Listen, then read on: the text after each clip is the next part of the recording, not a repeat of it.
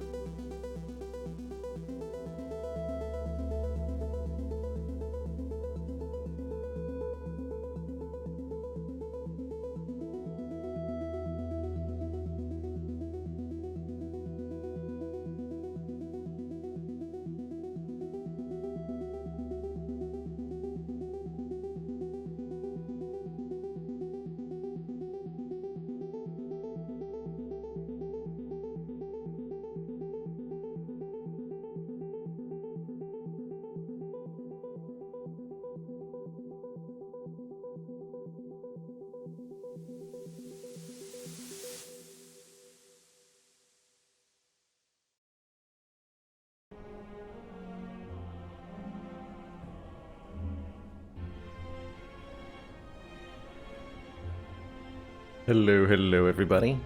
How are you all doing on this lovely Saturday morn? How's it going? How's it going, Gin Fizzes? Retreat. SMB, thank you so much for those 3 months. Twitch Prime support. That's one shiny blue defect energy badge for you, and one heightened smug sense of superiority to go with. Dozy Lion, SRF, Carissa, Sheepshead, The Oncoming Storm, Bailey, Ristona, and everybody else who's lurking on out there. Hello. Burgers for dinner. Ooh, what kind, Oncoming Storm? I love me a good burger. Basically any kind of toppings, like... The hamburger format is definitely a favorite. There used to be a... Actually, there still is, I just haven't been there in a while. So it's not like they've gone. Just I've changed my eating habits. But I used to frequent a burger specialty place near me that... where one of their staples over there is a 2-patty burger where one of the patties is a thick like beef patty. And then the second patty is a essentially deep-fried square of macaroni and cheese that they stick on top of the meat patty and serve as a double with some cheese and... What else goes on that? They've got a special sauce that goes on it that's really good.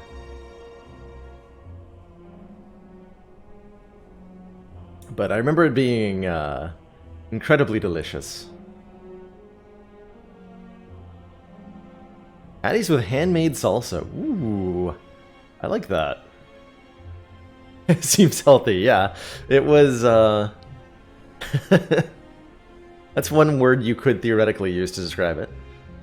I mean, it had lots of caloric content. It's technically nutrition.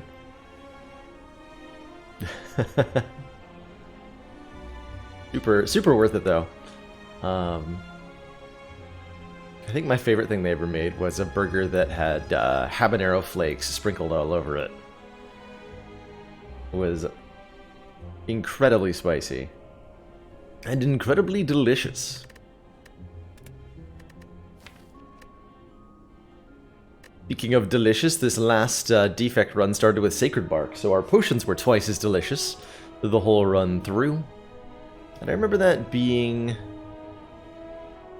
pretty decent throughout the run. We got a couple of good doubled potions off at some point during this, but in general just managed to put together... Oh yeah, didn't we use like duplication potion twice against the heart to like double consume and double capacitor and get our scaling completely out of control? Pretty sure that happened. Donair kebab meat.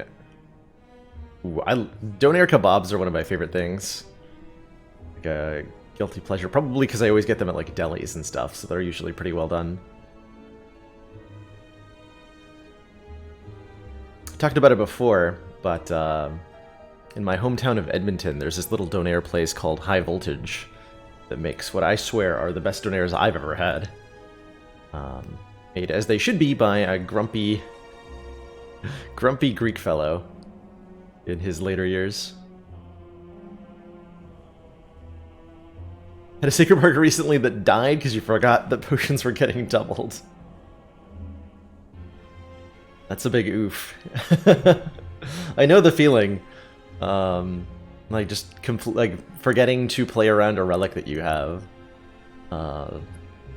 It's not very difficult to do by accident. And when that relic happens to be a boss relic, it's essentially like trying to play without one. Tough call.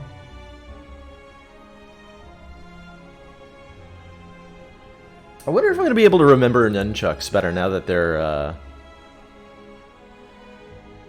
a common relic, and I'm necessarily going to find them more often. I'll probably have to think about remembering them more often. Any new changes on the beta branch? There have been a couple of Watcher changes. The block values on Nirvana and Mental Fortress got swapped back and forth, which I think is something that's been a long time coming. Where are you, purple cards? Oh, we're on the wrong... We're on the wrong save file to actually look at those. Try that again. So Nirvana came down from a rare to an uncommon at some point. And this was whenever you scry gain 4 or 6 block. And I've seen a couple folks with the uncommon Nirvana get like 4 to 5 copies of it. And stack that number to truly ridiculous amounts. In general, it was a really, really powerful way to achieve a good block engine on the Watcher. I think it's reasonable that this number came down a little bit to the same numbers as Feel No Pain or Metallicize. Impossible to remember nunchucks. That might just be. Might just be.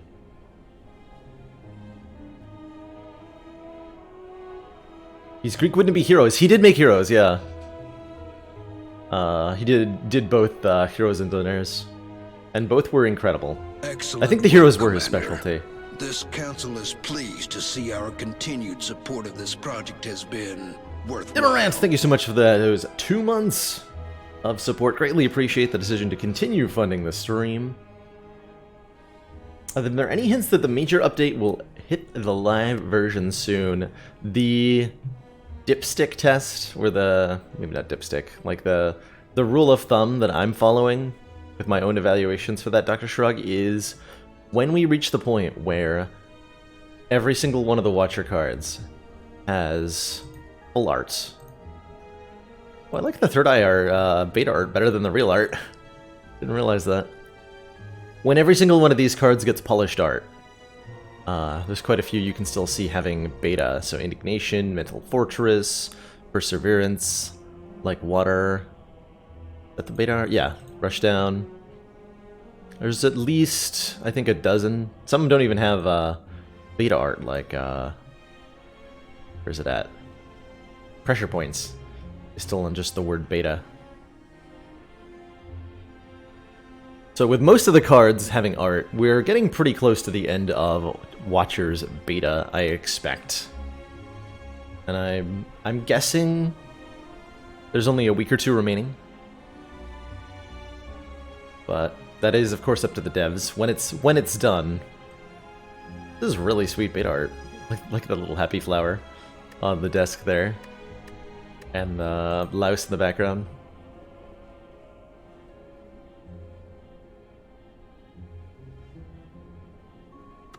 But that's my guesstimate, is that Watcher has at least 1 full week of beta yet. And that's completely ignoring that the devs may wish to change some other stuff around. There's been a little bit of, not a whole lot, but a little bit of balancing and content done for things other than the Watcher. Like we just recently. I can't even see it without like forcing the beta notes off the bottom of the scroll bar here, but last week we had some rarity changes to Corruption and Dark Embrace. Well-Laid Plans got a cost change from 0 to 1, so there's some balance changes that they're testing out with the main classes as well, and if there's more along the vein that they want to do,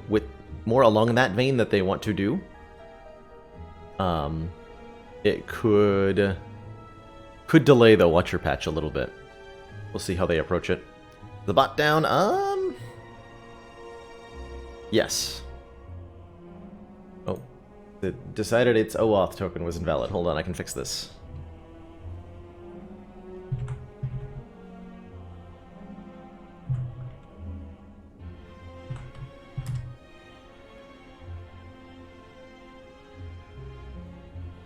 Okay. Bot is fixed. That happens like once every 2 months, that the OAuth token for the bot invalidates, and so it logs itself out. Which is in addition to all the other reasons the bot can be down at the start of stream. Raiding party! Problems IRL! Rating us on up with a party of 66. How's it going, Problems? And Adam Sims. Excuse me, sir, this is a re-free zone. Thank you. Proms couldn't make it.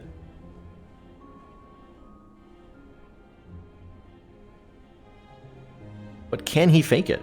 That is the question. How's it going, Probs, everybody? If you don't know who Problems IRL is, he is a full-time Dead by Daylight streamer, I believe. He's been playing some Dead by Daylight and was just doing Dead Cells earlier today. I've been enjoying lurking during. And has been known to slay some Ascension 20 hearts from time to time.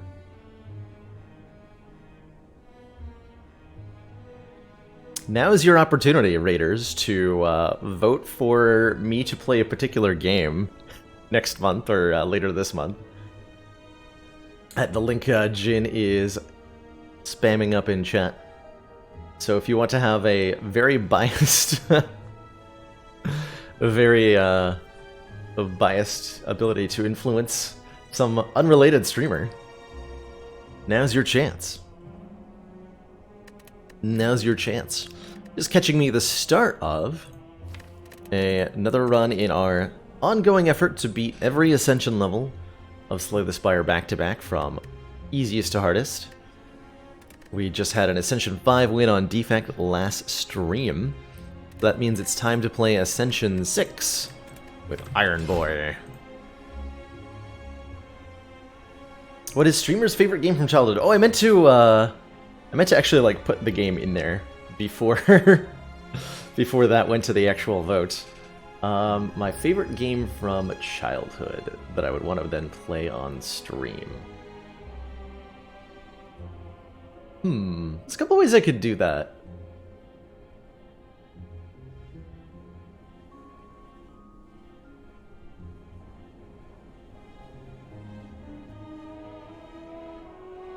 How about a Super Mario 64 speedrun? Because I played the heck out of that game as a kid, and I'm curious to see how fast I could beat the game now. I've watched a bunch of speedruns for it. I've never actually tried to speedrun it. So I'm curious, that would probably be like an atrocious time, but I'm curious to see what that experience would be like. And it'd be easy enough to put together as a single stream. So that'd be my vote. If I was going to suggest one thing for me to play, would be a Super Mario 64 speedrun. Let's play some Ironclad, shall we? Choose. How much does Ironclad like rare card starts? Actually don't know off the top of my head. But first, let's look at our pathing options. Let's see, we can hit 3 fires and 2 elites going up the left here. I think I saw a 4 fire 2 elite route. We go this way. Yeah, we hit 4 fires 2 elites. Does hit a shop necessarily, so losing all of our gold is... What kind of games am I into? Anything... So, Spire and XCOM, yeah, anything... I like roguelites, and I like strategic games. Generally speaking, stuff that's reliant on physical dexterity, platforming, or reflexes don't hold my interest all that well, and I tend to prefer the more cerebral style of gameplay, where it's about taking your time and making decisions. So, along that vein, puzzle games and role-playing games tend to be things that I really enjoy as well. I had a really terrific amount of fun playing through Divinity Original Sin and Divinity Original Sin 2. Is there a 3 Elite 2 Fire option? There is. Taking max health points would allow us to do that. I'm kind of considering a random boss relic as well. In particular, if we get...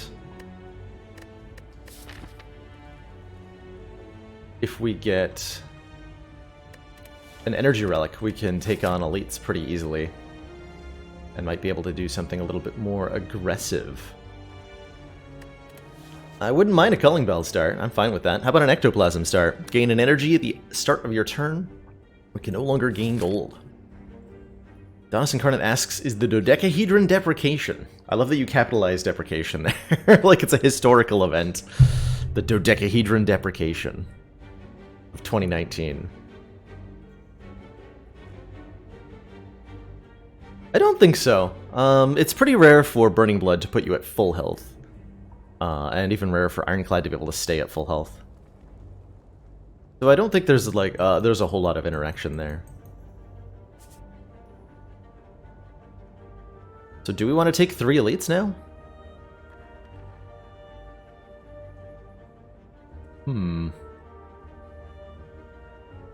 Taking Golden Idol out of habit. I've definitely accidentally taken Golden Idol with Ectoplasm, again out of habit. Especially given my... I ended up on the decision-making line that on a heart run, you should just always take the Golden Idol. Is how I feel about it. I guess I should avoid a shop, huh? Yeah, let's not go to any shops. We're only going to get one meaningful shop the entire act anyway. Whoops. What happened there? I pressed the 2 to... I used the hotkey for that strike, and then I just failed to actually play it. Somehow.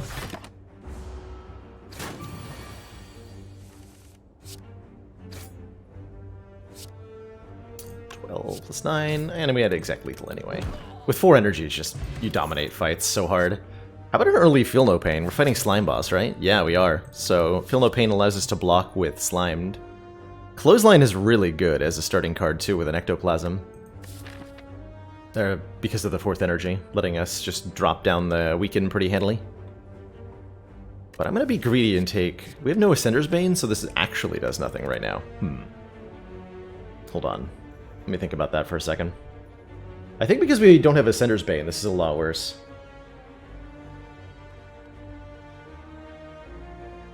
Thieves are a potential problem with an Ectoplasm start if we don't spend the money immediately. That is true. I think I should maybe take this Clothesline. The lack of an Ascender's Bane is a big deal for Feel No Pain. 3 sentries without it, or with the Feel No Pain is true. But I think with the extra tech card, we'll actually just flobber them so hard it won't matter. What is this? Hello? Shouldn't be taking 7 damage to Joe Orb on turn 1. With this deck, the 8 plus 18 is exactly 26. Cool. Oh my. Now those are some cards.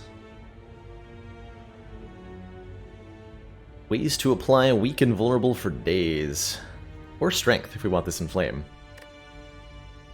Those are 3 very nice uncommon cards for early Act 1. I, in the long run, probably love Shockwave the most, for how well it scales into the late game. I like Uppercut now, for the immediate damage value. Like, if we take an Uppercut, we're just gonna pulverize Knob, Lagavulin.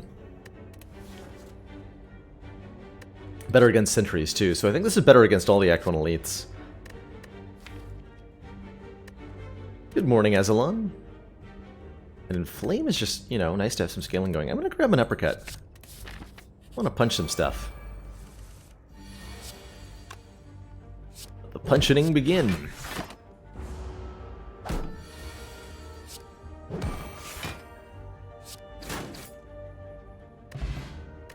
Fruit juice is 5 max health. That's nice to find. And then we get a shockwave anyway. Okay. Let's just take a shockwave, right? And then we have the best of both worlds. And that puts us in a situation where we have all the weak and vulnerable we could ever want. We have bash, clothesline, uppercut, and shockwave. Fire breathing is a thing. That's true. Would help us out tremendously against triple sentries. Would definitely stomp the slime boss for us. I haven't put fire breathing to a lot of use yet on Ironclad. Maybe today's the day.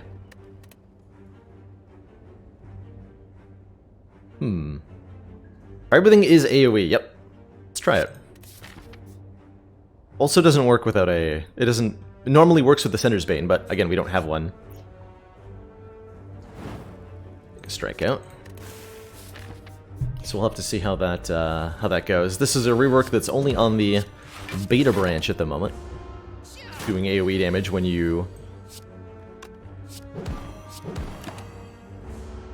draw a cursor status.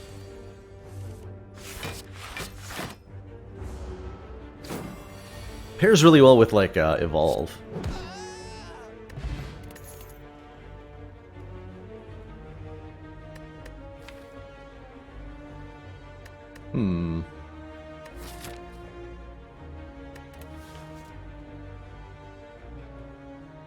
Hello, you are here for the Exercising with Baylor stream. How's it going, hey people guy? Today's exercise, sitting in a chair playing video games for 6 hours straight. As every day. They changed the Knowing Skull event because of me. It took a little while, retreat. I was disappointed to see the change. We didn't talk about it really on stream when it happened. But you can no longer go infinite off the Knowing Skull event. So I'm glad that I snuck that infinite in before they changed it.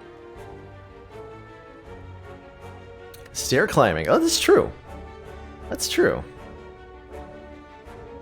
You know, I'm wondering if we take a clash here, for the same reason that Feel No Pain wasn't that good, that we don't have an Ascender's Bane. Clash is a lot better when you don't have an Ascender's Bane yet. Zero cost attack can only be played if every card in your hand is an attack card. Deal 14 heckin' damage. It has... I wouldn't necessarily say anti-synergy with fire breathing, but will have anti-synergy with cards that are good with fire breathing, like Power Through, or Wild Strike, or Reckless Charge.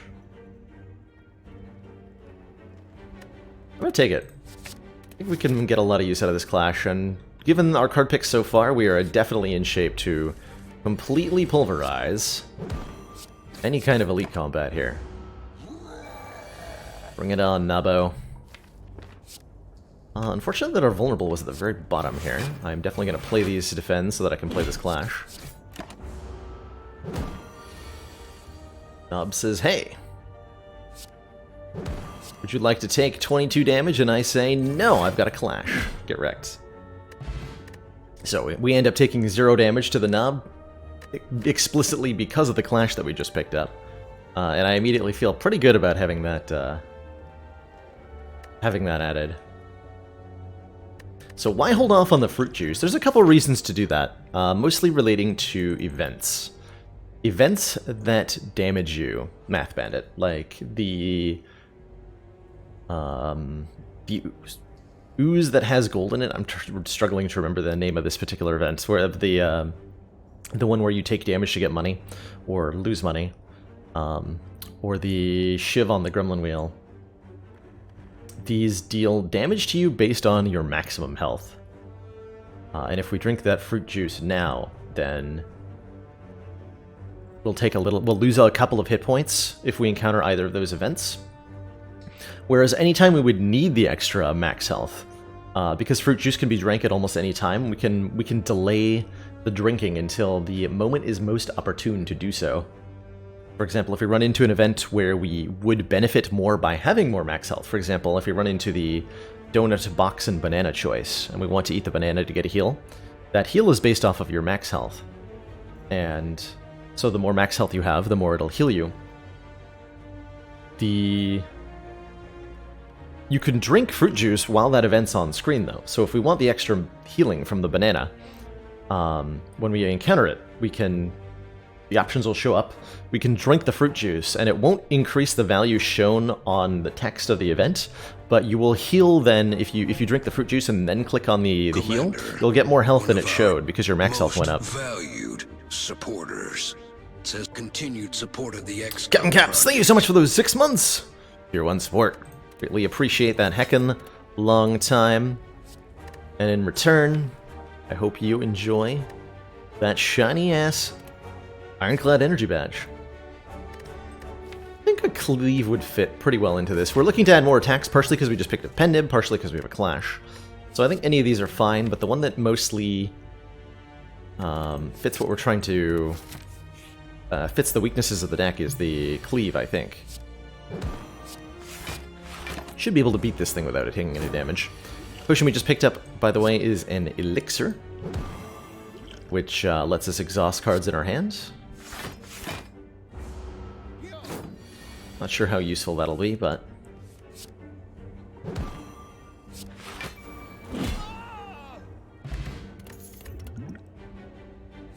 Combust.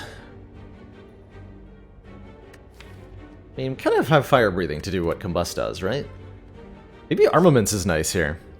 Gain 5 block, upgrade a card in your hand. We don't have a lot of upgrades, and especially if we want to take on this Burning Elite, which I'm thinking about doing, although it would cost me a fire. We really aren't going to get very many fires this act, so I'll be far behind in upgrades.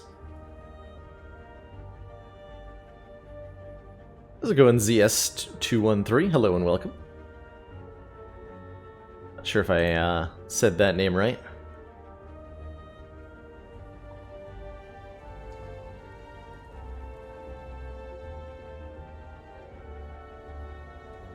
Afraid of Lagavulin? No, I'm not. With the uppercut and the clothesline and the bash, should be totally fine. I'll grab the C's. I can do that. Let's take the Burning Elite. It's a metallicizing Lagavulin. Gonna upgrade the uppercut, but not actually play it yet. I'll let Lagavulin nap for a bit here. Opening up with Bash Clothesline. I wanted to get Fire Breathing down, but with this hand, we'll just go Bash Clothesline. Lagavulin stays asleep for up to 3 turns, and then is very cranky when awakened. I could have been incrementing my Pen Nib on those previous turns, by the way. I should have done that.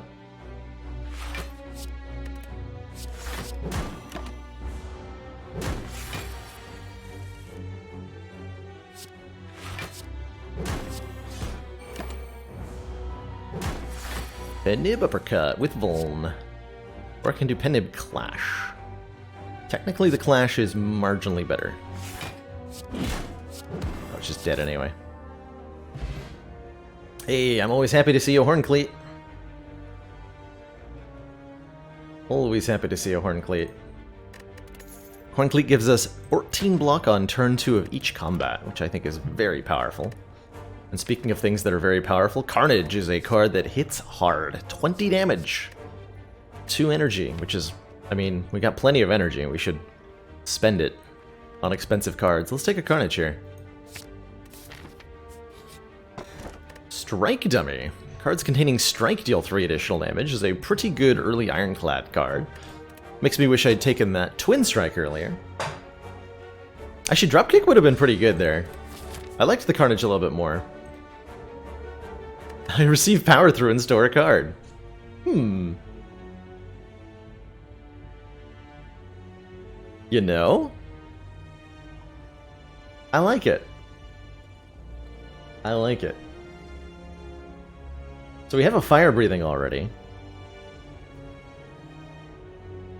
which goes very well with a power through. It makes Clash kind of bad though, but what we can do is replace the Clash with the power through, And then we have a clash in the take a card, leave a card, and I'm really curious how that's going to be on like defect or something. But let's store Commander, Flash. one of our most valued supporters, says continued support of the XCOM project. Orange Games, thank you so much for those 14 hecking months of support. Good to see you. At tier 3, no less, of course. Hope you're having a wonderful, wonderful Saturday, Orin.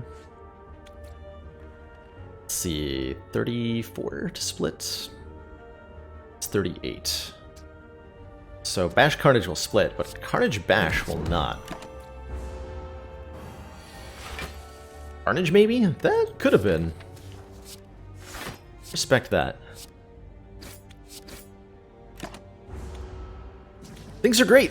We moved into a new studio for this stream. At some point this week.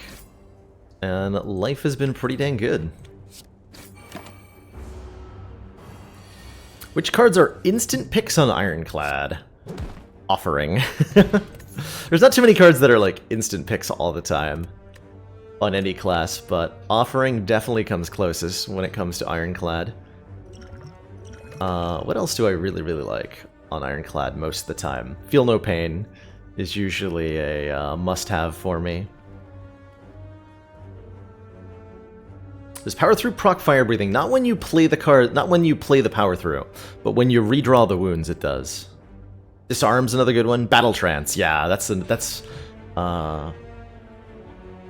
great example. Shwermuta. I have very few situations where I'll turn down a Battle Trance. We still have no strength. How do I feel about an Anger in this deck? Eh. With the 4 energy, the 0 cost of Anger doesn't quite appeal as much. Main branch Fire Breathing. Like where your head's at, Math Bandit. We established this is 38 damage. AKA not enough.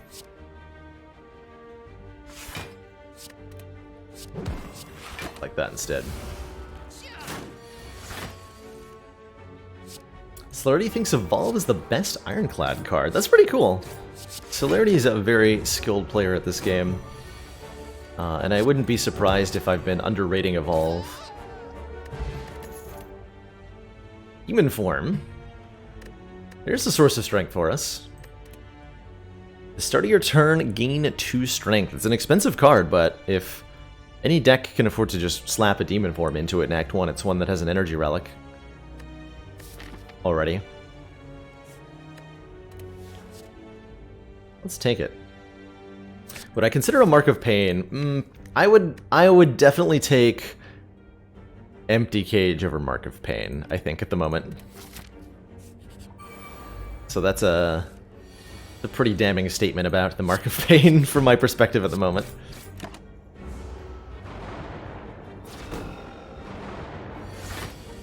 Oh, I'm so happy that we have a Hornclate. Makes my life so much easier. Create this Fire Breathing, so when we start drawing statuses, they'll be heckin' strong statuses. 6 rares from Pandora's, oh my gosh. That is a lot of rares, what?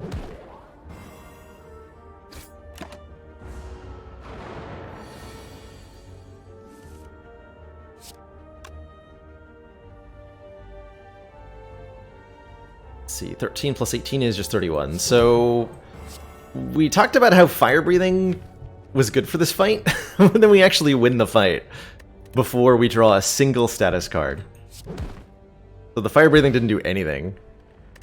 Oh, I wish I'd taken that Combust earlier. We got a Tungsten Rod. Whenever you would lose hit points, lose 1 less hit point. Is an excellent, excellent rare relic.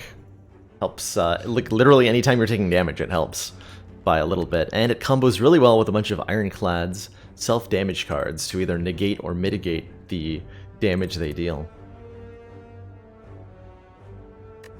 I really like the elixir here. Could take another uppercut. I don't think we want one, though.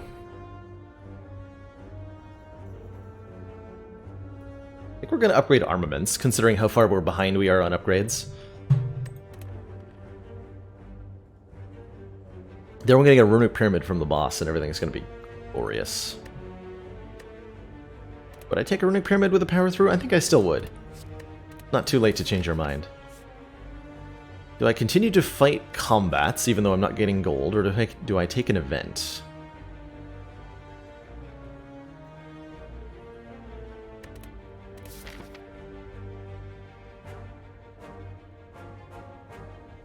I think I take an event. Yeah. Sneaks in an upgrade, or another... Actually, this is an opportunity to remove a strike. We don't get very many such opportunities, given that we started with a ectoplasm. So we should take advantage of a removal while we can. Even though the strikes are pretty good right now with Strike Dummy, they do 9 damage. Does that mean I remove a defend because the strikes are upgraded? Maybe? I could also just upgrade a card, but I think we want to remove something. Could be removal via transform, too. That's also acceptable. Coffee.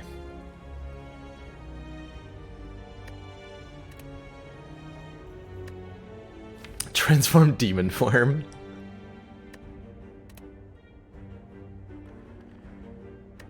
It's true, we can pick up different strikes. So Twin Strike is a really good card right now.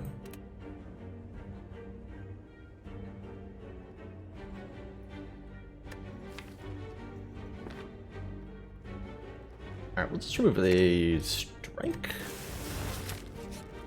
That's where I end up landing.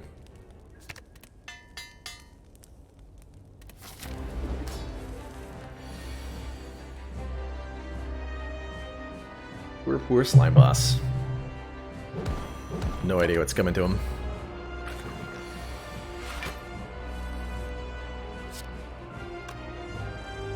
So if I bash Carnage, we've established that that's 38, so that would put him at exactly 71 with vulnerable.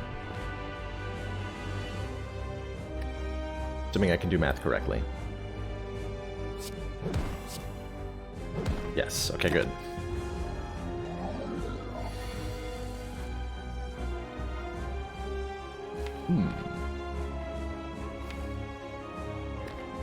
Not what I would call a good split.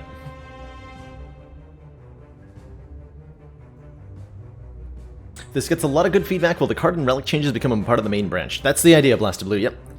That's how things have always worked previously in Spire's development. Stuff gets tried out on the beta branch, sometimes, and then the devs collect feedback on it. Sometimes it makes it to the main game, sometimes it doesn't, but usually it does. Do not full heal at this Ascension level, no, that stops at Ascension 5, so the damage is relevant. If we were just looking to win the slime boss fight, the most reliable way to do that, I think, is to play both Demon Form and Fire Breathing. Or maybe even just Armaments Demon Form. But because we'd be taking 28, I could do something like Speed Potion, Armaments Defend, get the Fire Breathing upgrade down. I think what I'm going to do is upgrade and play Fire Breathing. And Strike. And this should be plenty fine. If we draw too many... we draw too many statuses, then we'll just kill them all. We're gonna go for... Acid Boy here. I don't want to be weakened too much. It's a Pen-Nibbed Cleave, but it only does 12. Still okay. It'll split the Acid Slime. Or I could go Pen-Nibbed Uppercut, followed by Cleave. Then we have 2 more slime coming up for 20 more AoE.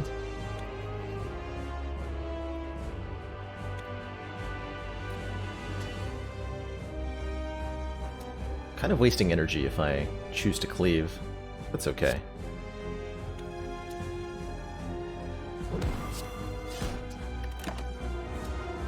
Want to keep the slimed in because of the fire breathing. Yeah. Perfect. Good job, Fire Breathing. Corruption, Berserk, Limit Break. A demon form. So Corruption makes all of our skills cost 0. Berserk gives us even more energy per turn at the cost of a temporary bout of vulnerability. Where Limit Break doubles our current strength. Limit Break's a pretty strong card. We have kind of limited access to strength right now, although we also have a Flex Potion, which goes a long way in making this Limit Break pretty acceptable. This is one of our first times seeing Corruption at the rarity. This recently, on the beta branch, has swapped rarities with Dark Embrace. So Dark Embrace is now an uncommon, whereas Corruption used to be uncommon, and Corruption is rare, whereas Dark Embrace used to be rare. Hilariously, I think I would take a Dark Embrace more than I would take a Corruption at the moment.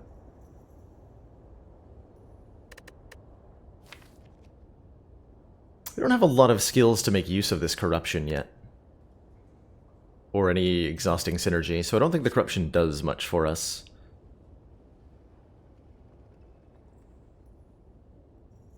Should grab a Limit Break. Double our Strong. Oh, interesting. Oh, I like these options. So our choices are Fusion Hammer, gives us a 5th point of energy, but prevents us from upgrading at rest sites. Given how badly behind we are upgrade-wise, I'm not sure that this is an ideal option. Black Star. Elites drop an extra relic when defeated. Could be a lot of additional relics throughout the rest of this run. Elites are pretty easy for us to take still. We have lots of health, we have some pretty powerful cards. And I think we're reasonably capable of defeating Elites in Act 2 here. But we struggle a little bit against, like, a Gremlin Leader of all things. Runic Cube says, whenever you lose health, draw a card. And this doesn't interact well with the Rod, unfortunately. This council is pleased to see our continued support of this project has been... Los Rianthos, thank you so much for those 3 months. Tier 1 support. 3 in a row, baby. Thank you so much for the continued support and enjoying that shiny new Defect Energy Badge. So, the original interaction between Runic Cube and Tungsten Rod was that if Tungsten Rod reduced damage to 0, Cube would still draw you a card, but that's no longer true. If Tungsten Rod prevents the damage, then Runic Cube will not draw me a card. So for example, if I get a Brutality, deals 1 damage to me and I draw a card every turn, normally a Runic Cube would make that 2 cards per turn. But because Tungsten Rod would prevent the damage, it would prevent the Runic Cube from triggering, and so I'm not interested in a Runic Cube here. It's almost never... Poor Runic Cube, like, the one thing that might have made this boss relic a lot more relevant. This is probably my least taken boss relic ever. Which is a shame, because I do like the effect. Let's go with a Black Star. Get some more relics. I respect the change that did get made to the Tungsten Rod, because there were other very strong interactions you could take advantage of. A little too strong, in some cases. Like with self-forming clay, Tungsten Rod was completely insane. So I respect that it changed, but I am a little bit saddened by it. I see a pretty straightforward 3 elite path that also gets plenty of fires. Looks like an excellent way to navigate the act. How many combats do we want? We're still at the stage where we get more upgraded cards, so hallway fights are pretty rewarding, I bet. We don't want to go to shops?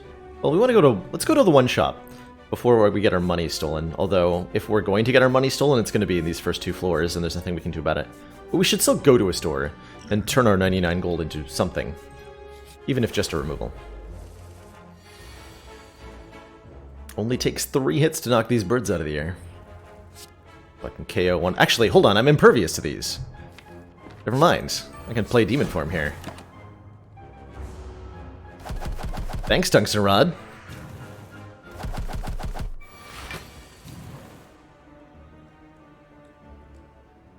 And I can uppercut you, although I have the block anyway, but I would be impervious to this too.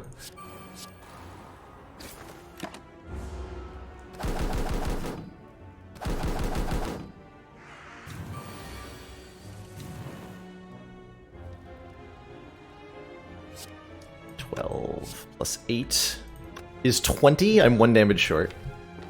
Curses. Okay, well, clothesline defend is a full block. Thanks to the rod again.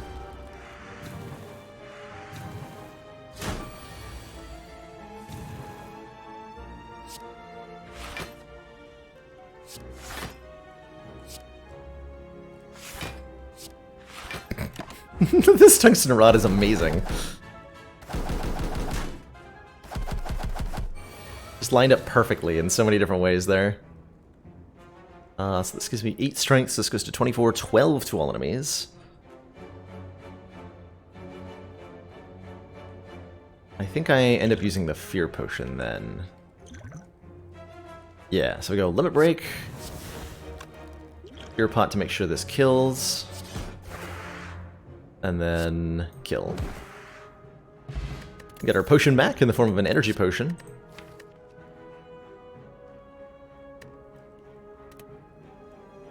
Thunderclap plus, Clash plus, Sword Boomerang plus. So remember when I said we're going to find more upgraded cards? Because we're on a lower ascension? Apparently this is a much stronger effect than I anticipated. And we just essentially have a Molten Egg now. Given that we have doing strength things now, we took a limit break, right? Like Sword Boomerang is kind of nuts to take into this deck. Pick it up for the powerful strength scaling. Here's the 2 thieves. I knew they'd show up eventually. So they're going to take away my money. As long as I keep 75 of my gold, then we can keep a card removal at the shop. Which means I need to kill, since they're stealing 15 per hit, I need to kill one on this turn, and the other one on next turn, if I want that to happen. We have a charge pin nib and we have a flex potion, so we can cleave for 26 here. Which I will do.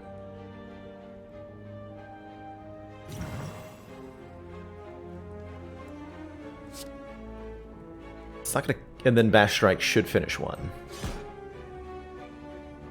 Yeah, definitely.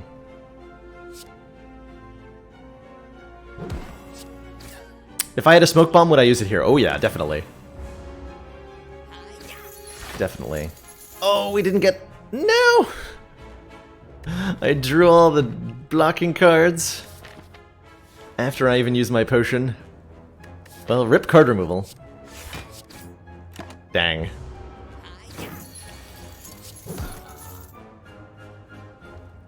The punish. So we don't get any of our money back, but we do get a Shrug It Off Plus, which is fine. That's pretty good. Do we want to become a spooky ghost? It's 5 apparitions, but... Ooh, hold on, we have a tungsten rod, right? We're actually immune to all damage while intangible. And I haven't had this combo yet, so I think I'm going to take the apparitions, just so that we can be immune to all damage while intangible.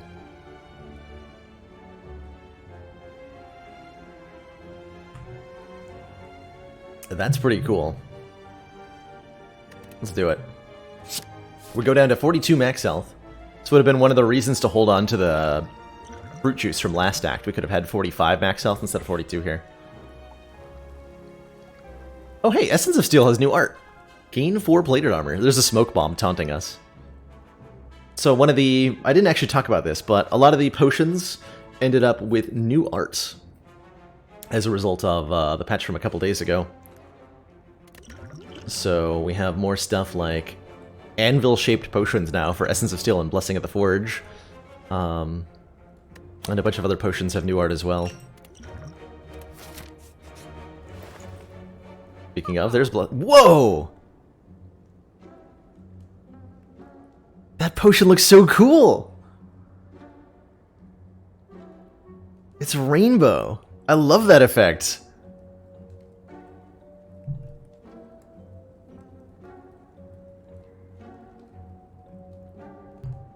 Oh, I really like that. This turn, your next card is played twice. Classic duplication potion. Entropic Brew is also like that? That's so cool. That's so cool. Here's the Blessing of the Forge, which upgrades all cards in your hand for the rest of combat. It's basically an armaments potion. How do we feel about... Oh, we have Apparitions, right? So Dark Embrace is a very powerful card draw effect, although it'll sometimes do things we don't want it to do. I think I'm still going to take it, though. Whenever a card is exhausted, draw one card. Is heckin' strunk when we exhausted this many cards. This feels like a great energy potion.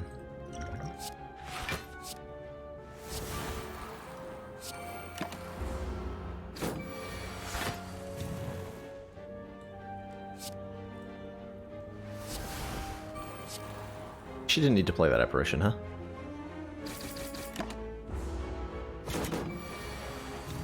What's so good about taking no damage and drawing free cards? Beats me, Math Bandit. Beats me. I kind of want to limit break, but I also don't think I need to. We're gonna use Essence of Steel to take no damage here. The Rod.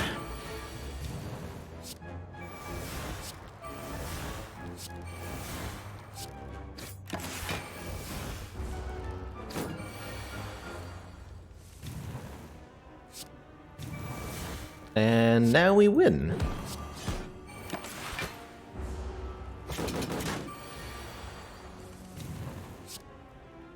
Deal 60 damage to a random enemy 4 times.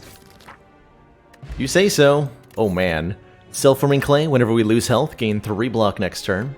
Bag of Marbles applying 1 vulnerable to all enemies at the start of combat, and some hecking strong cards here.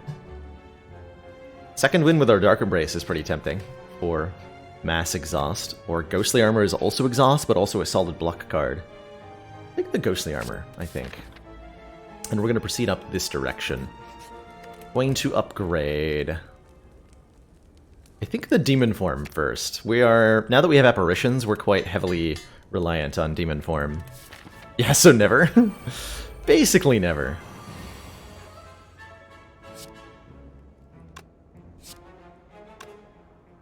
Do I want to leave these Gromlins alive so that I can goad Gremlin Leader into attacking me next turn? I think so.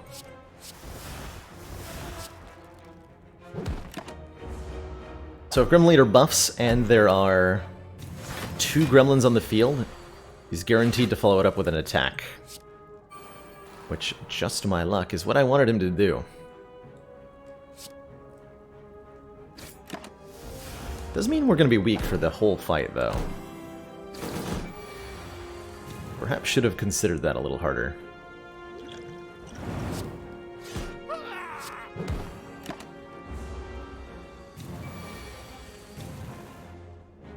Cool, I can upgrade this armaments.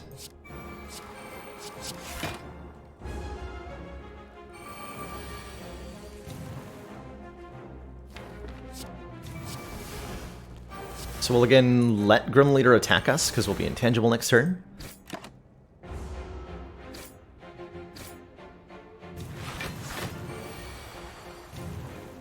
But we can also just slay him.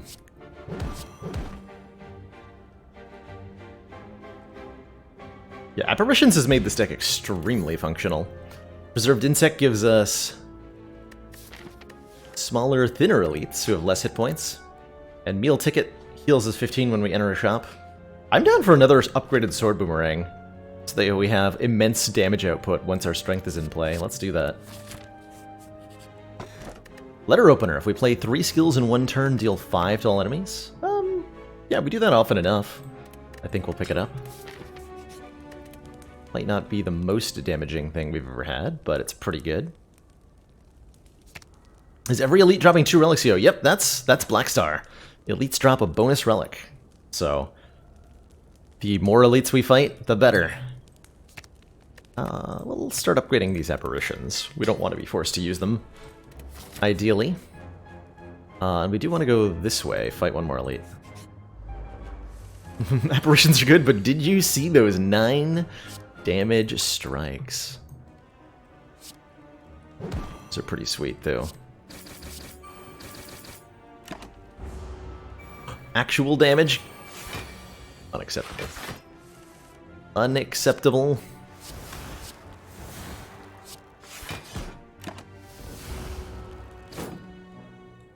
Fire breathing's gonna be pretty good in this fight, I just realized.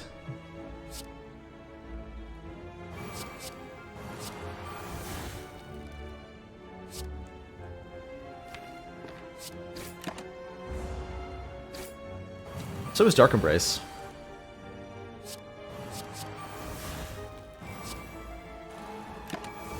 Every time one of these dazed exhausts, we're gonna draw another card. That should chain react pretty well.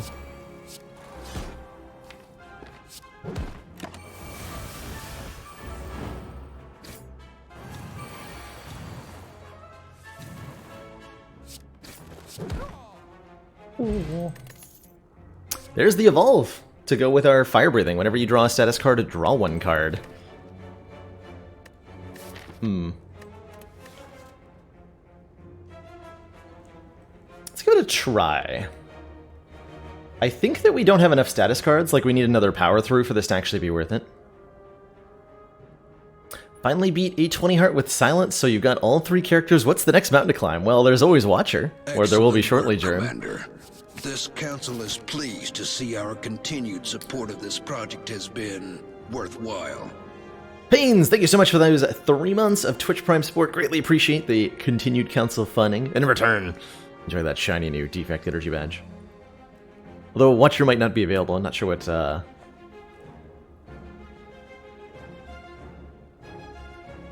platform you're on, Jerem. But if you're looking for more things to do, I encourage you to challenge yourself. Challenge yourself to beat the game in a particular way. On whatever difficulty makes sense. And that's kind of how our Sunday streams got started. Like, can I beat the game without using attack cards? Can I beat the Ascension 20 heart without any poison on Silent? Can I beat the Ascension 20 heart without any orbs on Defect? These are the kinds of ways that I keep challenging myself in the game. And they might work for you as well.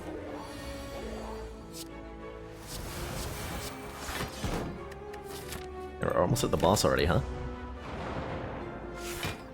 Without playing any cards. I mean, if Forgotten Arbor can do it, why can't you?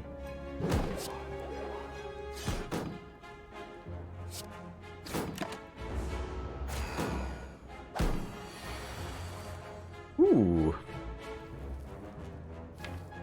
This is exactly where my hesitation around that Evolve came from. Because in situations like this one, where we'd much rather have drawn, you know, an Apparition or a block card, it's kind of some dead weight, you know?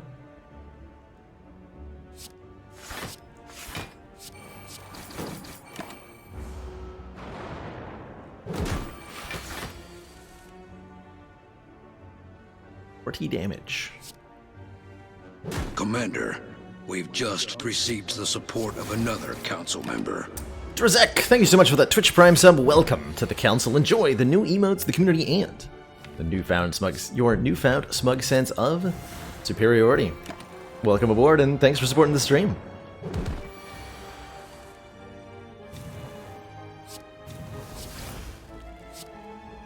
Well, that's actually one short.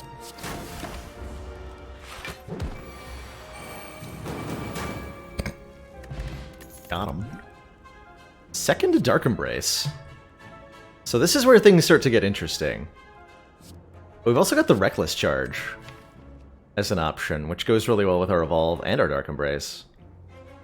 But that second copy of Dark Embrace starts to do some really interesting things, and this is, I think, where we're going to see... I'm going to take this. Curious how this goes. I think this is where we're going to start to see the real impact of the rarity change to Dark Embrace Corruption. He is getting multiple copies of Dark Embrace and what that does to a deck.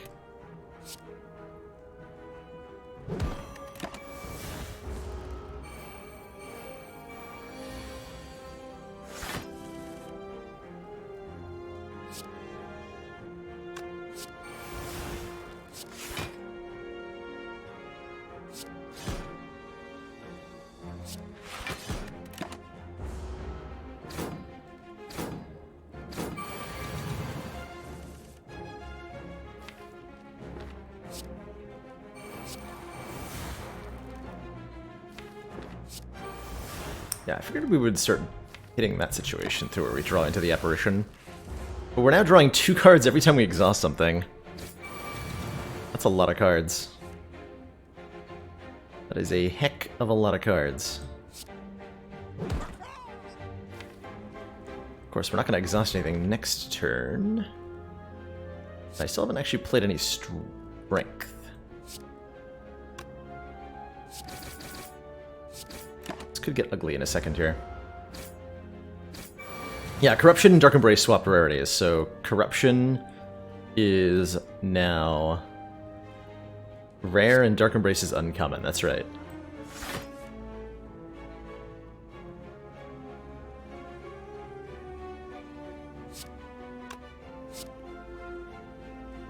If I clothesline, yeah, that just kills them both. Thank you, Pendib. End of your turn, gain 3 block. Not sure I need that with the Tungsten Rod and the Apparitions. We don't need passive block generation. Like, normally this would be useful for preventing chip damage while intangible, but we don't need that, so I'm not going to take any of these. I'm just going to fight these tiny, tiny slavers who are doing a lot of damage to me on turn 1. Let's go ahead and attack potion here. This does 15, this does 8 times 2. 8 times 2. Emo with the self-forming clay and the tungsten rod could have been pretty good. Didn't actually consider that too hard. Let's see, 13, 24 is exactly enough to kill the red slaver here? Nice. Beautiful, even. You take a chunk of damage here.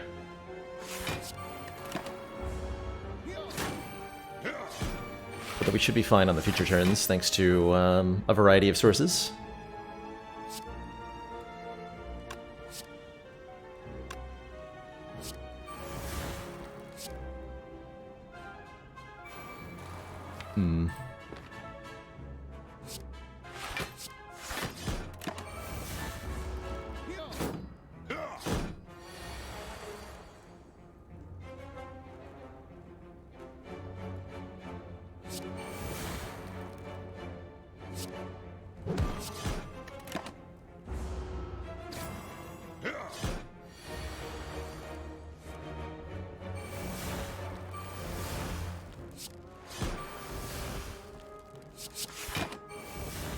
More wounds, please.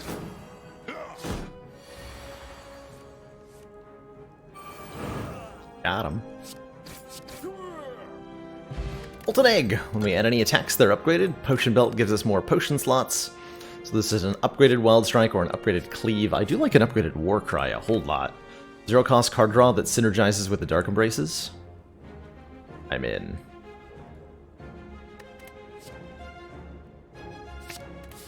Could have taken either of the attacks there. Rest is only 12 health. I think we're in a little bit of sketchy shape versus Collector here.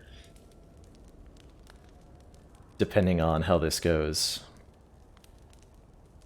We really need to get Demon Form into play at a reasonable time.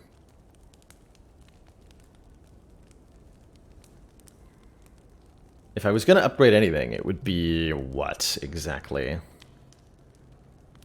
One of the Dark Embraces or one of the Apparitions?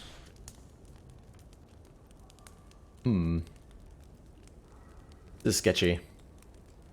This is definitely sketchy. We could absolutely die to a bad draw, regardless of whether or not we...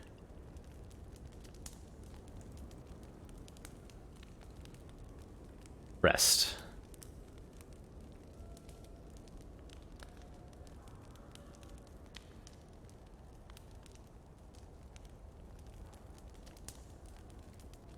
I think I want to upgrade one of these Embraces. This might not work out. We'll see. It's an alright start. I feel a lot safer with no Apparitions on turn 1. Like, that's the biggest thing. We didn't draw an Apparition turn 1. That's huge. That's a big deal. Do I want to Dark Embrace now? Oof, do I want to draw the extra cards now? I don't think so. Damn it. Damn it. Okay, that's fine. Like that. Okay, so we're immune for a little while here. That should buy us some time to get Demon Form into play.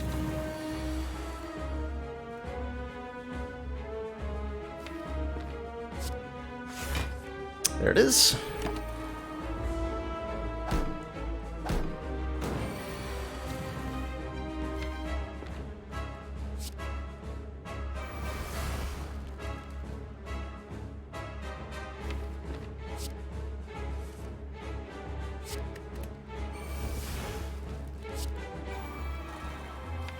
Gonna hold off on Limit Break here.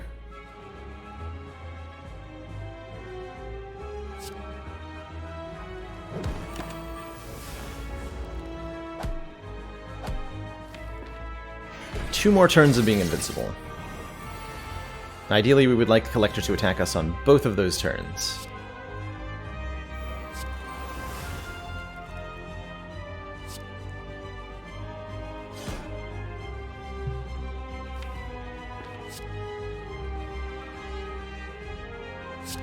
Put wounds into the deck as well. We want to draw Limit Break on this turn. Good, we're being attacked, so that means Collector is guaranteed not to attack us next turn. This fight went perfectly, and we should win quite handily from here.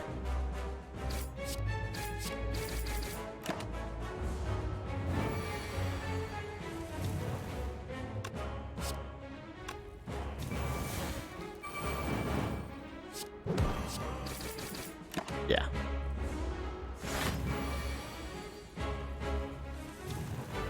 Beautiful. Okay, that went really smoothly considering how close we were to death then for most of that fight. 5 apparitions is just so good. Oh man. These are some great options. Limit Break, double your strength again. With only the demon form for initial strength gain, I think a second Limit Break is asking for trouble, quite frankly.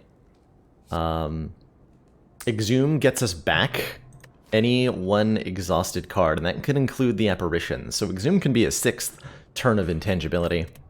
Or we can go with Offering, which, if we're already intangible, Offering costs 0 hit points thanks to Tungsten Rod, because the intangible will reduce the self-damage from 6 to 1, and then Tungsten Rod will take that down to 0. So Offering is really good, works with the letter opener, lets us get the apparitions in play faster, and with the 2 Dark Embraces draws a ton of cards. Exhume can also be another Limit Break, that's true. I think we need to get going a little faster, and I think Offering is going to be the best way to do that, though, and whoa! Those are very good boss relics, hold on. What do we want here?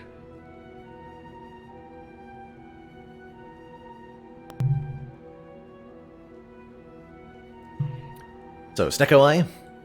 Draw 2 extra cards each turn, but start confused. Means our high-cost cards makes Demon Form way easier to put into play. So a Snecko Eye is very strong here. Runic Pyramid lets us retain cards from turn to turn, makes it much easier to line up apparitions, as long as we get them upgraded. Although we'll run into handfulness problems, and it makes our power through kind of bad if we take the Runic Pyramid. And then finally, the Sacred Tortilla Chip doubles the strength of our potions. We have 5 potion slots, so we could get a lot of power out of our potions.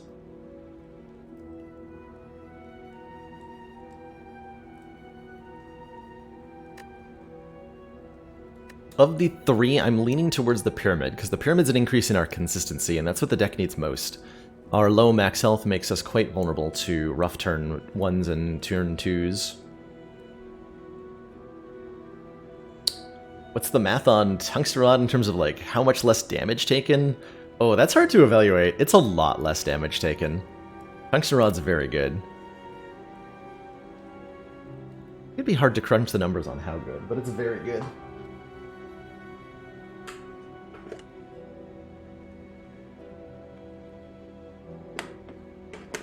If we take... Our fire breathing becomes basically useless, as does the Evolve if we take Pyramid. So we have several junk cards. But I think despite that, I'm going to go with Runic Pyramid. Just because of how much safer it'll make us on the turns where we are most exposed. I'm apparently forced to go to a store. Why am I forced to go to a store? Hello? What is this aggressive marketing tactics by the merchant here? So it's quite imperative that we upgrade apparitions through this act. So I'd like to make it a priority to hit a bunch of fires, even at the cost of elites, perhaps. We could fight 3 elites this act, but it means not getting any upgrades, and that means no upgraded apparitions, which are essential.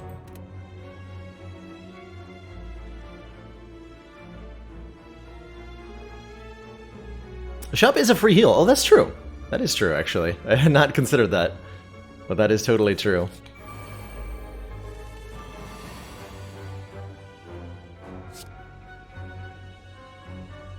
So we'll often find ourselves able to hold on to apparitions. We can get them upgraded.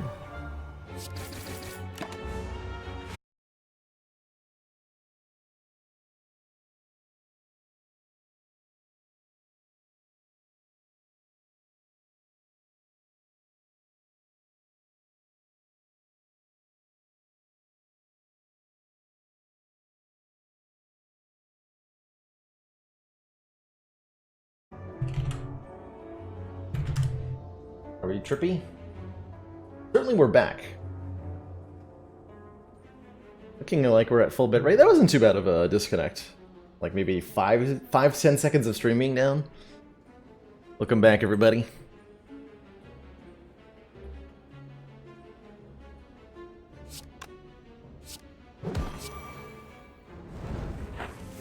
Yeah. Like when demon form gets put into play. Good times.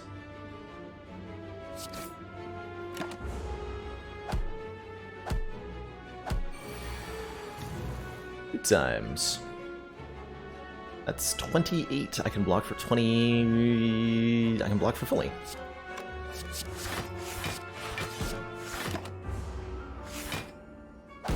Does True Grit now have increased value? The card I would want most Demorat is a Second Wind. We passed on one earlier. But that would be the perfect card for removing all of the, like, we can get rid of defends that we don't want, and we can get rid of any unnecessary wounds that are in the hand as well. But failing that, a True Grit might just work.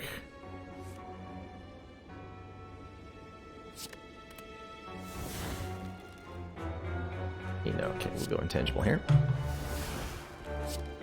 I can kill them all on the same turn.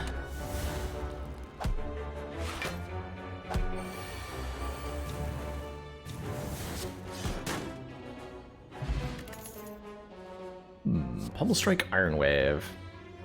We do the necessary wounds. We love them as our children.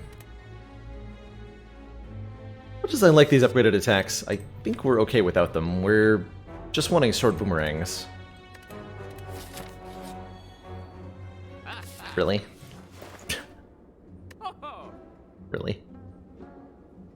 Hey, Distilled Chaos is also rainbow. Look at these rainbow-ass potions, I love it.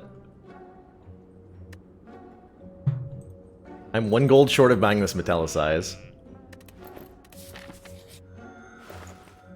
I can buy the Clash, though. Thanks. Thanks, Double Merchants, for doing you. What is this turn? Hello?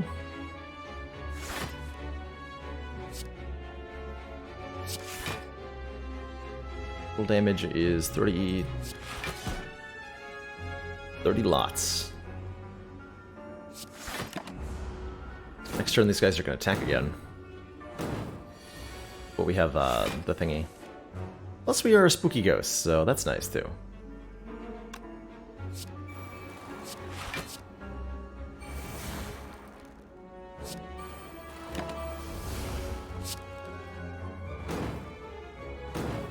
How's it going, Lord Tier?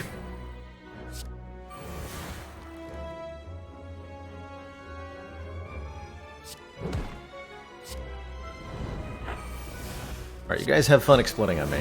Oh, or that works too. Flame Barrier Plus. Whenever you're attacked, deal 16 damage back. We would love some better block cards. Headbutt? Could get Limit Break back at important times.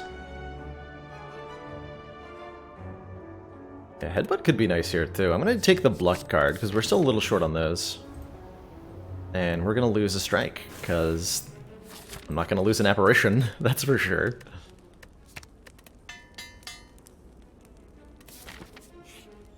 Glowing Tesseract. This will only be 9 health loss to look at 3 colorless cards, and I think they're well worth it.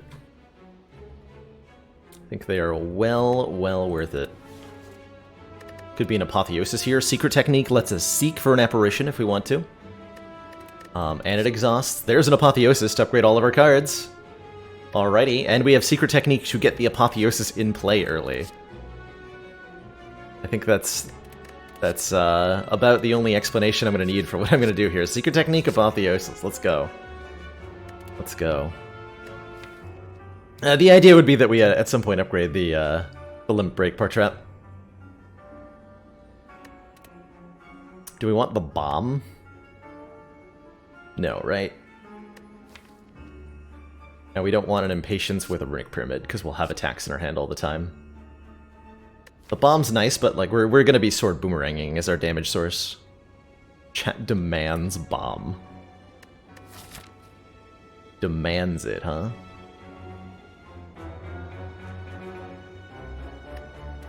The inner card with marbles is nice. I really don't want to... I don't know where people are getting those damn Advent burgers, but if I find another wrapper stuffed under one of these command consoles, there's gonna be... Lord Tier 85, thank you so much for that hecking year of support. It's a long time. Alright, just for you, I'll take the bomb. Would I take the bomb strike?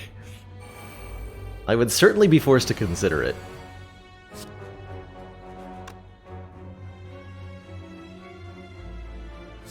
Certainly be forced to consider it. Pay to lose. That's one way to look at it. I like that. Pay to lose. Alright, we have intangibility for the dreaded turn 2 Reptomancer. Guess I could've just played that Ghostly Armor and gained a, whatchamacallit.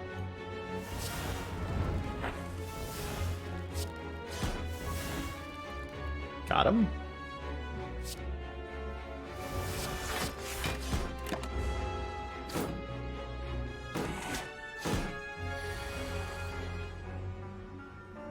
Oh no, do I play Demon Form or the Bomb?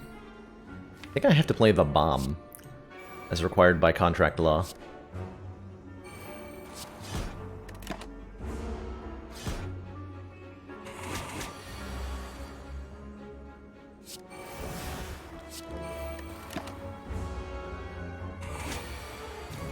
Man, Apotheosis made this deck so much better.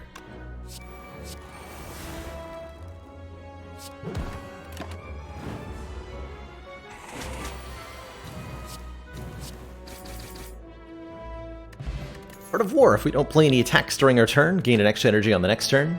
Singing Bowl lets us gain max health by skipping cards, and Blood Potion heals us for 10 hit points? How did I lose 0 health from Offering? Offering normally deals 6 damage to us. If we're intangible, then all damage taken and hit point loss is reduced to 1. So if you're intangible, you'll only take 1 damage from Offering. And then the Tungsten Rod says whenever you lose health, lose 1 less. So if we're both intangible and have Tungsten Rod, we take 0 damage from all sources. In fact, while we're intangible, because of Tungsten Rod, it is impossible for us to lose health from any effect in the game. Think on that for a second. Oh man, I would have liked Anchor, but Sapphire Key is as Sapphire Key does, right? Okay, that's true. You can if Divinity shouldn't kill you when you're intangible, right? Or Blasphemy. I think if you're intangible, you will survive that too.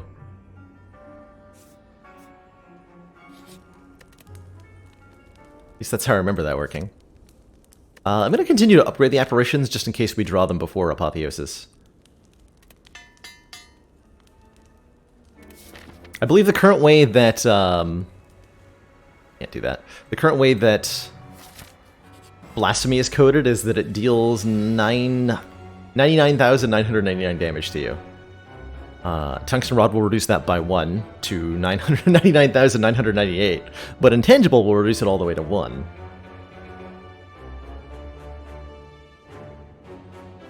And then Tungsten Rod should make that 1 into a 0. Do I play anything here? I don't think I do. Yeah, I don't think I do.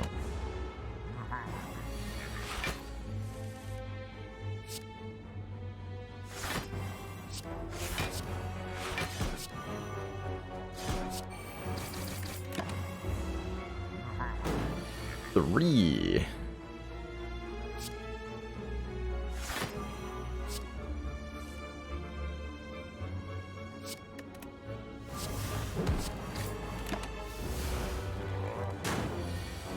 Ooh.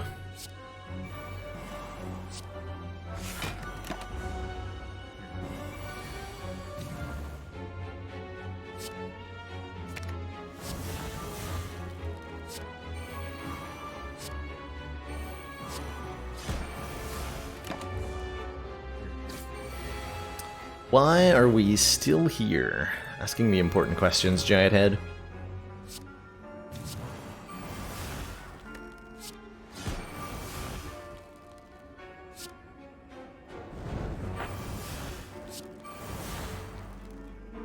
I'm still here so that I can play the bomb against you.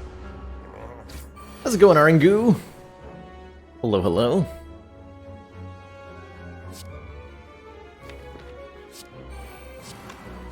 I have how many turns of intangible? This does not seem fair.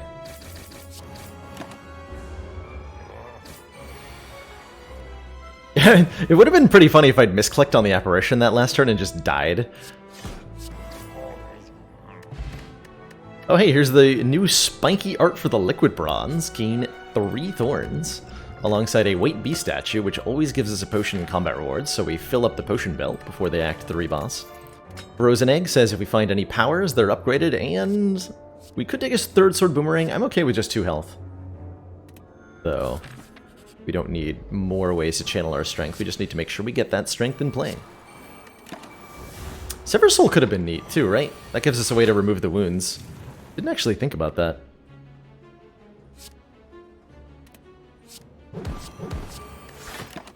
Y'all got the big brains in chat.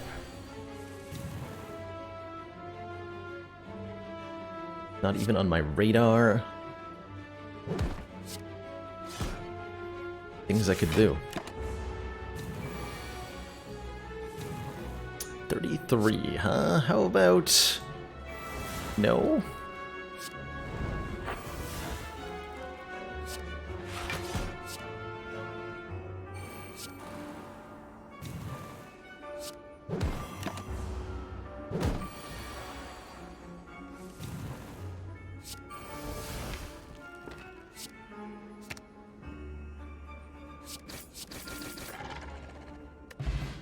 Block pots, great. There's the True Grit Plus. We also got a spot weakness though, which with a Runic Pyramid and a Limit Break is very good. Very, very good. Ascension 6! We're doing a self-imposed challenge today, that I'm calling the Ladder Streak Challenge, where the goal is to defeat the Corrupt Heart of the Spire in Act 4 on every Ascension level back-to-back. We've been doing this challenge, we're attempting this challenge for a couple of months now, and it's really, really popular with everybody, so I keep doing it because I enjoy it and so does everybody else. It's been a ton of fun. We've seen lots of wacky decks. I think I need a spot weakness more than I need a True Grit, truthfully. Okay, so we're going to use our block potion here. The Writhing Mass changes attack intent every time we hit them with an attack. But this is one of the weaker attacks they have. The 4 attacks that Writhing Mass can do are a 12 damage attack that inflicts vulnerable. This 16 damage attack that gives block as well. They have a, I think it's a 10 times 3 multi-attack. And then a 38 damage big hit. And if we force this thing to switch to the 38 damage big hit, I will actually just die. Well, I would if I didn't have the block potion anyway. So we're going to block potion, not going to damage it. It can also curse us too, which is even worse. Let's get that stuff in play. Oh, it's a 9 times 3. Gotcha.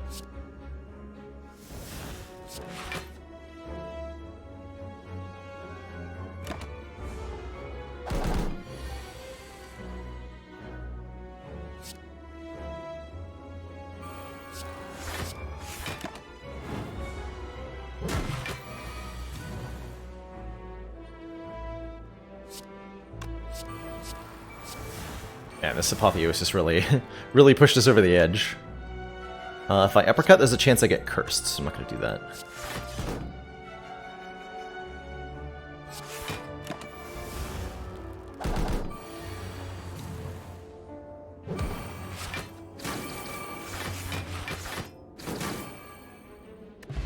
Ancient Pot gives us 1 artifact. We can use that to block some pretty good stuff against the heart. Do I want another uppercut? No. Grab our recall so we can go to Act 4. And let's fight ourselves a Donu and Dekka fight.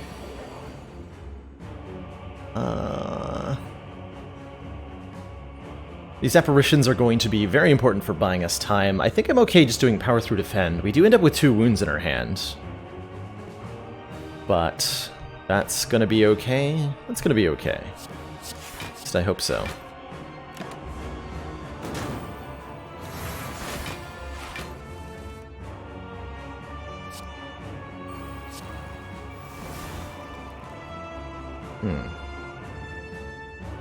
I see.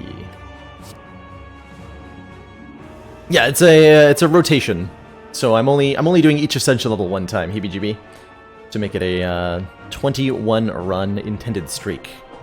Our best so far is dying on Ascension 19, so we've come within spitting distance of the finish once or twice.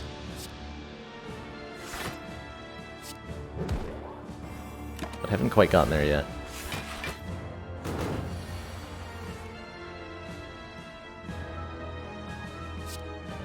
I think I try to block this hit the old-fashioned way.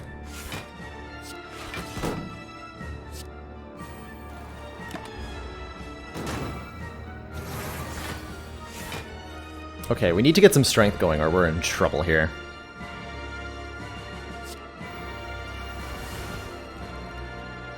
We're in huge trouble.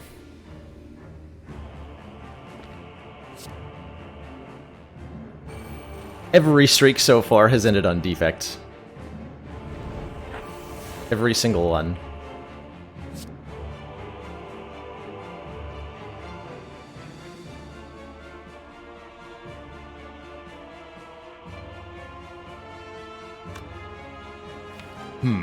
This draw order is a problem. We still have 3 turns of intangibility. But I need to make room here.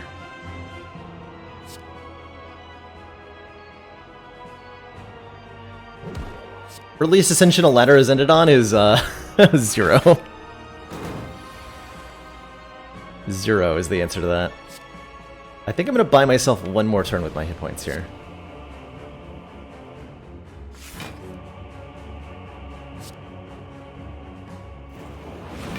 This will take a decent chunk of damage.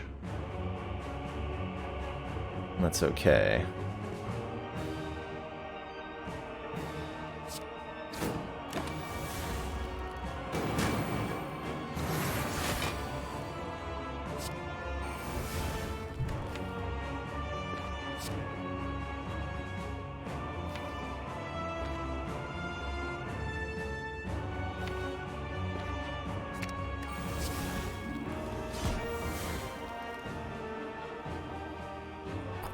Oh, we are in such trouble. I'll play this now. Okay, there's Demon Form, finally.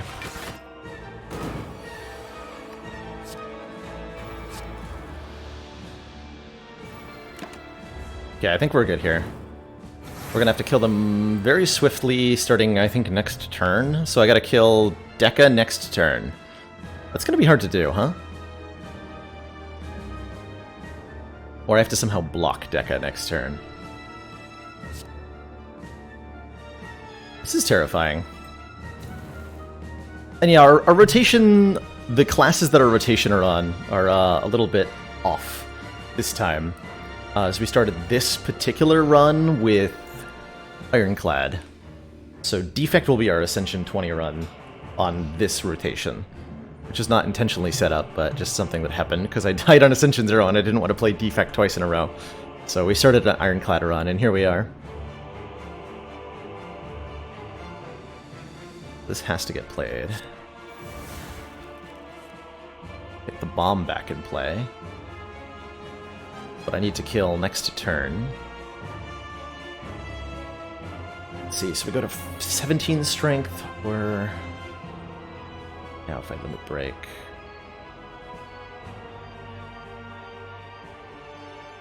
I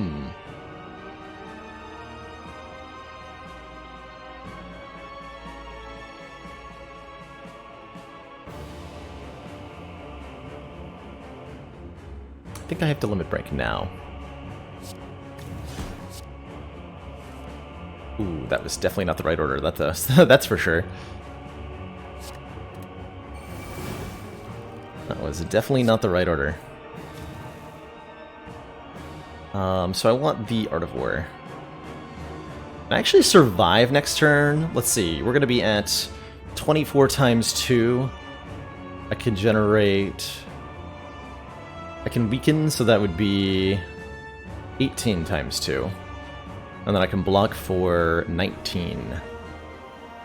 19 plus 15 is 34. We'd have 36 damage incoming. So with the Dex Potion, I can survive, guaranteed next turn. And then we win the fight, for sure. What are the odds that I kill Dekka?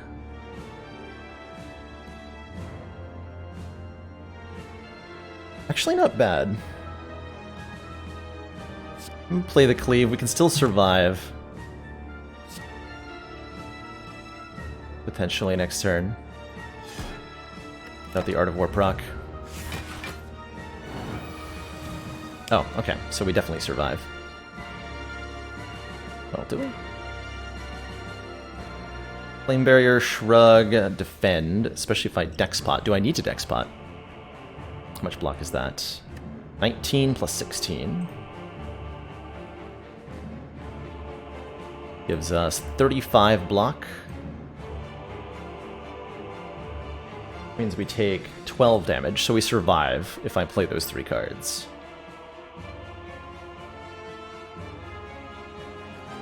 And then we have to kill Donu next turn instead. Which might not be easy to do. Yeah, he won't be weakened. That is accounting for not being weakened.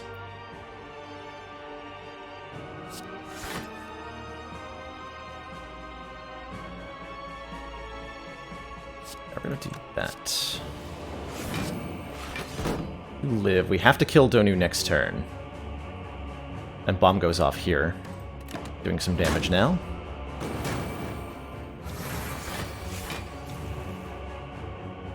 So the question is, does Uppercut strike... We have to have Sword Boomerang hit Donu once or twice here if we want this to work. Or can I tank this, actually? I buy myself another turn of time. We can weaken Donu. And then I can block for... 30... 31?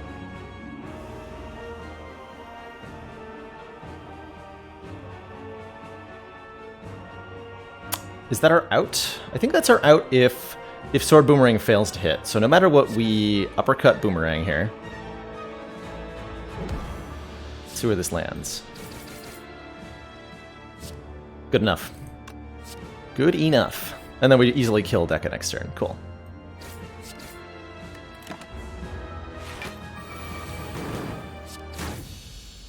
Easy peasy. There was never any worry at all. Two thump, a deep building dread can be felt throughout the room. Is this the Heart of the Spire? That draw order was pretty terrifying. If we get that draw order against the Heart, we could be in real trouble. 1333. GG.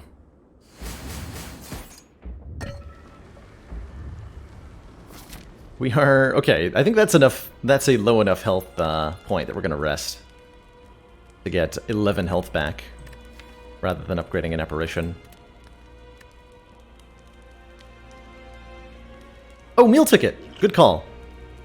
That's right, we will heal to full with meal ticket. In that case, we should upgrade either Apotheosis to make it cheaper, or Apparitions, in case we draw it before the... I think I'm going to upgrade Apotheosis to make it cheaper. I've yet to fully remember this relic. Damn it, Ectoplasm. I want that Inflame Plus. Very much badly want that. Can't afford anything here. Disastrously.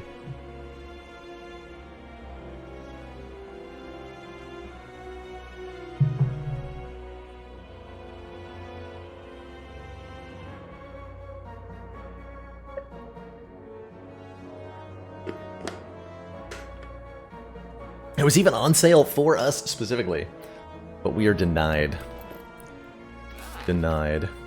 Vial shapes are just impractical, right? Like, you're not going to be able to get all the potion liquid into your face if it's in a bottle like that, right? Like, there's going to be a little bit stuck in the bottom, no matter how you pour it. Like, if you turn it upside down, it's going to get caught in these top bits, right?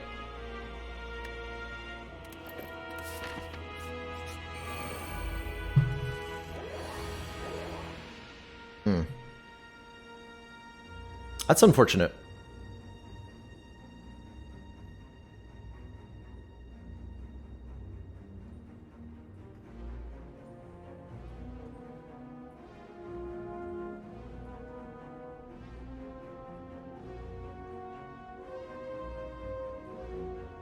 It's not good. Hey, Mantastrophe. Saturday's treating me well. Happy to be here as ever.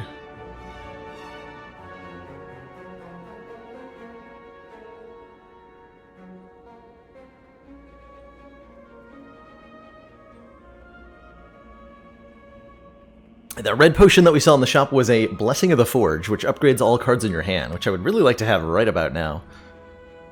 Upgrade this apparition. The potion Tide Pods. You just like... So you just eat the potion whole? Is that what you're saying, Gru Whisper?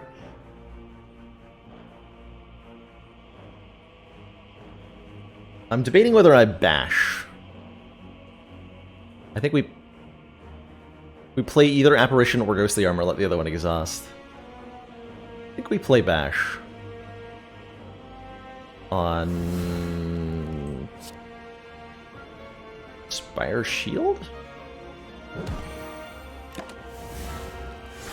Usually my instinct to go for shield first here. Come on, Apparition, please! Thank you.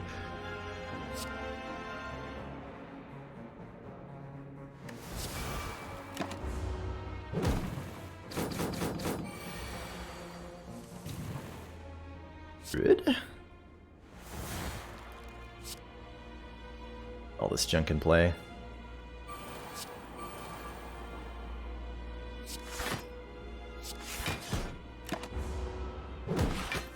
So we just avoid all the spookiness until this happens, and then it's spooky again. Should be able to draw into an apparition with this apotheosis, with this offering, excuse me, I think. We have 10 cards in hand. We do. Go Apotheosis first, then Warcry. Secret Technique, okay. Perfect. Secret Technique gets me a... Do I need a Spooky Ghost? I don't think I need a Spooky Ghost this turn. Block for 40 instead.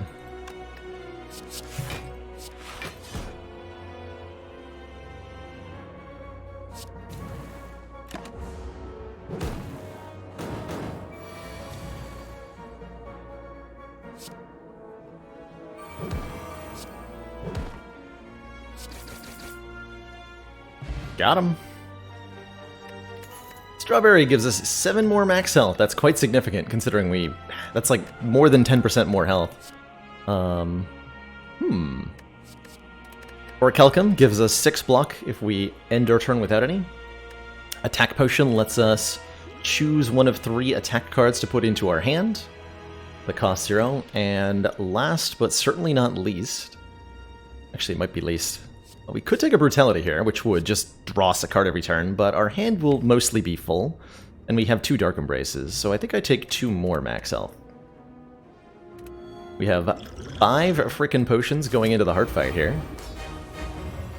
Then we get the bomb down on turn 1. Gain 2 Dex. This is our Liquid Bronze. We'll gain 3 Thorns. We'll block the Vulnerable. I think that could be life-saving. And let's get Bomb Dark Embrace down. Yeah, that fancy-looking spiky potion was the Liquid Bronze, which has a new appearance. I missed the old one a little bit, but The new one's kind of cool looking. So every time we play a card, the Heart's Beat of Death ability is going to deal 0 damage to us.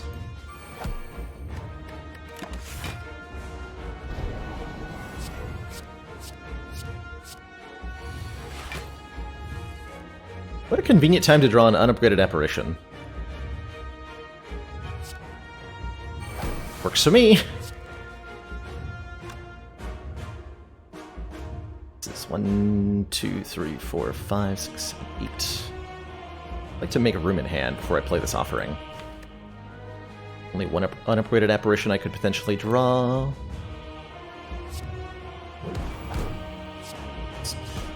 Clear space. I want to keep this ghostly armor around? I don't.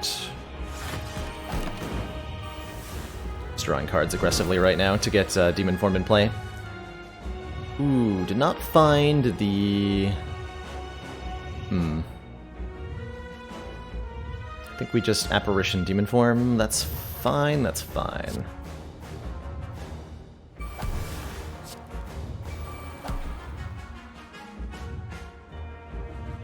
And then in theory, we should be good from here. We have 3 apparitions remaining. Yeah, that should be fine. We don't take any of this damage because of Tungsten Rod.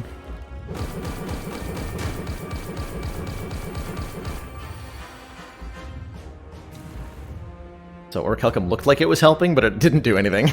It was actually not helpful at all. We should have enough block cards to just block one of the next incoming attacks here.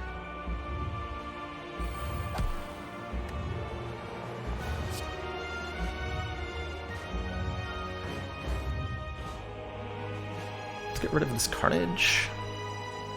Just get rid of this Carnage. Oh, we have Dex Potion in play too, nice.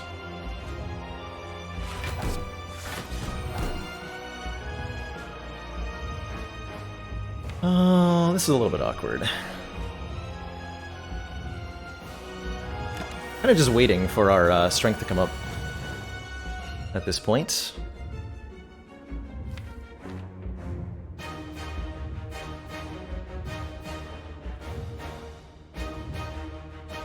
So I think I'm blocking this hit the good old-fashioned way with block cards.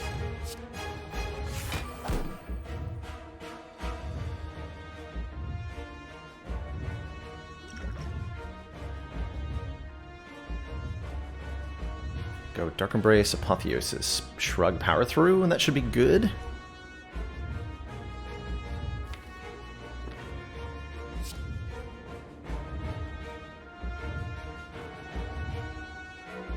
I'm going to play the attack potion now. Because we can upgrade it. Okay, I'm going to use an apparition. Haha. Yikes.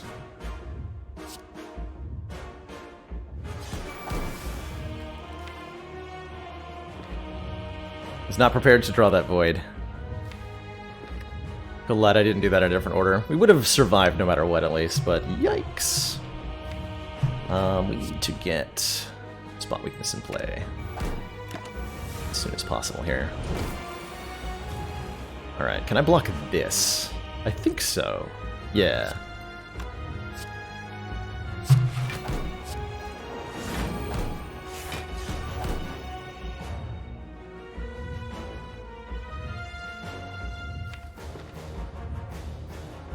I'm going to intentionally take a little bit so that I can get spot weakness off.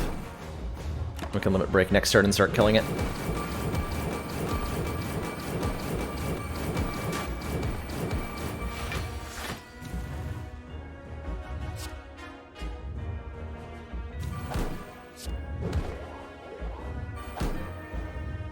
It's 34 times 5. Okay, so we want to do that now. We're drawing into Sword Boomerang and stuff. These Sword Boomerangs are now 38 damage times 4. I still have 2 apparitions left, so I'm gonna say this fight is over. Oh, it is literally over. GG. That low damage cap on the heart on lower ascensions is pretty easy to cleave through.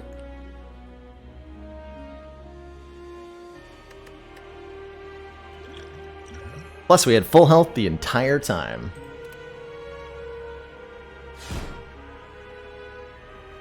That's my story, and I'm sticking to it.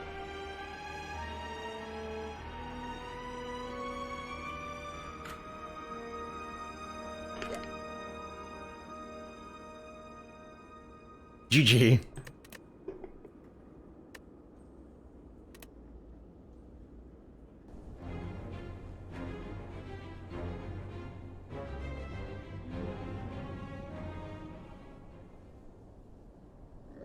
Rod is going to get nerfed. Rod already got nerfed. I think it's going to stay where it is. Since all the interactions got changed. That it prevents things like...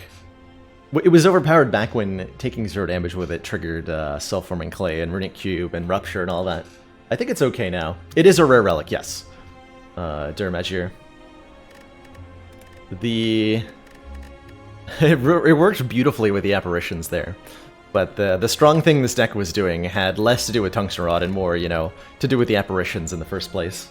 We still would have take that exact same heart fight without the Tungsten Rod would have been carried by the Self-Forming Clay instead, and we still would have decisively won that. GG. Alrighty, that means it's time for Ascension 7 with the Silent. A7 says, normal enemies are tougher. They have a little bit more health. And so they take, like, 1 card more to kill. At least in the early game, 1 more strike. SD89, thank you so much for that ridiculously generous raid. 118 people. Heck yeah, welcome on in. Hope you had an awesome, awesome stream today. Commander, regrettably, Whoa. our briefs And right on the tails of that, contaminated. Your discretion in this matter is expected. Math Bandit giving out 5 frickin' tier 1 gift subs. Welcome everybody to the council. Aika, Kainort, Aggressive Rats, Biabas, and Meow Camo. Welcome everyone to the council. Enjoy the emotes, the community, and the newfound smug senses of superiority. If you're joining me from SD8's channel, my name's Baylord, and you're in the right place if you like Slay the Spire. This is my main game here on the stream. We do a ton of stuff. Currently working our way through a self-imposed challenge to defeat the game on every difficulty level back-to-back. 21 consecutive victories is the goal. Scaling up from easy to obscenely difficult at the very end. We've come very close to finishing it before, so I'm curious to see how far this particular attempt gets. Letter Streak does not currently involve the Watcher, but will when she releases.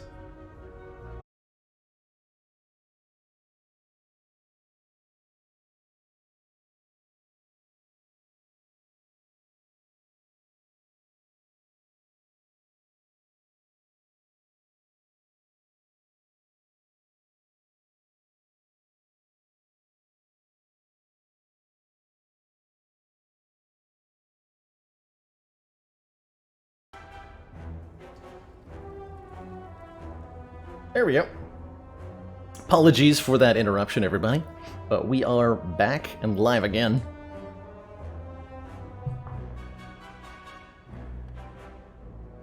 We're just eyeballing the act here.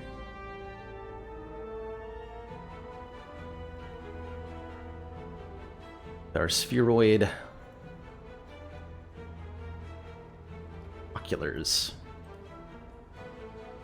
So I could take 4 elites in this act. That'd be kind of interesting. Random rare card on Silent feels a little iffy.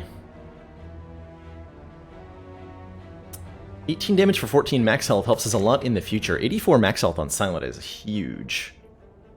But doesn't really help us immediately. Could take a much more conservative route if we wanted to.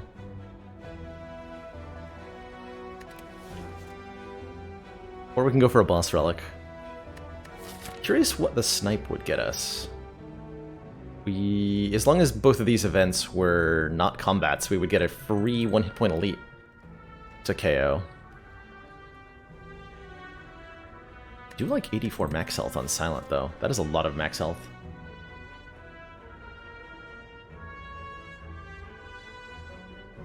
Is it always so generous with the max health? It's a percentage of your maximum hit points. So on, if we were above Ascension 14, I think, is when you start with less max health.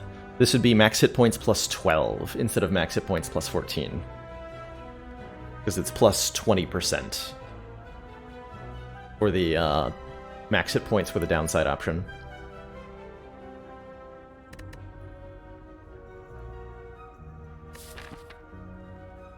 Sniping elites because you see no cards. It's a delicate balance. The shop would help us get some cards. I'm worried we just can fail to snipe entirely. I'm gonna go with the max health here. We start down a few hit points, but up a lot of max health here. At 59 out of 84 instead of 63 out of 70. That makes our rests a lot stronger. And we'll see what we get from our opening combats, and if that enables us to take early elites or not. 3 strikes is the ideal draw against a cultist. Take 1 here just to ensure this goes smoothly.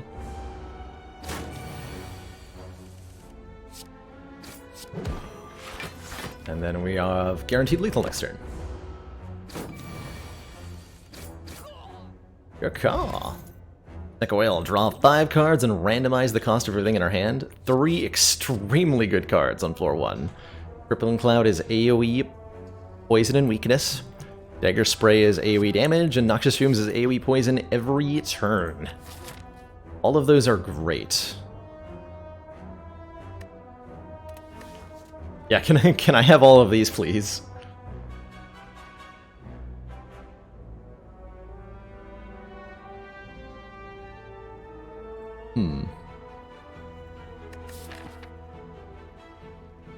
Probably not going to fight this elite unless we get some really good stuff going. Fumes really needs an upgrade before it's particularly strong. That's kind of true of all of these. All of these want an upgrade. I'm going to go with the Fumes, as that scaling damage power is so good. We would not have gotten the elite snipe because our first question mark was a combat, so I'm quite, in retrospect, very happy with how I chose to play the start out here.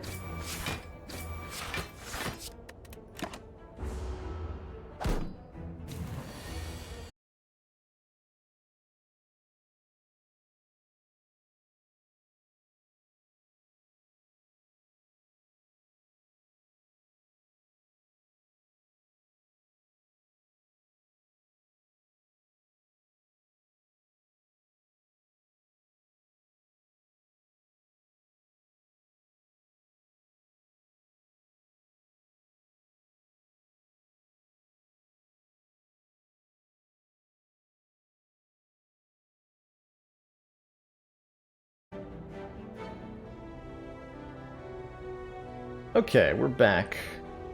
These drops are getting increasingly frustrating. Well, they're at least brief. Kind of at that point where I'm not sure if I should, take the stream down for a few minutes to do troubleshooting, or if we should try to power through here. If it happens one more time, I think I'll start looking for solutions. Man, Leg Sweep is a heckin' good defensive card that pairs really well with, pairs really well with Noxious Fumes. And we're fighting Guardian, so we don't need a lot of damage for our Act Boss.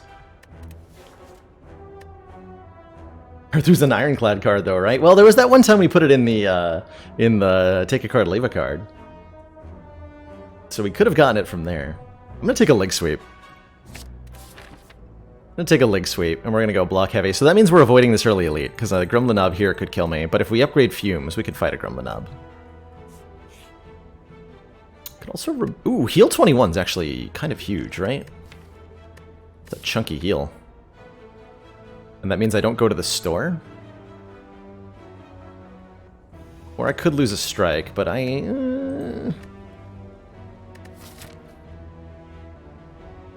Does that mean we then fight 3 elites? Ooh.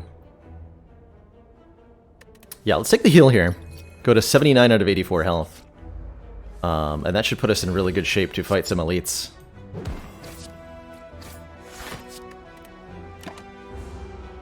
How's it going, BB Tech? Baylor and the Baylor's chat on Twitch. I don't know, sometimes Sneaky Cheeks chat is pretty Baylor, too. If you've ever seen me hanging out there. I talk up a storm at times.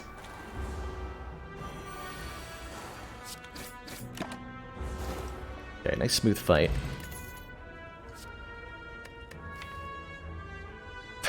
Well-laid plans. You're not as free as you used to be at one cost. I feel like I need this dagger throw. More, because we need some kind of front-loader damage if I'm going to be able to beat, you know, 3 elite combats, which I would like to go into here. I'm going to take this dagger throw over a well-laid plans. Well-laid plans is 1 cost now, yep. Upgrades to the same 2 retain as always, but still 1 cost. It's been given the nerf bat on the beta branch. And I think Jorbs, to quote another excellent Spire player, Jorbs said, nerf to well-laid plans is a nerf to silent. Because you still just take it every time you see it. I'm not sure that's actually true though, because I'm considering this dagger throw. Given our need for early damage. It's a really good card later on, though. Let's take the dagger's throw. 100 gold's not enough to go to a shop. We're gonna find one randomly anyway. More max health, 89 max health silent. That's how much max health an Ironclad has after a plus max with a downside hit point start, or after getting a mango. Ironclad gets 89 max health on Ascension 20. That's a lot for a silent to have. And then I had to lose some of it. Do I just take the... I think we have so much health, I'm going to take the 22 here. Keep our huge max health intact. And upgrade the fumes. Okay, not a Gremlin Nub first. That's good. It's extremely good.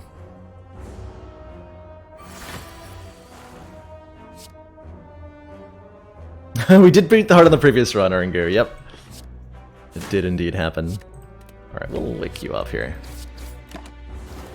So we're gonna wake up from the poison anyway. Keep that weakness going. I'll take 4 here. And a lot more next turn. Might even use the Snecko Oil, depending. Take 10. 10 is reasonable. Not ideal, but reasonable.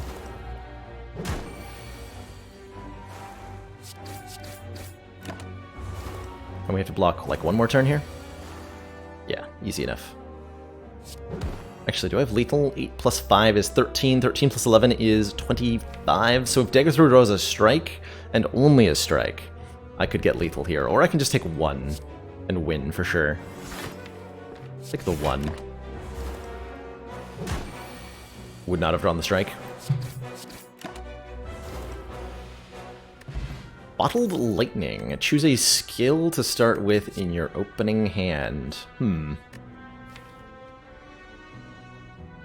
I could bottle Leg Sweep, I guess. How do I feel about bottled Leg Sweep?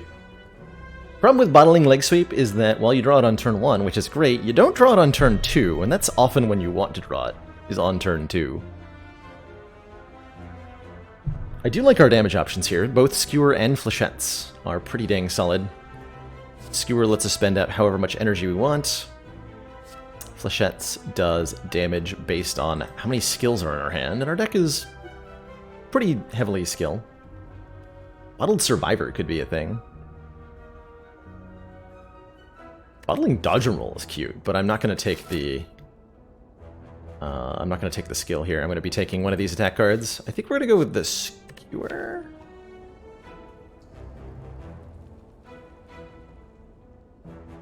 Yeah, we're going to take the Skewer. And I'm not going to bottle anything, I don't think.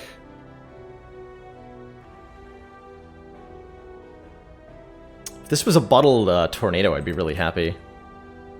But a skill in particular? Ugh. If that was an attack, I would have taken the Flechettes and bottled them. As it is, I'm going to leave that on the ground. Art of War is good, though. If we don't play any attacks during our turn, get an extra energy next turn, and we're going to see how this goes. Triple Sentries is promising here. Triple Sentries with Fumes on turn 1 is extra promising here.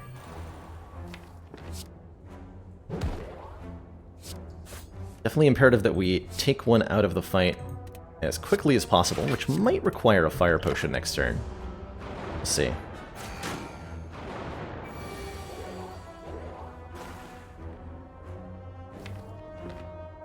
I don't think so.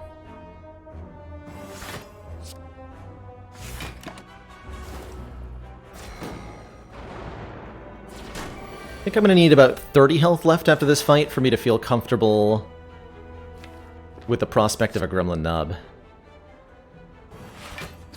combat in the super elite fight. I'll be a lot more comfortable with that if I can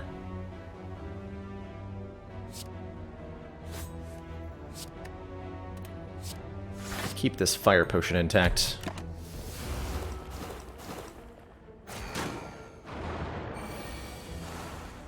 Like I can.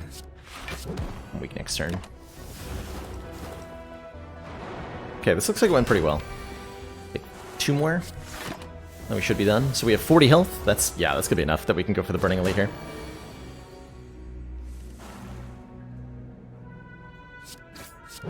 Someone who can climb 7 ascensions in 15 minutes. You know, I'm still meaning to do the... Oh, man.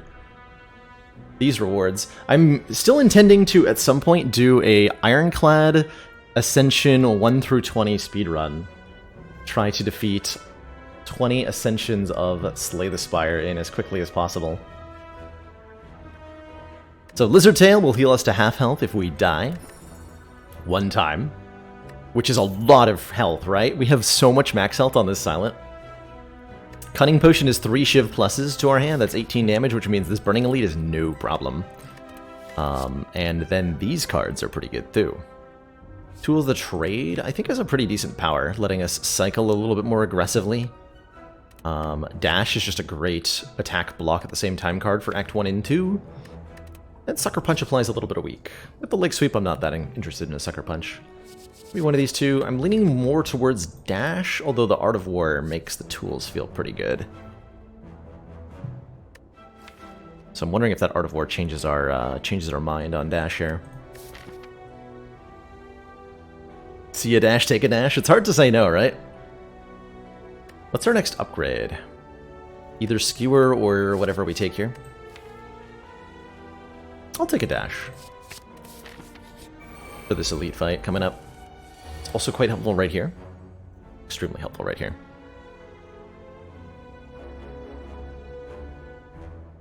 It is 22 damage. I can't quite block all of it, but I can block most of it.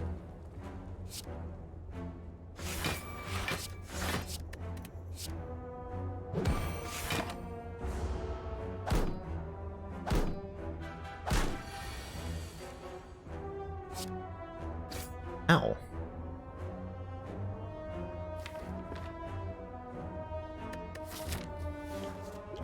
The Cutting Potion here.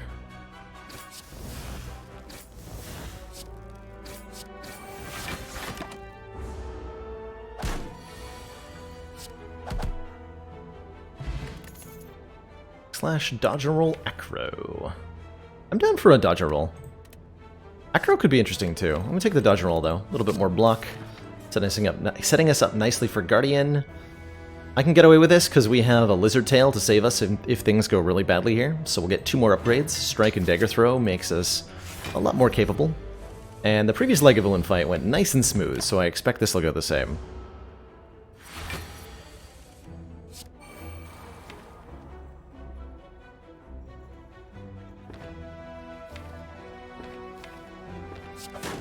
I'm gonna come up now because I'm guaranteed drawing Leg Sweep, Dodge and Roll here. And that's a really good combo.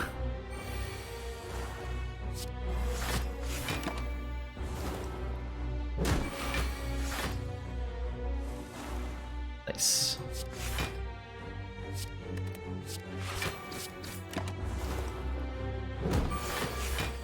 Dodge and Roll without Dex is definitely...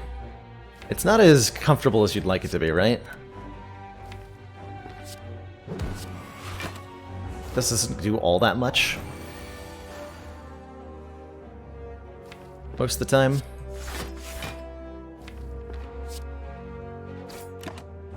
Tempting to just not play anything for Art of War value there, but I've declined. Okay, we might end up having to use the fire potion here.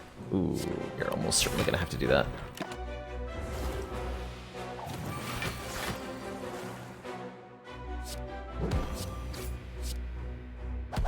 Yeah, we're just shy. Oh, we actually die. Well, we don't die, but we lose the lizard tail if we don't do this. So we'll do that. Get ourselves a happy flower. Every 3 turns gain an energy, so our relatively energy-hungry deck, Skewer Dash Leg Sweep, has plenty of energy relics to support it now, which is excellent. A second Fumes or a Piercing Wail. Are you guaranteed to fight Gremlin on the 3rd fight? No, PBN. The only rule with regards to elites is that you cannot fight the same one twice in a row.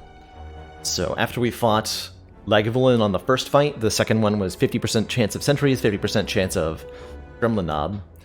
We fought sentries, and so we are able to encounter the Lagavulin again. Because we only cannot encounter the one we encountered previously. If we skip the key, do you get another Burning Elite next act? You do, Gru Whisperer. You can fight up to 3 Burning Elites in a particular run, although there's no reason to do so beyond like a self-imposed challenge or something. I have no whales and I should have many. I also have not enough poison, and I think a second Fumes really helps crank that up to 11. I'm gonna do that. Get another Fumes going. 1 Fumes is not... Well, I was gonna say 1 Fumes is good on Ascension 15, but we're below Ascension 15, so maybe we're fine. But I'm gonna choose to,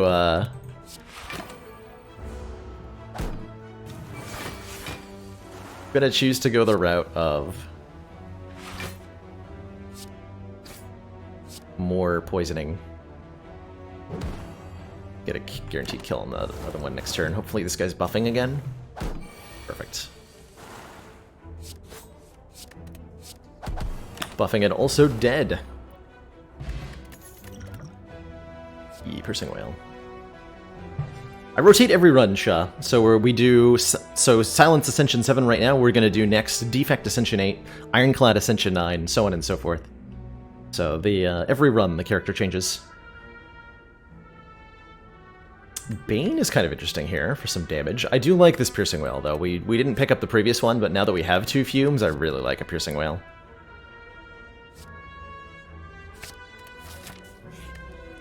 Spiral streaking. Well, yeah, it's a spiral staircase.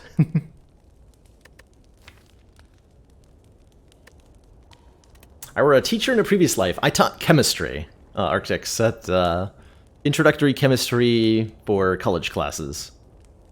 So first year college students for like their first lab course. I think we should rest. I don't know that I can beat Guardian with 12 hit points, and I'd like to keep the Lizard Tail for later in the run. It's possible we could have gotten an upgrade here, but with a draw like this, I'm not convinced.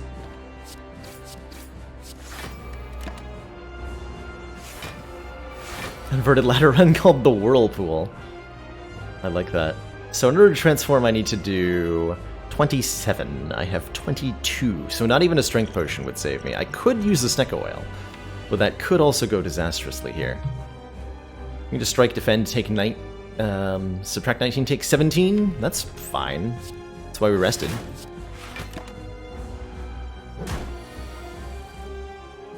That right there is why we rested.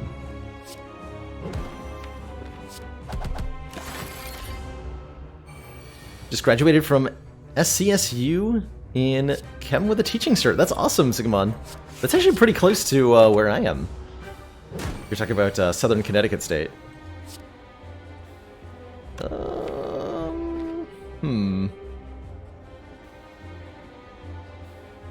So defend, neutralize, we block for 2, take 10. Go to 11 health here.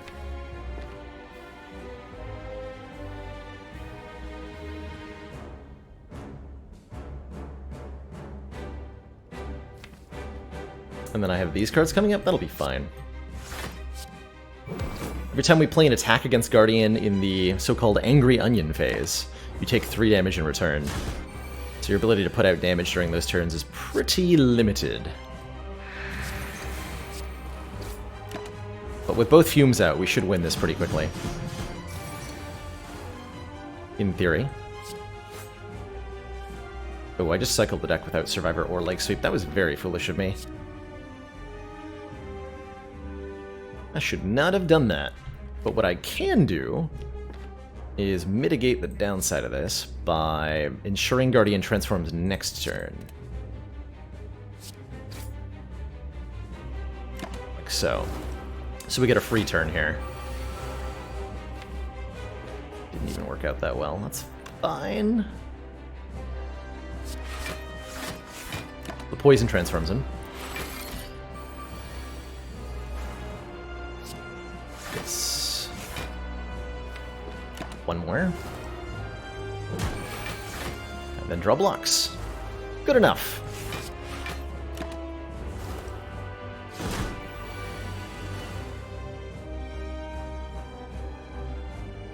+28 plus 23, that'll transform. And then the fight's over. Cool. Works out. That was not ideal draw order, but we got there.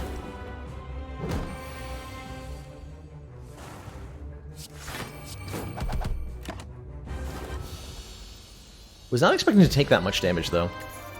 We have a lot of money thanks to this gold medal that's been ticking away, and we're offered Wraithform, Tools of the Trade, Grand Finale. This deck's pretty defensive. Wraithform makes it even more so, letting us buy time for our twin fumes to get to work. I do like the tools as well.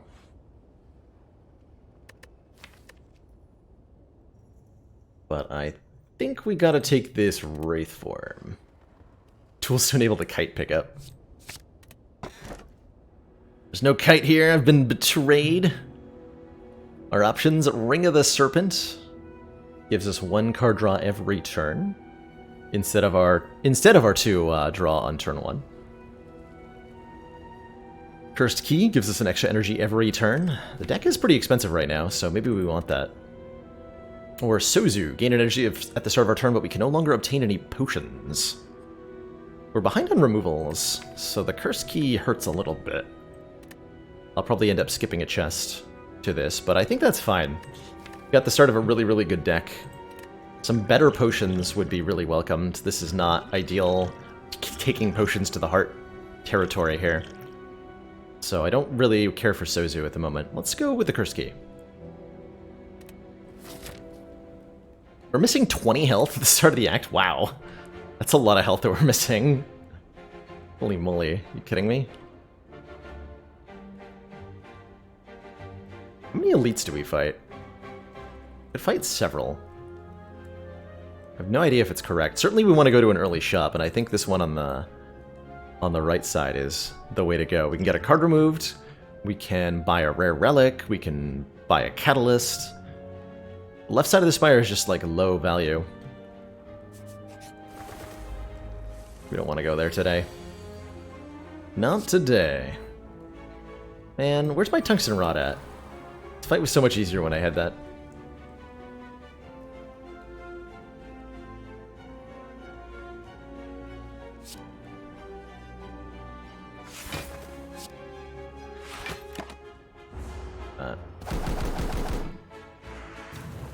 Wraithform turn 1 versus the birds. The big brain plays. I can actually full block without playing either of these attacks. Then I would have more energy next turn, but I don't think I care to do that. I want to do a little bit more damage here. 69 is the optimal health of count. It might just be. It just might be. I'm so happy to see you, Piercing Whale. Yeah, I'm pretty happy with that. Thanks. Good job of being in the deck.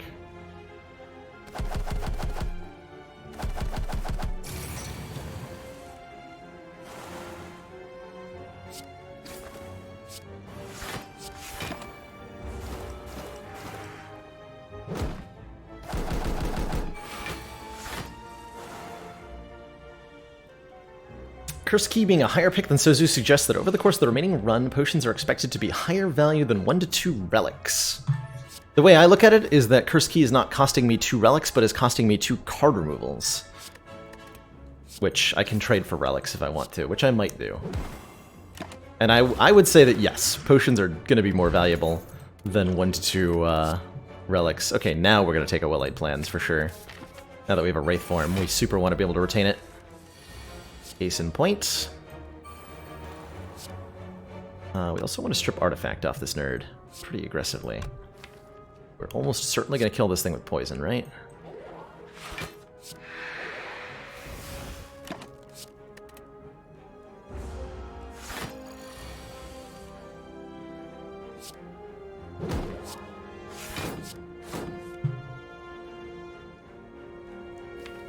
Almost certainly.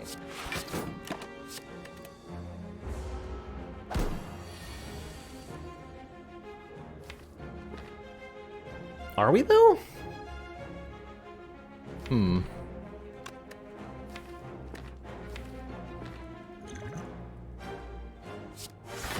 A few Snecko Oil here.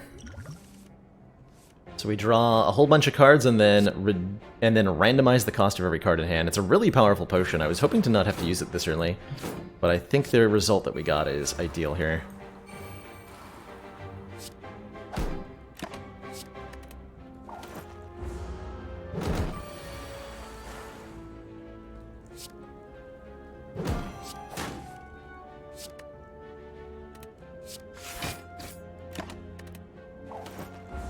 That could have been really ugly if I decided not to use the potion.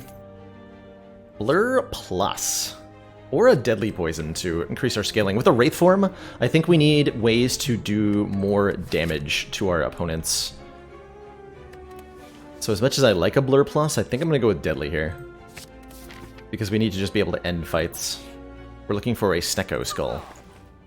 Or a 3rd copy of Fumes. Holy crap, what is this?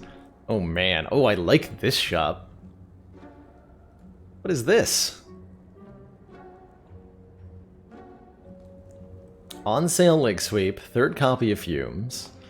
There's a Clockwork Souvenir, giving us 1 artifact at the start of each combat. We could use that to negate the dex down of Wraith Form, letting us play a Wraith Form early to survive for a couple of turns, and then allowing the deck to just, like, do its thing afterwards. We can remove a card. I'm thinking leg sweep, Clockwork, remove. That leaves us with a lot of money, too. There is Akabiko here. Our first attack each combat deals +8 to damage. We don't have any AoE attacks, but it would make the skewer kind of insane. That'd be 15 times X if we drew it on turn 1. Or if we played it as our first attack.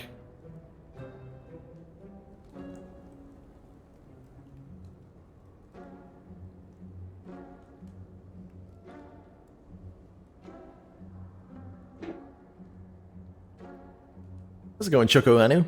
Hello and welcome. Cruel Cow voting for the Akabiko buy. Certainly we'll take this.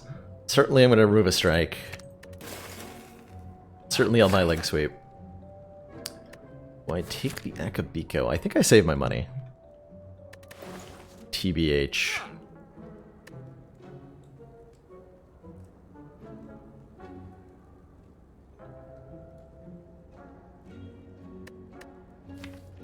Do I want another Noxious? I actually don't think I do. I just want to... Currently we're focusing... We want to upgrade Well-Laid Plans and Wraith Form, and then more poison stuff. So, upgrade Wraith Form, upgrade Well-Laid Plans, upgrade something else, and we'll see how we are against elites. Is Juzu worth buying with 2 events coming up? We have Golden Idol.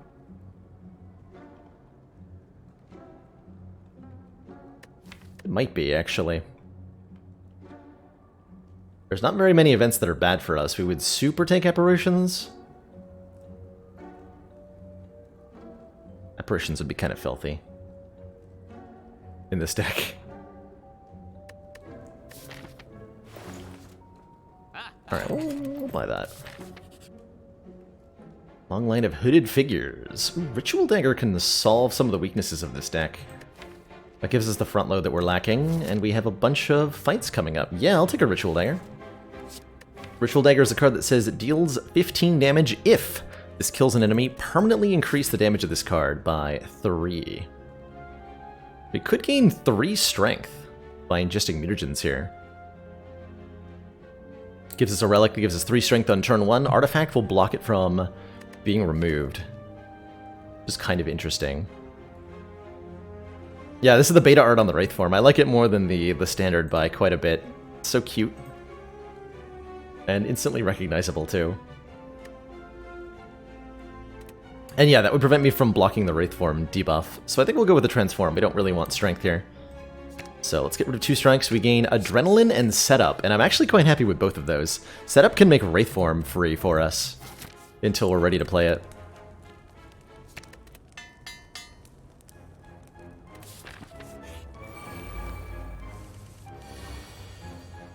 Okay, we want to make sure we KO. This is just Dash, Strike, Wellay plans? Hold on to Leg Sweep? I think so. If Grim Leader buffs and there's at least 2 minions on the field, then he's guaranteed to attack us. Ooh. Next turn, the Wizard's gonna hit me.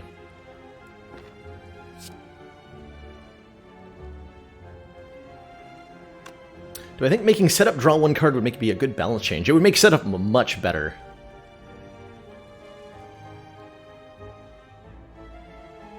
But the way I would change it, which is functionally equivalent, would be to have Setup retain the card instead. Retain 1 card, it costs 0 next turn.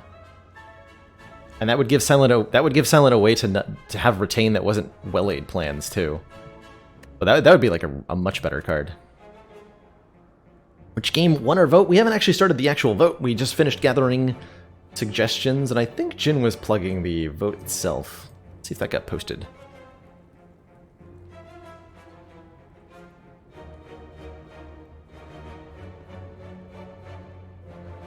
Hit a link at some point for a poll of some kind. I'm really worried here about next turn. The Wizard's going to be attacking me, and we might be attacked by the leader too.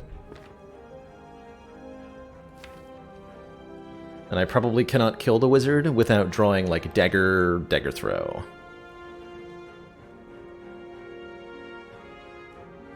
So I'm going to have to hold on to Well-Aid, or hold on to Wraith form here. I'm going to Leg Sweep the Wizard. See how this goes. Oh yeah. Haha! That's not good.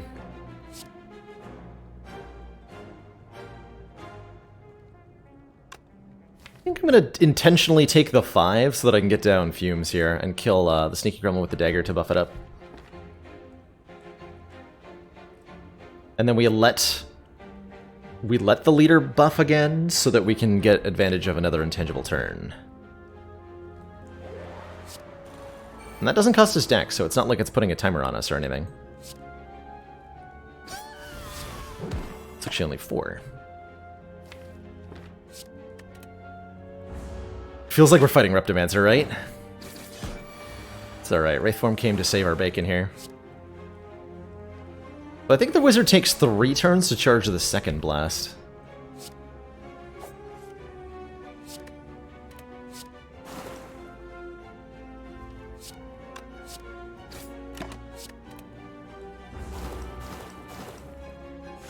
We're guaranteed to be attacked again this turn, but we want to be, because we are intangible.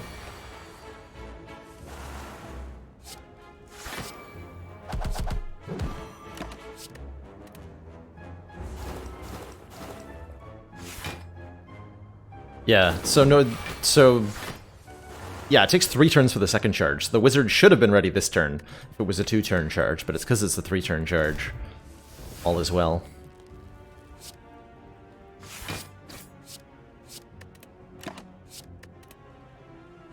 Looks like we're clean. Yeah, totally clean. Good fight. Yeah, it's only on Ascension 17 where the Wizard will attack every turn after being charged. We got an Essence of Steel with its shiny new anvil art, and a Pen Nib. So every 10th attack is double damage. Pen Nib with Ritual Dagger is going to make for some really strong things. I think Predator Plus is also quite good here. For those same strong things. And that'll help us get through the next couple of elites here. Let's take that Predator Plus. I'm going to upgrade, I think, both Well-Laid Plans and Ritual Dagger. So that Ritual Dagger buffs up faster and harder. A small chest. Chests come in 3 different sizes. This is the smallest of the 3. That means this chest contains 75% chance of a common relic, 25% chance of an uncommon relic. And I don't think that's worth adding a curse at a moment where I can't remove it. So we're going to skip this chest. And upgrade our Well-Laid Plans. Sorry, upgrade our Ritual Dagger. The whack. You were knocked unconscious. Groggy and with a throbbing head, you awaken to find yourself in the center of a massive stadium.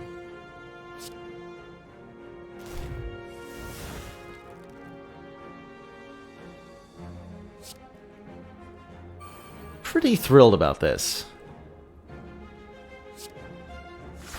Truthfully.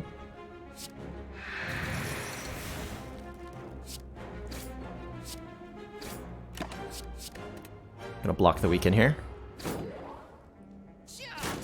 Yeah, relics are good. As a general rule. Have you ever convinced the devs to do a change of the game? A long time ago, Ismail. That's a great question.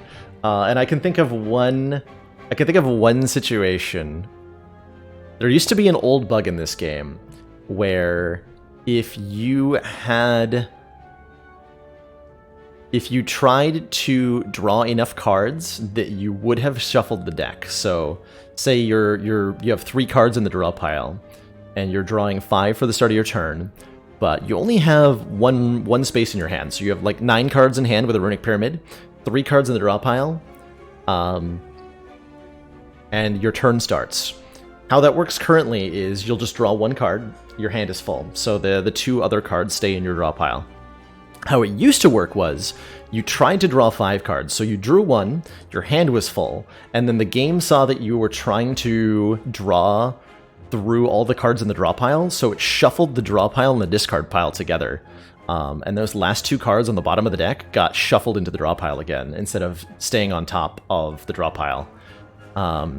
So with Runic Pyramid, you could get at weird situations where, we called it the shuffle bug, where you'd be shuffling the deck inappropriately, and that could result in, like, if there was a demon form at the bottom of your deck, and you lined up your draw wrong, you could go an entire, like, 20-turn boss fight without ever seeing the demon form one time. And this happened to me against Champ, with a Runic Pyramid. I think it was like a Nightmare or something that I couldn't draw. And Mega Crit Games happened to be watching the stream at the time, and posted a comment in chat to the effect of, I guess I should probably fix that bug. And next day it was fixed. So, and that bug had been around for months at the time, so it was just like, the bug like completely screwing me over in a way that they were able to see, triggered a particular bug fix. So I was pretty happy about that. That's the mark I've left on Slay the Spire. I'm gonna be entangled. I want to level the Ritual Dagger here. He's just a lab rat to them. I don't want to use a potion.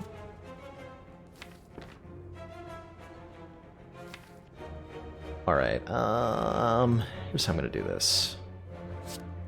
Big sweep you. Defend. Do I get a little bit more damage in? Yes. These. Probably should have kept the leg sweep. Yeah, I really don't like that we got entangled, because it means we're going to become vulnerable here. This is fine, we have a Wraith form. All's well. Entangle prevented me from playing any attacks there.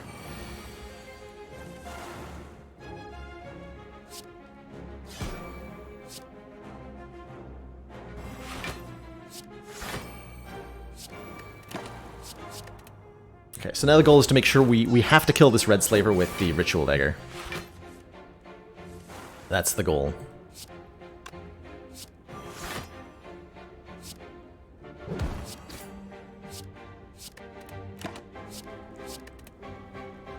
Or the blue slaver with the ritual dagger.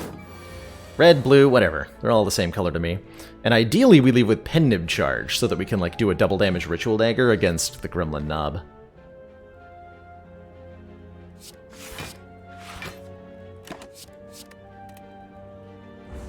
Like this.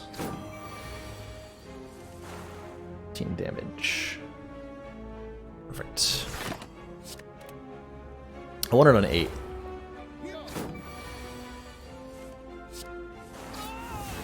Dagger's now 23. Well done, weakling.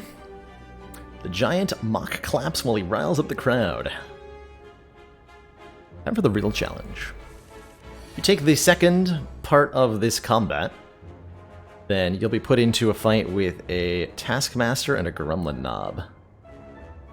And told to fend for yourself. If you win this fight, you get huge rewards. We're going to get, with the Gold Idol, 125 gold and 2 relics. We have to survive.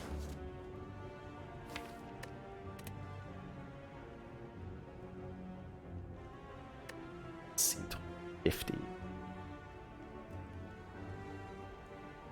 I can kill the Taskmaster right now, which I'm considering doing. And that's just a Gremlin Knob fight. We're not that skill-based. Let's see, that'd be 10 plus 46. That's enough. And that levels up the dagger, which is an important thing to be doing for the rest of this run.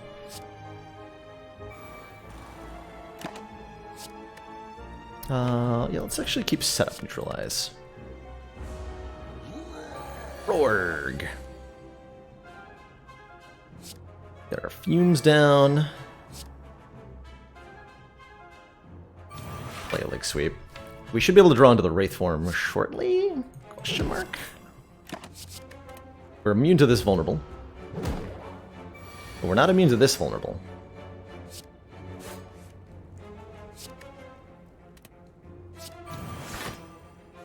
It's okay because we're guaranteed to draw a Wraith form next turn though. Or this turn. As the case may be. And we should do this perfectly. Good. I didn't... Wait, you can do the vulnerable 3 times in a row? Really? I thought he could only do that twice in a row at most. To the Slay the Spire reference sheet. Like, I know he doesn't have the guaranteed vulnerable big attack pattern on this Ascension, but I wasn't aware he could do this 3 times in a row. Gremlin Knob. Oh, he can't do the big attack 3 times in a row, but he can do the vulnerable 3 times in a row. Interesting. Very interesting. I never knew that.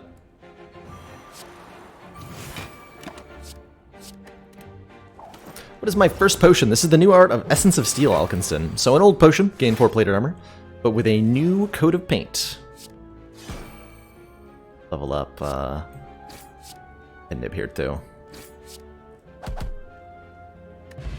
Alright, so we get Calipers. Start of our turn, lose 15 block rather than all of our block. Bottled Flame lets us pick an attack to start in our opening hand. Could have a Bottled Ritual Dagger?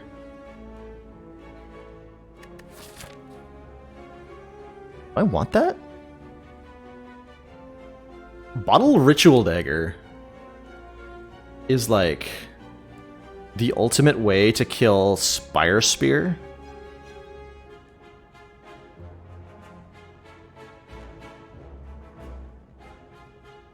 I like it. Bottled Predator is also very good in a lot of situations. You're often given a free turn 1, like against Bronze Automaton, for example. Bottled Predator is just like deal 20 damage and then have extra card draw on turn 2 when you really need it most to get those powers in play. So I really like I've got a lot of experience bottling Predator, and I'm usually a big fan of it. I've never tried bottling Ritual Dagger. I will take a backflip plus. That sounds great. Yeah, let's try bottling Ritual Dagger. See how that goes. It's gonna do really well for us right here. That's for dang sure.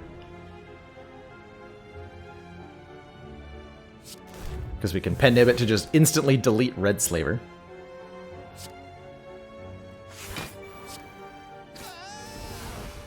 Blah.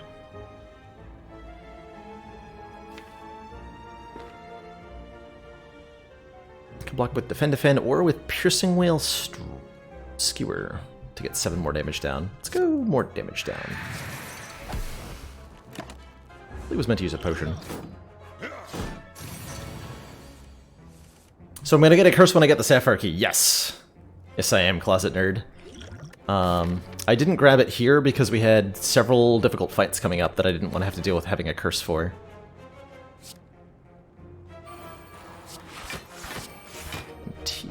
Alright, well, Essence to steal that.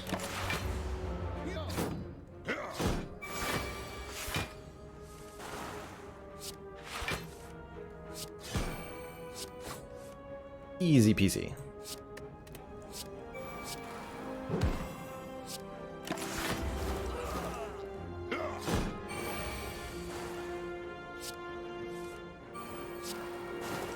Super smooth fight. We skipped the bottle lightning, because we didn't have any skills we would have liked to bottle. Nowadays, I would probably bottle... like, maybe Deadly Poison? If we were to have found it out, like, after this fight. I still wouldn't be thrilled about it. 4 months of support. We are extremely Unsolved Rubik's impressed. Cube. Will you ever be solved? Thank you so much for those 4 months. Twitch Prime support 2 times 2? Just 2 more months until that shiny Ironclad energy badge. Oh, we have an Adrenaline. Yeah, a bottle of Adrenaline would be pretty good. These all feel like skips. Unupgraded common cards are... Unupgraded common cards stop being exciting usually around the start of Act 2. And definitely by the middle and end. When do I consider involving Water in the Ladder Streaks? My plan is to add her when she's fully released. Whenever that ends up being. Let's see if I Predator Dagger. That's 10 plus 16. So not quite a kill, but with the Strength Potion that should kill the bird.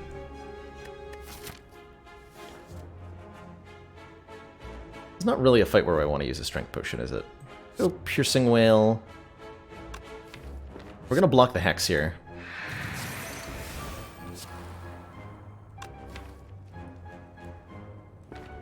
Chunk damage into Chosen here.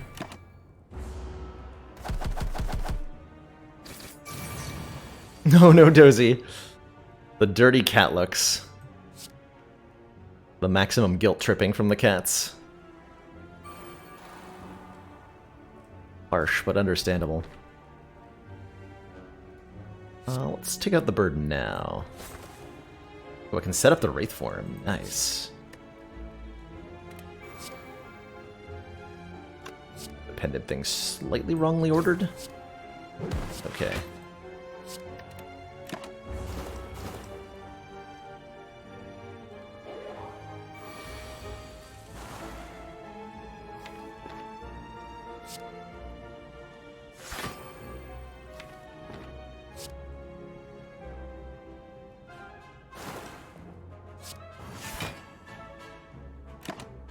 I probably was meant to play that Wraith form, actually.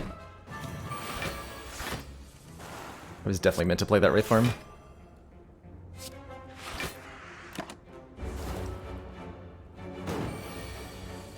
Okay, there's our plans. Okay, here's our Wraith form again. So now I can definitely just play it. Slash hold on to it. I am intentionally avoiding damaging Chosen right now because we're looking to get a kill with the Ritual Dagger, as we have not buffed that in this combat yet. So I would like to draw into it.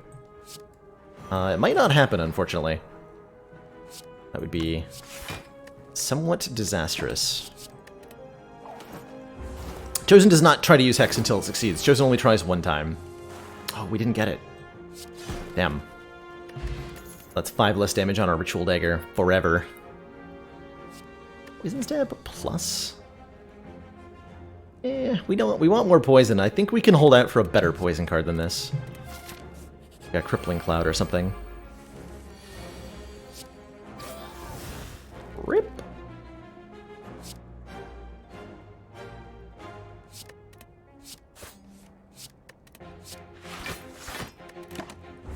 Keep that adrenaline for later. Fumes, Poison, Predator, heck yeah.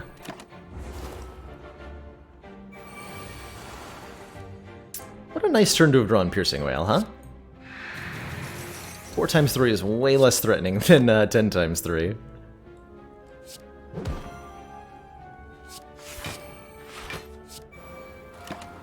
Block the weaken here.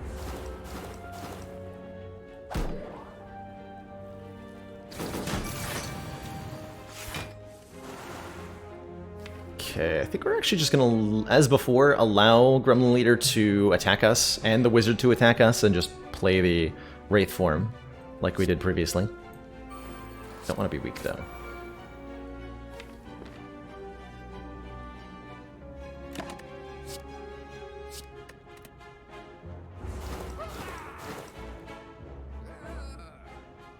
Here it comes!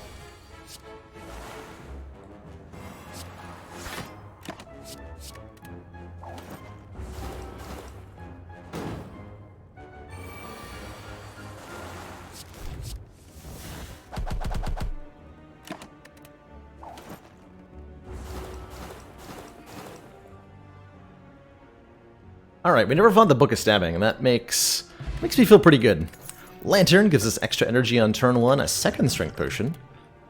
And one of these cards if we want one, which I don't think we do. We don't have enough weaken for Heel Hook to feel very good. We don't really want a zero-cost block right now. No. A Distraction is pretty unreliable as a card, so we'll pass on all that. We'll upgrade Noxious Fumes. Yeah, Spire Info is a little bit behind, and will continue to be for a while, I think. I don't think the creator of Spire Info is particularly active in the community right now. Let's upgrade Fumes. Maybe Deadly's better. Nah, Fumes could be better. Get our damage solution in place for the Bronze Automaton. Strip some artifact off this nerd. Not going to play this. I'm going to hope to get a kill on maybe one of the orbs. Because I'm still looking to level up that dagger a lot.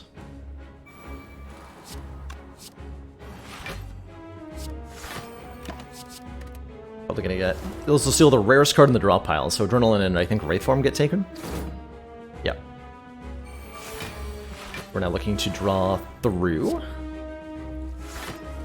Continuing to stack poison on the Bronze Automaton here.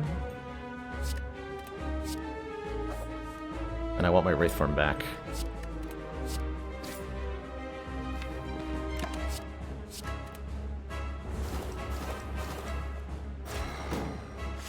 I think I was meant to Strength Potion here.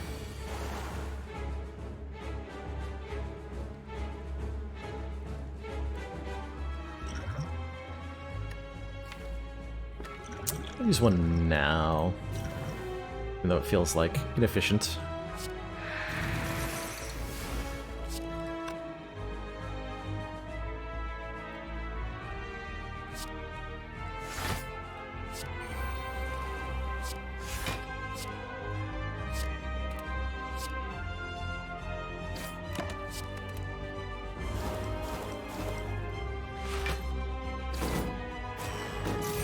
Alright, so Hyper Beam is next turn. Here's Ritual Dagger. Let's KO you. Weaken for next turn. KO you as well. Keep Adrenaline and Wraith Form.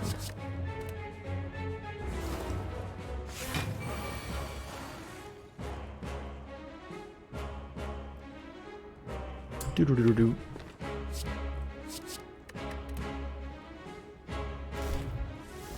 Look at that free Wraith Worm.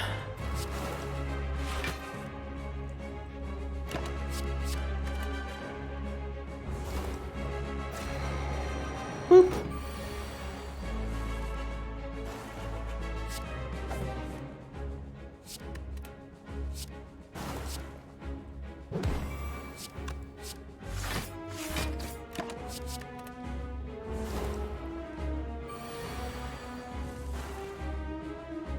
I'm still intangible. I actually forgot that was going to happen. Cool. Let's keep doing damage then. It's like Wraith Form is only 1 turn of invincibility, right? No, it's 3. Which with the way Automaton attacks is practically 4. Easy fight. Easy peasy. Another 125 gold and woo!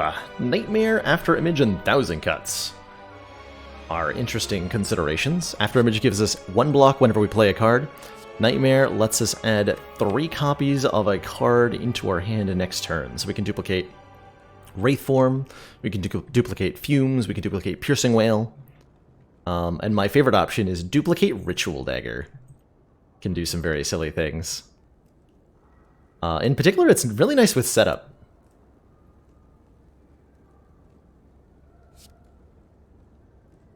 After Image, the poor man's Tungsten Rod. It'll work pretty well against the Heart for us. Beat of Death is only 1 on this difficulty, so it completely shuts that down. Duplicated daggers do not buff the original, that's correct.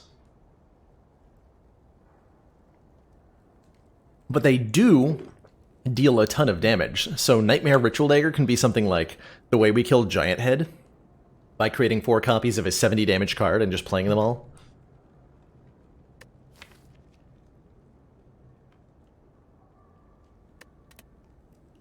The Nightmare here. Snecko Eye Nightmare? 2 cost, 2 cost, 3 cost, 2 cost, 2 cost, 3 cost. That's a damn good Snecko Eye. Start of your turn, draw 2 additional cards, start each combat confused. And we have lots of energy too. Other options include Velvet Choker, gain an energy at the start of our turn, but we can't play more than 6 cards per turn. Or the Calling Bell, giving us a unique curse and 3 relics. Setup's not bad, actually, with Snecko Eye. So we're going to take the Snecko Eye here. Is Velvet Choker ever any good? Absolutely, NG. I think Velvet Choker is, in particular, like one of the best energy relics for Ironclad, who doesn't often try to play more than 6 cards a turn. On Silent, it's hard to avoid hitting that limit. Silent has a lot of cards that encourage her to play tons of cards, like a single copy of Blade Dance does really not work with this, nor does Nightmare here. I'm going to take the Snecko Eye. I think we're going to find this is extremely powerful for us with our pretty hefty deck price on average. What kind of act do I want to do? We could fight... Actually, only 2 elites no matter what? Only 2 elites no matter what. Well, in that case, I'm going to go to the shop and get a bunch of fires. Girthy. Our Girthy... That's right, Girthy deck. Deck has achieved maximum girth. Okay, not the greatest turn 1 from Snecko Eye. Come on, Snecko Eye. You could do better than that. Right? No? Ow. Alright, well, it's only 4 damage. And I don't even have to take 4. Chrono! Coming on in. Oh, somebody asked me a while ago if I liked Age of Empires during the last raid, and I never actually answered them. I did enjoy Age of Empires a lot as a kid. Played a lot of Age of Empires custom games in particular. So that's why I chose that rating alert. Wololo. Stone, please. I think it's important that I get this down. I'll take the 4. Keep Nightmare of all things and Skewer.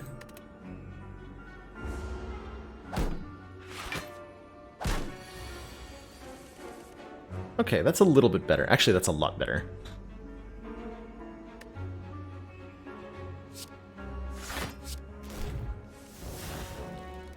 Piercing Wail at 3 cost is still worth playing, given how it shuts these nerds down completely.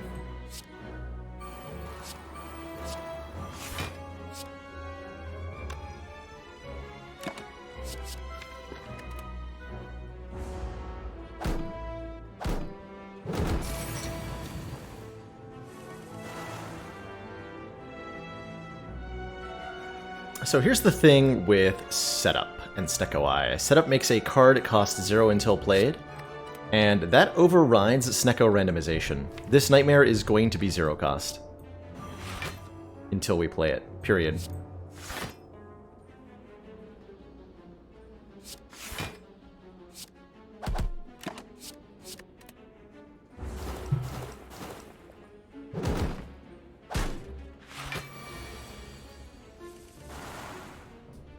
Took the pacifist approach to build the world relics. Age of if you like, you could actually kind of play Age of Empires as a city building game, and it definitely made me realize I enjoyed like city building style gameplay, because there was a great joy in like having a really neatly organized town with beautiful walls and like rows of houses.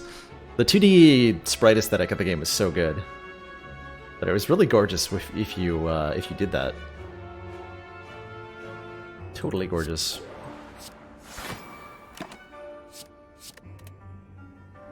Okay, so the goal here is to end the fight with a Ritual Dagger, because that's the only way to levels up against these nerds. If I just kill one right now, the dagger will not increase in its power. Time for science. I actually don't remember if nightmaring a card made free by Setup makes the copies free. So we're gonna learn today.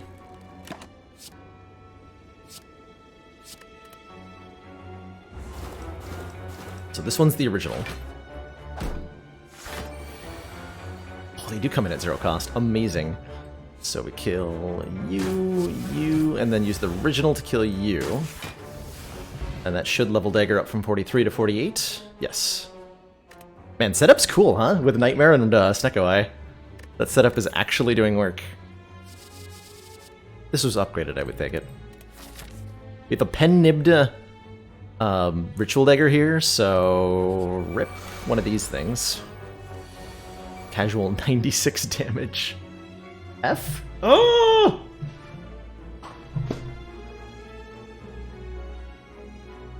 Free! I wonder if this shows up in the VODs.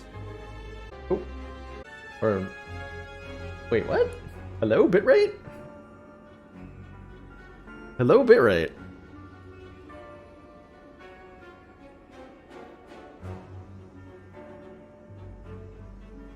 I don't know what that means.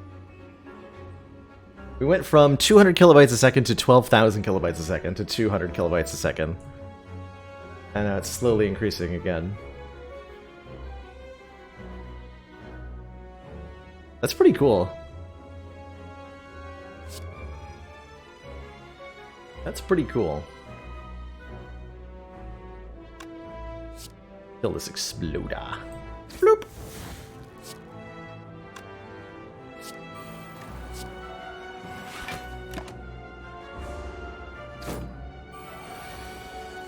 But we are back in fluctuating quality for the moment. It should sort itself out in a minute or two here.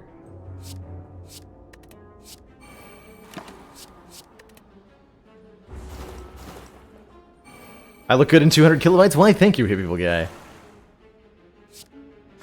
I appreciate it. Pretty sure I look good no matter the bitrate. Had a shovel at the beginning of Act 1 and finally got Ironclad to A20 off of it. Congrats, Bourgeois! That is heckin' sweet. Shovel runs don't always work out. So I'm glad to hear yours went well.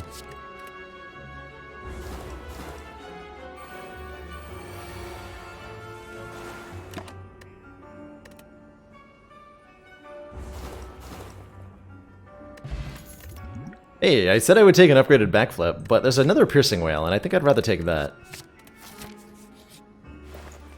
Oh my. Well, that's not fair. That's not fair at all.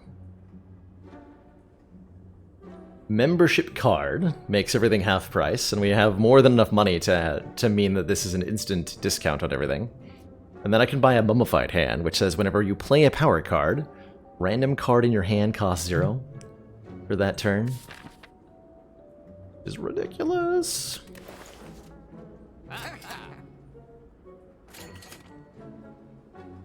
Means the removal only costs 50 too, so we can remove a strike pretty handily. Potions are okay. There's a Liquid Bronze, Blessing of the Forge, and Block Potion. Our potions are fine, though. Like, none of these are amazing enough that we care. We could get the Sundial if we wanted to. I don't think we do. Do not think that we do. I think we remove another strike.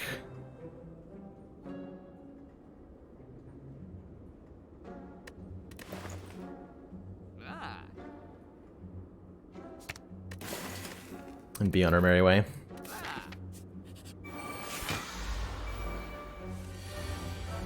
Three.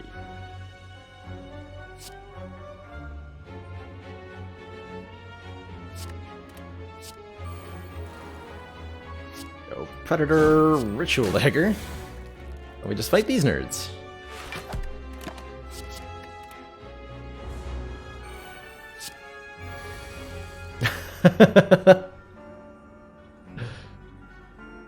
Ascension Zero is pretty hard.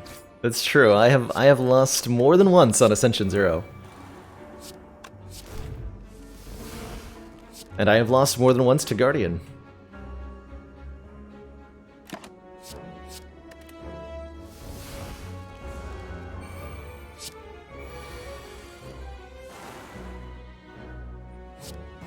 Happens to the best of us, as they say.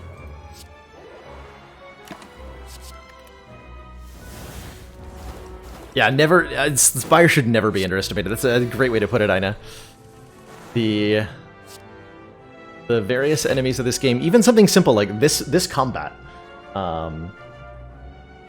repulsor, like the Act 3 shapes, which is like, I can't remember the last time I had trouble with this, but these fights are every single fight in the game. There's no such thing as a trash encounter in Spire. Every single fight in the game is threatening under the right circumstances. And I've seen players end up in situations against like 2 exploders, 2 repulsors, where they end up taking 60 damage to a double explosion because they drew 4 dazed on turn 3 and 1 block card and just die to what is normally a pretty trivial encounter.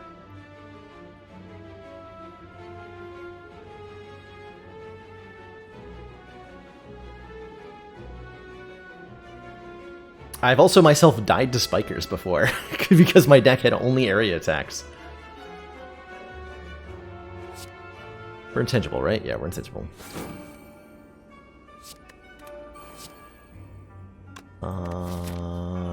Yeah, okay.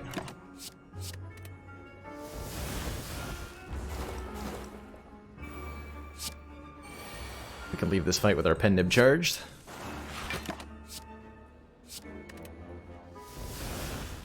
Yeah, your infinite deck's gonna have a hard time too, that's right.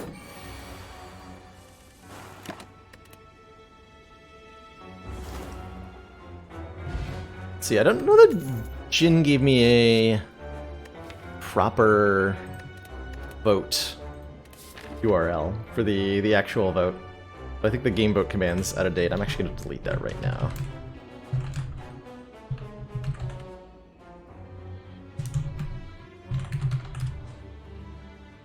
Deleted! Ooh, Warp Tongues. Upgrade a random card every turn at the cost of having a pain in the deck. Or I can just upgrade 1 card. It'd be like Deadly Poison. I forgot we bought the Juicy Bracelet.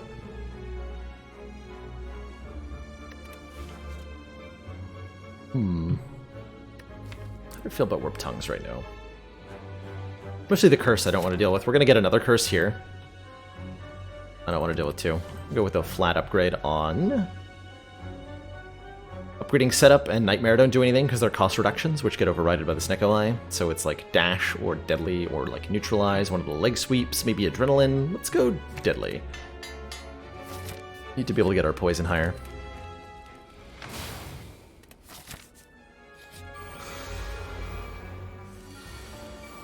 $116. Well, I have a 0-cost Will Aid Plans and a 0-cost Wraith Form, so that's nice. Piercing Whale's an okay upgrade, too. I don't often upgrade Piercing Whale, Mostly because the thing I really want Piercing Wail for, the multi-attacks on the heart, Piercing Wail is a complete block against those, even without an upgrade. So you'll rarely see me upgrade it because of that. Let's get our dagger buffed up. Hold on to the 3-cost fumes. It's only summoning 1 dagger on this difficulty, so I'm not too worried here. That's gonna get rid of my artifact, so I'm gonna Nightmare my Wraith form? Yeah, that seems like an easy way to win this fight.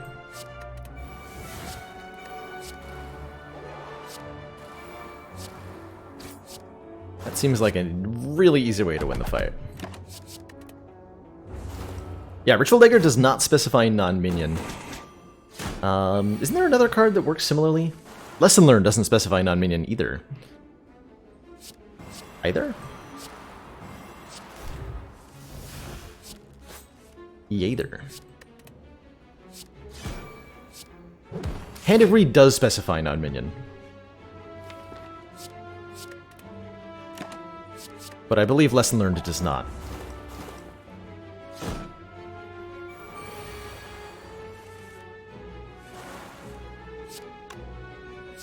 Right?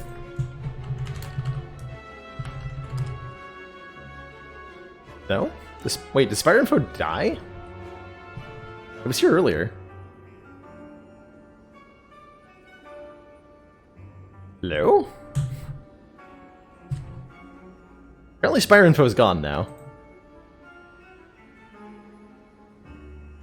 Rest in peace, Spire Info.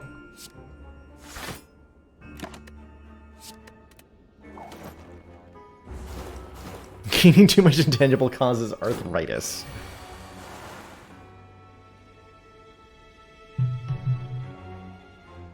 Something to be very wary of in your older age.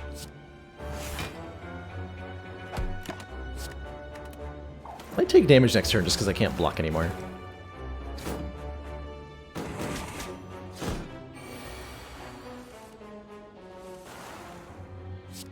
Unless I just win. Got him. Singing Bowl. When we add cards to the deck, we can instead gain max health, which is... we have so much of it, and now we're getting more. Yes, please. Cheers, CT Welch. Thank you so much for those 200 bits.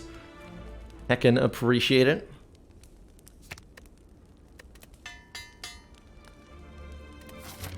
Every little bit goes a long way towards supporting the stream. Okay, we got a Decay. That's not a bad curse. Does just 2 damage to us at the end of our turn, so I don't need to worry about removing that immediately. We can go for another elite fight, although I can go this way, actually. That's even better.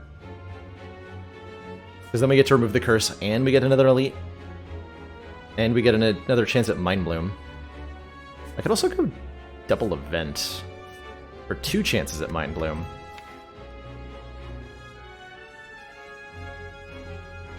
Oh, sweet. Thank you so much for the updated command chrono. So, if you'd like to vote for the next community game I'll be playing, which is definitely probably going to be the Untitled Goose Game, now's your chance. We finished gathering suggestions last week, so we've tallied them all up, and now you can vote on them. Can I vote?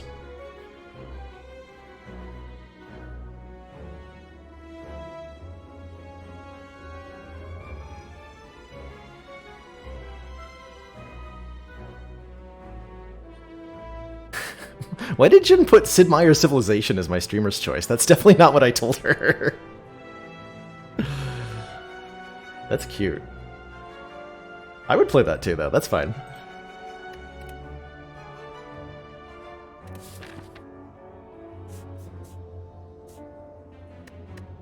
I think I'm going to save my money. I'm going to go double event. The campfires aren't that good.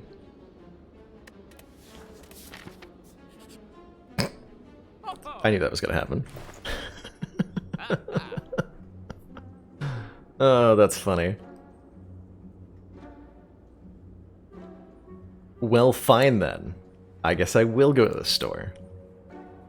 Love the rainbow color on the Distilled Chaos. If you haven't seen the new rainbow colored potions, they're super cool looking. This one plays the top 3 cards of the draw pile.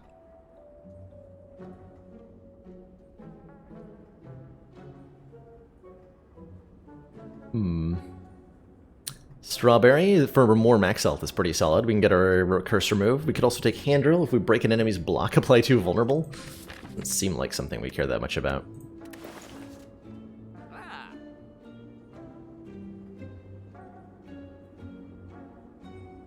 Is it Binding of Isaac Afterbirth or Afterbirth Plus? I believe it would be Afterbirth Plus. I don't actually own Binding of Isaac, but I would acquire it for the thingy, and I would just buy whatever's on the Steam. They're probably the latest and greatest edition.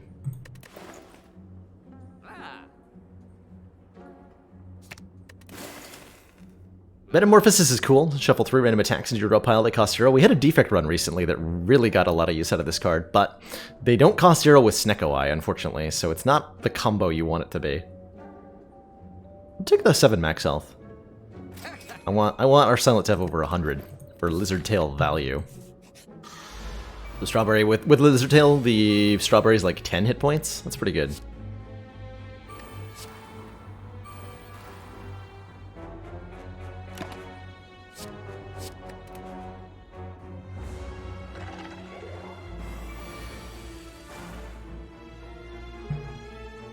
Man, I can't believe they're still releasing X-Packs for Binding of Isaac. That's crazy to me. Game is so old at this point. 126, we have the pendant ready. But I don't want to kill it. At least not yet.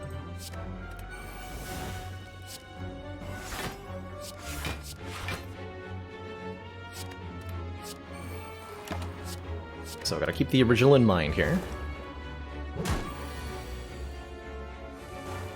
Go this one, this one, this one, this one. That's what I was talking about when I said Nightmare Nightmare Ritual Dagger could be some pretty fun stuff from time to time. You have 100 hit points. 69 gold for Red Mask. That's actually a lot of gold, right? This is double with membership cards, so we're paying 140, 138. Which means not buying a relic in the Act 4 shop.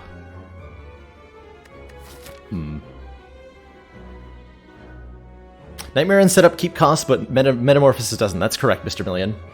It's kind of a case by case when it comes to how cost reduction stuff interacts with the Snecko Eye. Unfortunately, there's no general rule for it. I'm gonna say no. But that's a close no. Well, I mean, we can just Wraith Form through this combat. Or I can Nightmare the Ritual Dagger and play them one at a time. That works pretty hilariously well as well. Transient only sticks around for 5 turns. At the end of the 5th turn, it vanishes in a puff of smoke.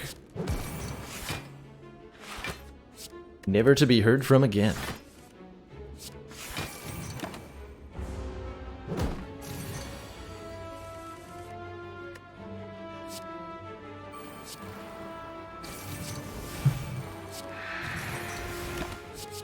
But every time we deal damage to it, it reduces its own damage by that much. So I can do this, yeah.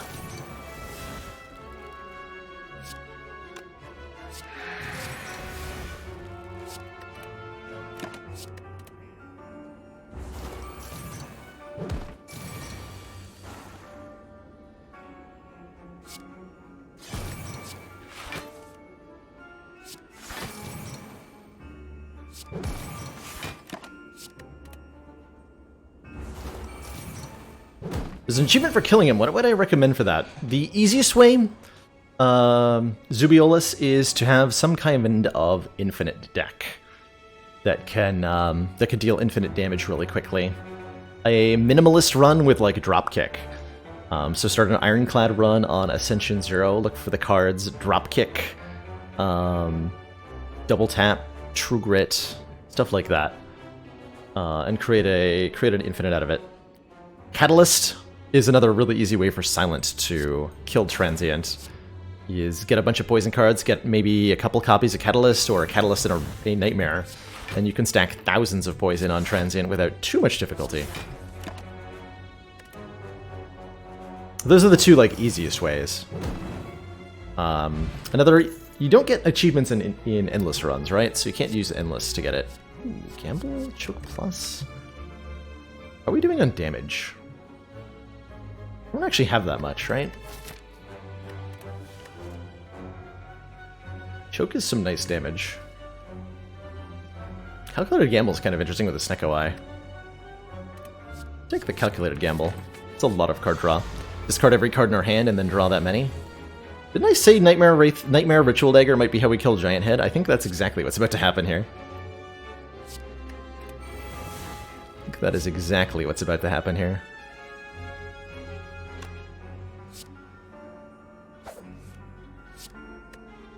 Let's play that first. Oh, we're losing the original though, because we don't have Retain. I'll just play it then.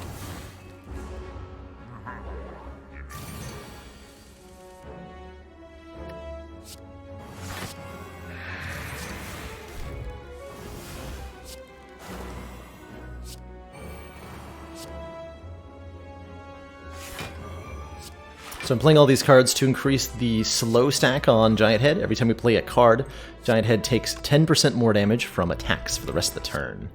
So we get to do that much damage with our daggers.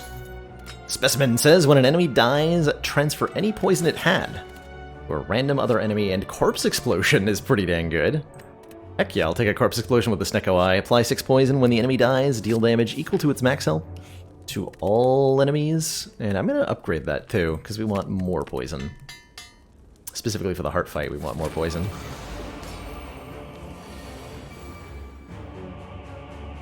Deal 136 damage. We'd like to end this fight. We would like to end this fight with the Pen Nib charged, and then this Ritual Dagger will be 146 damage, which will kill Spire Shield instantaneously.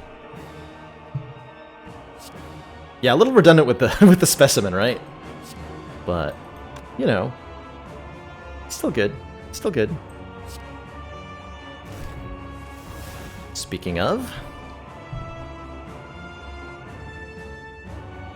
that's pretty juicy. That's pretty juicy.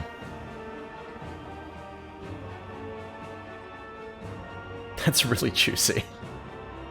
Dang. So it'll be Corpse Explosion, Ritual Dagger. Yeah, first phase is now over. So, boop. Boop. And we even put the poison on the Awakened one. Got him. Got him.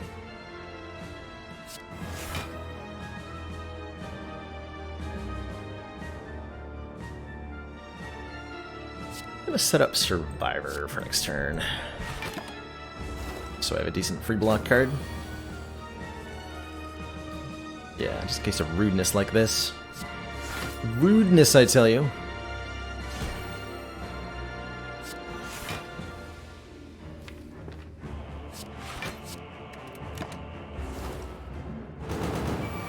Could have played Nightmare there. I decided against it. Definitely play... Laid plans. But I'm not going to play these Piercing Whales.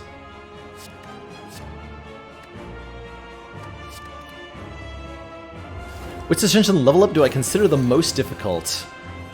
10 is a pretty big jump, but I think it's 17, 18, and 19 that are the biggest leaps in difficulty.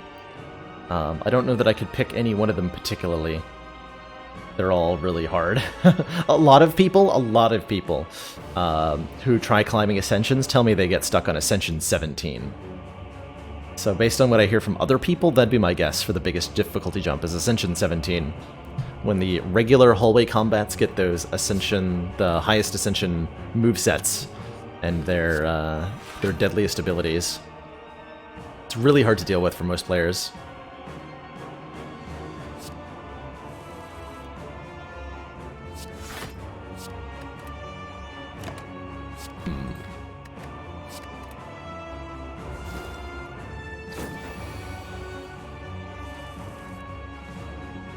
Hard not to nightmare that.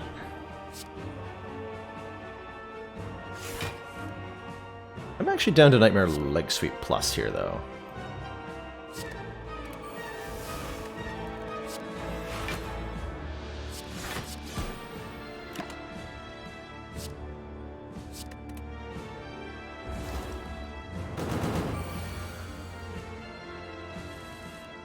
I think A20 itself is not a tremendous leap in difficulty.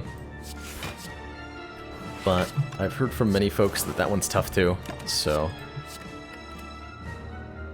it's fair. Especially if you're used to using potions to get through the boss fight at the end of the act.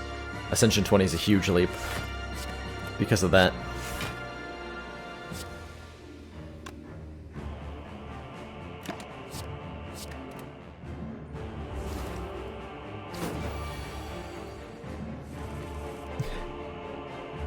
Keep working at it, Morweon. You'll end up being stuck at Ascension 17 someday.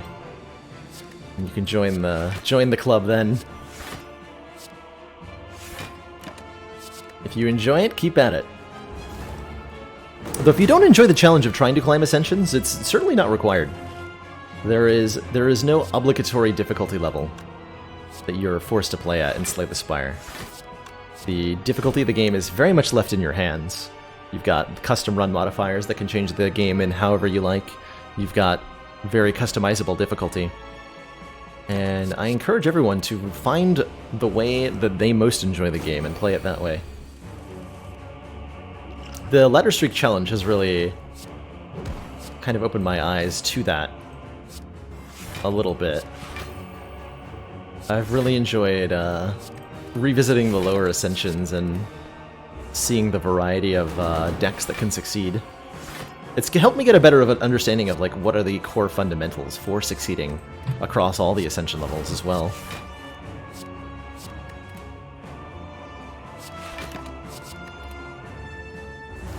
I've been having fun with modern characters? Yeah, there's a ton of them, right, Jupiter? And some of them are really wild. I particularly enjoyed the Bard when I played it. It's the one that sticks out in my mind.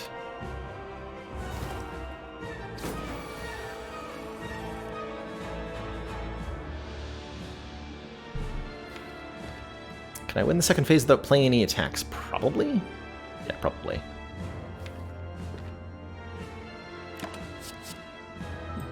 Fumes. We just gotta play Fumes and then block. So again, we want to end the fight with Pendim on 9 so that we guaranteed kill one of the Spire elites immediately. Means not playing Dash or Predator. It's a little tough. And we'll keep them in hand in case we have to, right?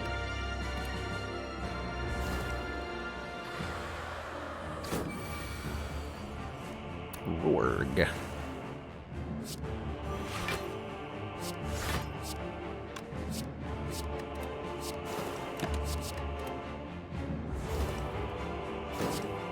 Remember correctly, I was going to write an Ascension climbing guide ages ago. That did not end up happening. I do still have my beginner's guide to Slay the Spire and my boss encounter guide. How's it going, Jessica? Hello! B44. There's a name I haven't heard in a long time. I saw that you were streaming yesterday. I was away on my day off, so I couldn't drop it at any point, but it's so awesome to see you hanging out on Twitch. Jessica the Munchdown is a... I don't want to say former Slay the Spire Slayer, but a long time ago, Jessica was one of the big giants of Spire. And she's been focusing on school and real life, but it's so nice to see her hanging out here. Slaying a Spire or two. Not last night, you didn't. I saw Spire slaying you.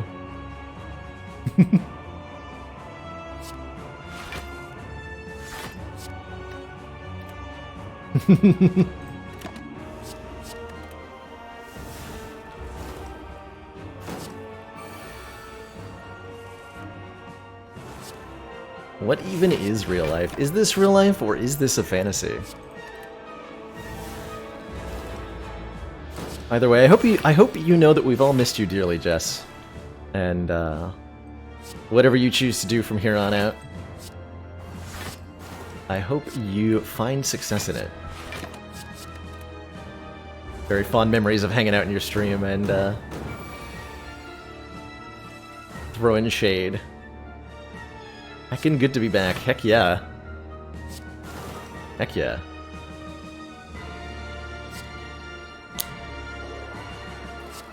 Still my artifact charge? You're right, that's right. Nothing in this fight does the thing. Whatever. GG, Awakened One. GG. Is the official founder of my channel. Please treat you with respect. You had a freaking founder badge. Man, I can't believe you were one of the first 25 subs of this channel. That's crazy.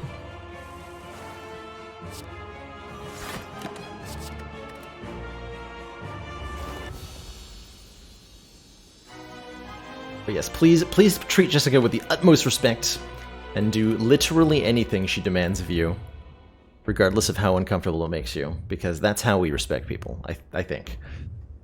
Deep pulsing dread can be felt throughout the room. Is this the fart of the Spire? The source of these fumes?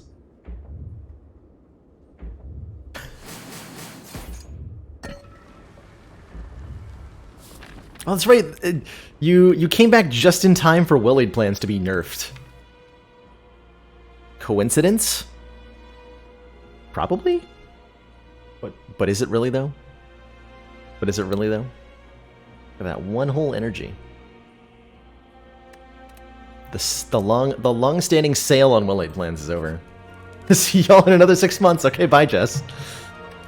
Toodaloo. Thanks for being here. I kind of want to rest just so I have full health. Because I like the 100. 100 out of 100 makes me feel good about life. But upgrading leg sweep also makes me feel good about life. So I guess I'll do that. Bouncing Flask. There's the kind of poison we need. Oh man. These potions though. So we got access to Duplication Potion, play a card twice. Good old Buffed Fairy in a Bottle, 30% of our max health, which is 30 hit points if we would die one time. Can I afford Flask and both potions? I can. Excellent. Lose the Strength, and I want to see what's in the colorless card potion. So we'll take these two. 2 gold left over. Optimum. Optimum. There's a pantograph in the elite. It's perfect. Oh, I got bad news for you, Spire Spear. I got real bad news for you. 146. My Nightmare. So that leaves him at exactly 14. So I have exactly enough energy to do this.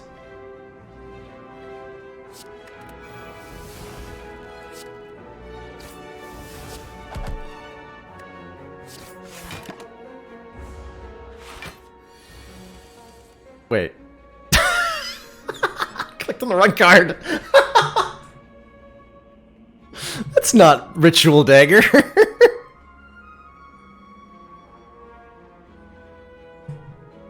I was like, wait, that's... Whoops.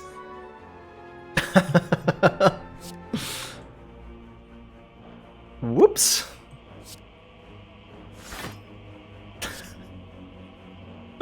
A20 players don't make me say, does this look like A20 to you?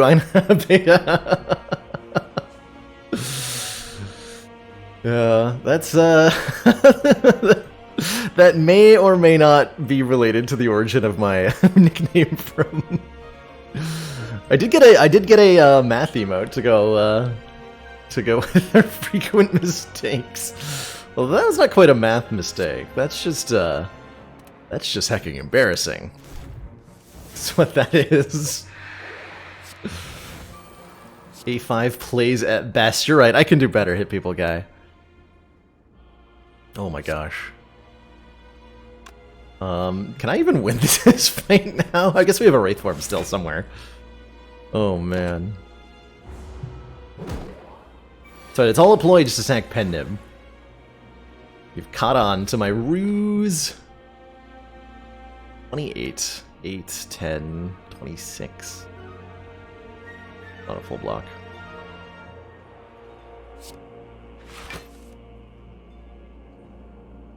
That's a full block though, right?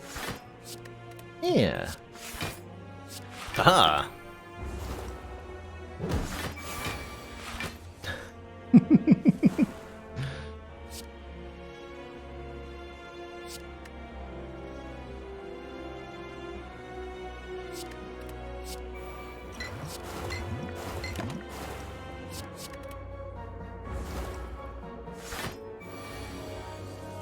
Needfully rude. The best kind of rude. I guess this does let us stack the pen nib, so this is going to work out better, ultimately. So is it really a misplay, then? It works out in my favor.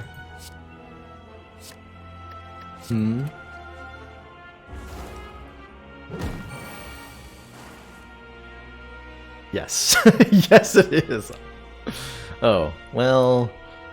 Okay, then. I guess.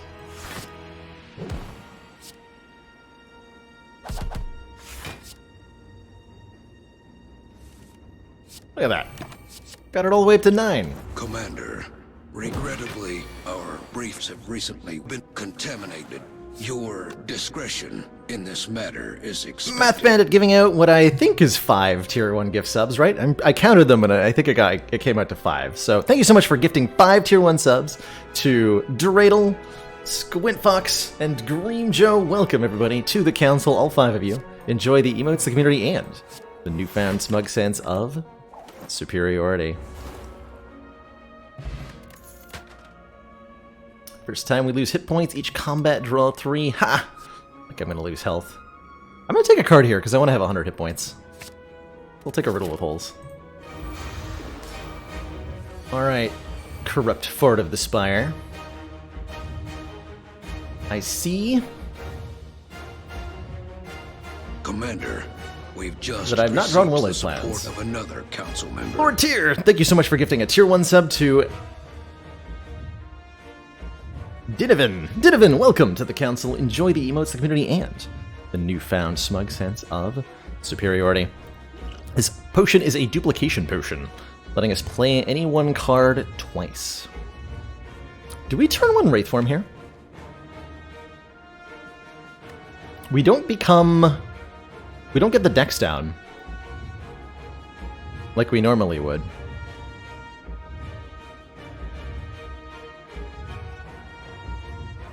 And we survive the entire first cycle effortlessly, and then we have a lot of health to block future turns.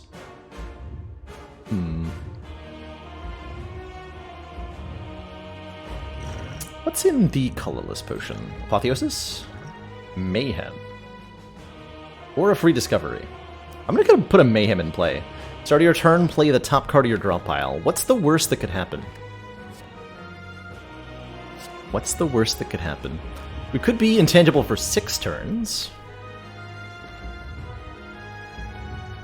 But why don't we have 2 Mayhems in play instead? That sounds way better. Sounds way better.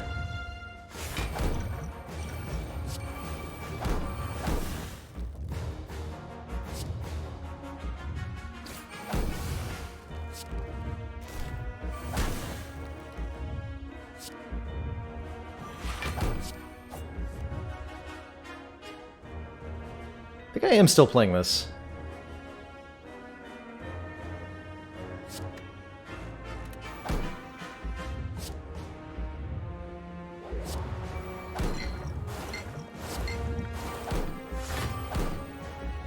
I have calipers?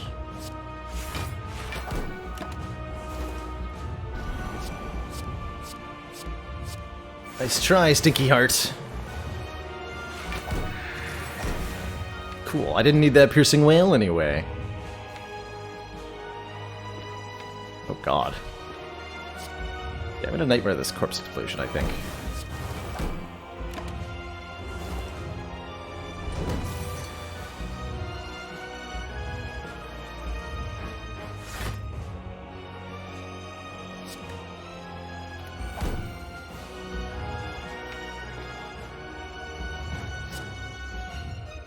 Take some damage here. It's fine to me.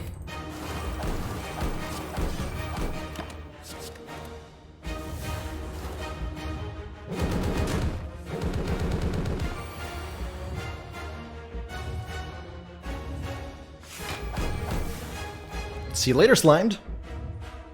I like it.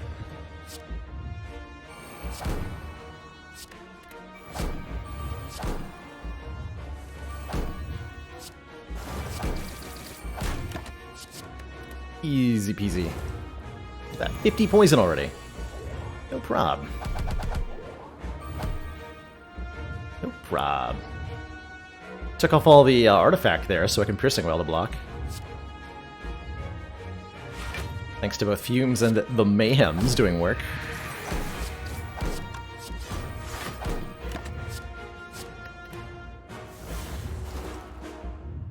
Where'd this silent go? Mayhem? Tips skull helmet thing.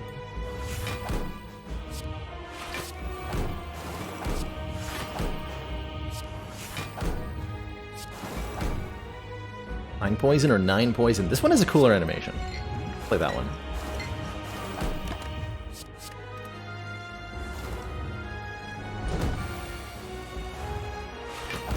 Got bad news, everybody. It looks like we're not getting lizard tail value today. And that is a tragedy.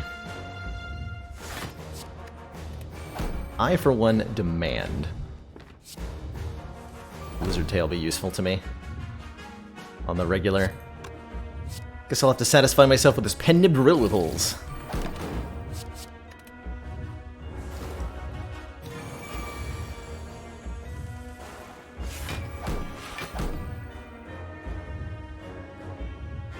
Can't you just die to use it? Just die. I mean, I'm trying.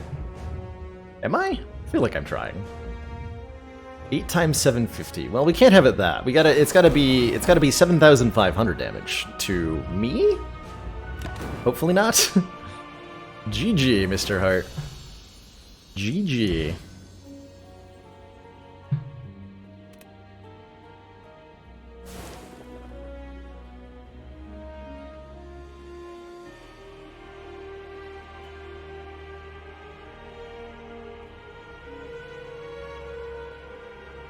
No tail value, no fairy value. Time to restart the climb. The fairy in a bottle does go off first. I think I still have an old command for that, right? Yeah. The old snizzard command. There's a clip of Panstastic showing off the interaction between fairy in a bottle, lizard tail. It's a very old clip, but still applies. Is there like a lore to this game? A little bit, a dove. Not a whole lot. The lore is that we're tasked with slaying the Spire by this six-eyed creature before us called Niao, who is the Ancient of Resurrection, continually reviving the same 3 adventurers, the Silent Defect, everybody who's climbing the Spire here. And when they start a climb, Niao, the same eyes we just saw, Niao here tells us that we were brought back and offers us a blessing in our attempt to slay the Spire. Niao seeks vengeance against the Spire for some reason that I don't know. It kind of falls apart after that. I can fight a lot of elites this act if I want to. Wow, what is this act? Fire, elite, fire, fire, elite, fire, elite, fire. What? Excuse me, what? What is this path? Holy crap. We can also go this way, and we hit 4 elites and 3 fires, or we can do 5 fires and 3 elites. Holy crap. I can take either an upgrade, 3 random pots, curse, or defect favorite, the boss relic. Boss relic. Actually, I kind of like 14 max health for a curse on this ascension level. I'm okay. I'm a lot more okay with a curse start before Ascension 10 when we don't have the Ascender's Bane.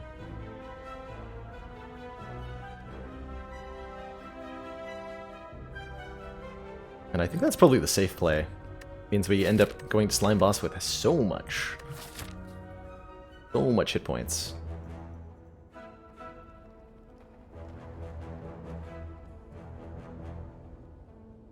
Tough call.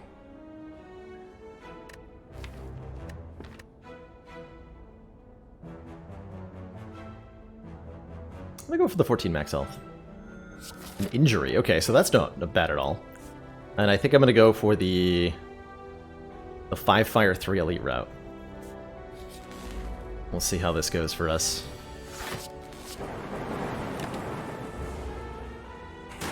Ow, my face!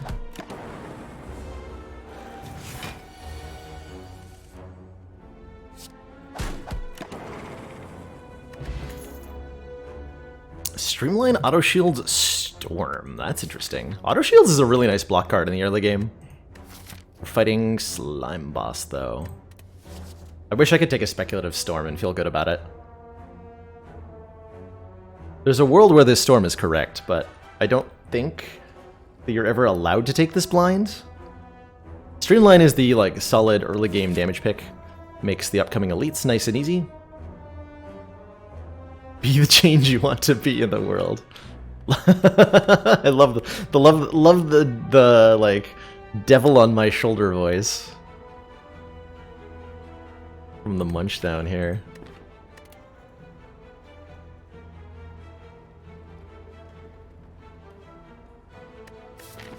I think with all these upgrades, take a auto shields. It's a literally block card.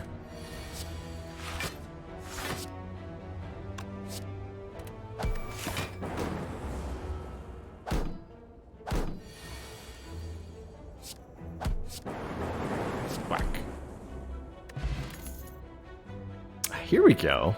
Fighting Slime Boss, right? So Sweeping Beam is pretty good. AoE damage. I do like a Rip and Tear as well. This is just like this is a really strong early damage card for Defect. And for the elites we're about to fight, I actually like that more than the Beam. Do that. Take the Golden Idol. 7 max. I could take a second injury. We could be on our way towards collector bonus on injuries here. Or I can lose 22 health. I'm not going to do that.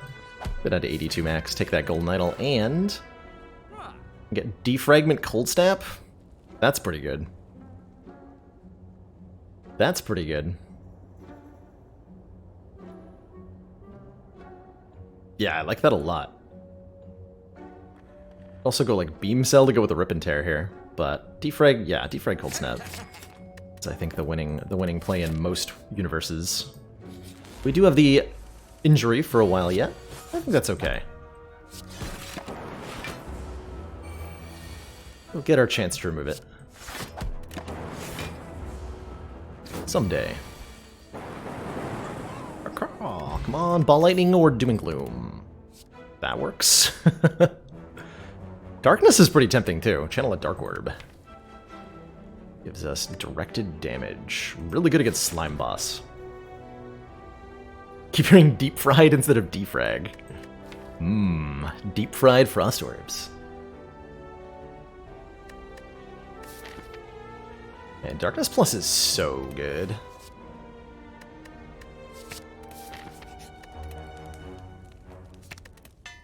Dark Orbs are massive damage. Especially against enemies that let you set them up, like this one here.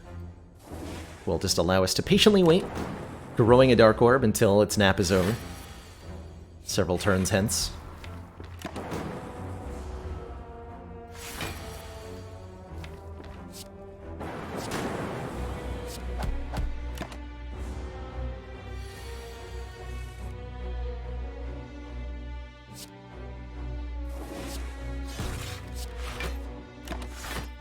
Bit of an ouchie, as long as we draw auto shields though, yeah, we're fine.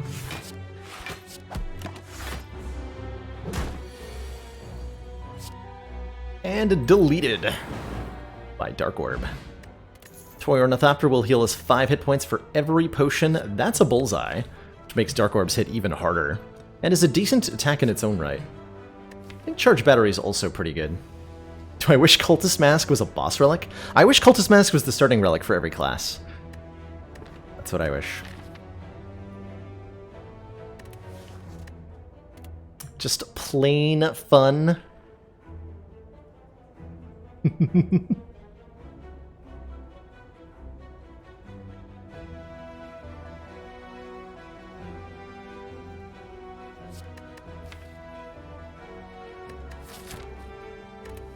Oh gosh. don't know if I want the bullseye or the block card. Take the bullseye. Gotta fight a gremlin knob, right? Yeah.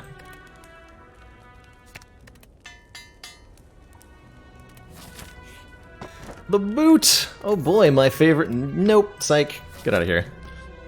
Dunked. There's a sapphire key in that chest, my god. The value. I'm gonna take the opportunity to upgrade auto shields here. Auto shields gets +4 block, which is a lot. Though it's not that relevant against these enemies. Nice job, lightning orbs. This turn. All the block in the world. Serpentine better? It's better.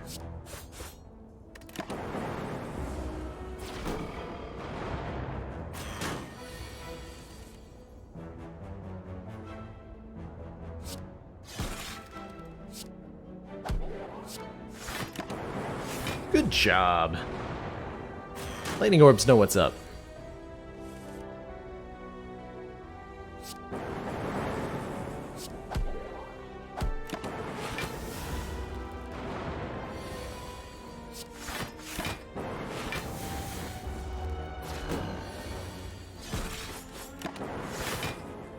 Strawberry, back to 89 max health, and a potion of capacity giving us 2 orb slots in a fight of our choice, and some more orb generating cards. I like Chill for more frost orbs in this deck, letting us operate on lower energy as well. Could upgrade it so that it's innate, giving us frost orbs on turn 1. Yeah, there's so many new potions that have just been added, and a lot of them got new art. They're so cool. I think my favorite one is the rare defect exclusive potion that channels a dark orb into every orb slot you have. And if you've not seen it, there's a new boss relic that doubles the strength of your potions, which is real cool. Let's upgrade Bullseye. Yeah, Essence is Darkness, that's the one. That's the one. Not even a Gremlin Knob. I'm almost disappointed.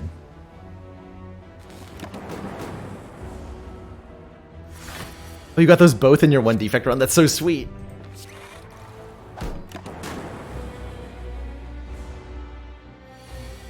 This Auto Shields Plus doing so much work.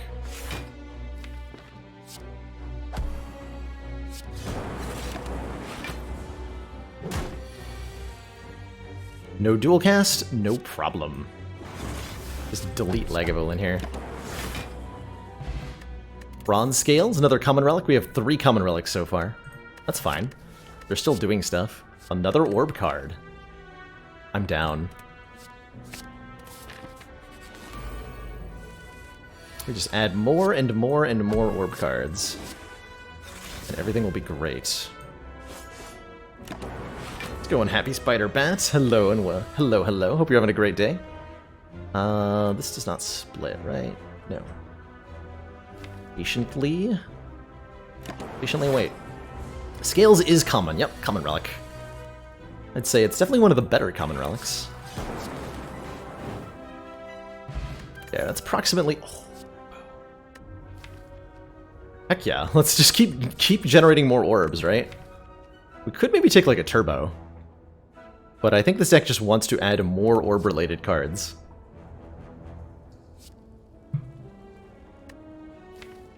Yeah, and then we want like a bias cog from the boss. We're gonna upgrade. At this point, we should upgrade dual cast. We have so much orb generation. Making this card free is gonna be good for us. That's my logic, and I'm sticking to it.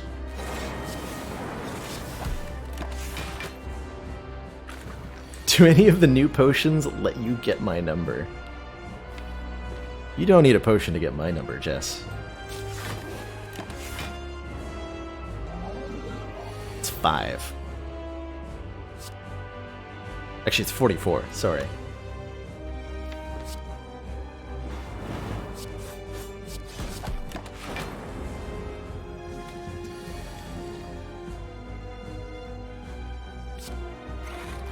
Let's see, 7 plus 4 is 11.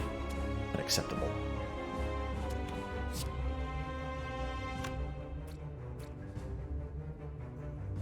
I mean, the Dark Orb's gonna hit whoever I attack.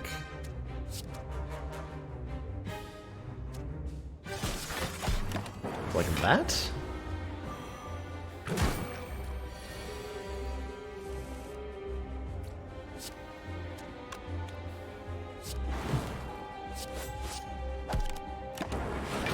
Poor slimes. Never stood a chance.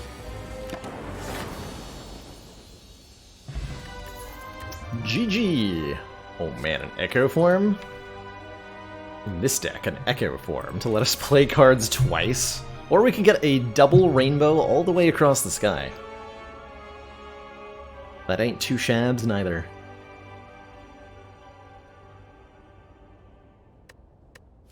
It's probably an Echo form, right? Then we just get a Snecko Eye and we win. What does it mean? Yeah, Echo form means twice the orbs, twice the scaling. Yoink.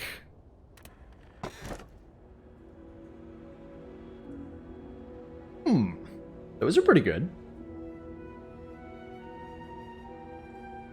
Those are pretty dang good. Black Star. Extra relics off elites is great. I think we struggle a little bit against elites right now in Act 2 as is. Ectoplasm is additional energy, but prevents us from getting gold, and we do have a golden idol.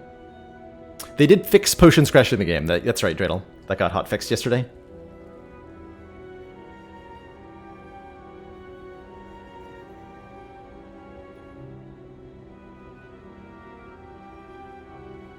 Do I think we'll get an ink bottle that changes color like the potions? I hope so. You should put that in the suggestions channel of the Discord. For Spire, because I think that would be a really cool addition. There's also a Runic Pyramid, which is the best relic in the entire game, if you ask me. And this is my stream, so I get to say that it is. And I'm taking it. You can't stop me. Always take the Runic Pyramid. Lets us line up some sweet doubled cards off the Echo form, too.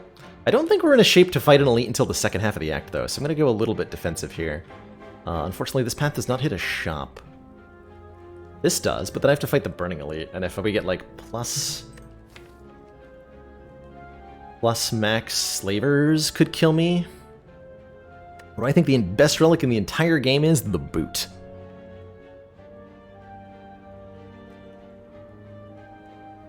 It's the Boot. Alright, well, I'm gonna go the shopless route, get 3 upgrades, then fight an elite over here. I'm not sure that's correct, but that's where we're at today. So we make room in hand, yes. 21? I refuse.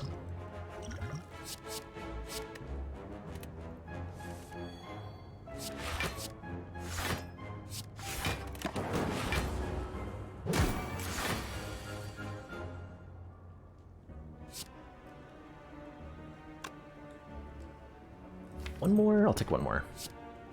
We should really upgrade this Echo form so that I don't have to play it on the turn that I draw it.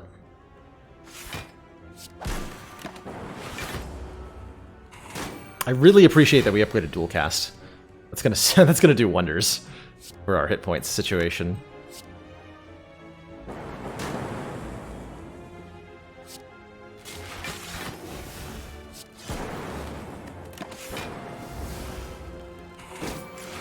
Especially if we pick up a self-repair or a genetic algorithm.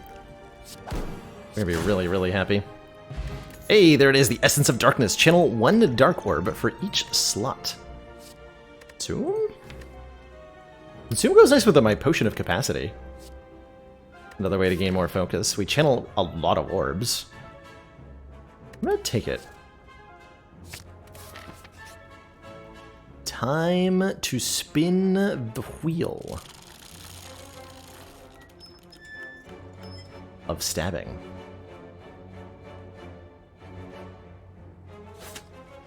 Ow. Thanks, guy. For that.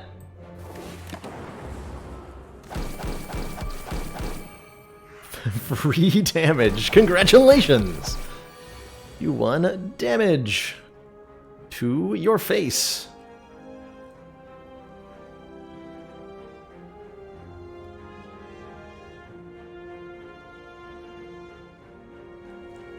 Ow? Again? This is like enough damage that I'm thinking about using Essence of Darkness here. It would kill the front bird. Not that good. I can knock one out of the sky, or I can block for 15, which is slightly better than knocking one out of the sky.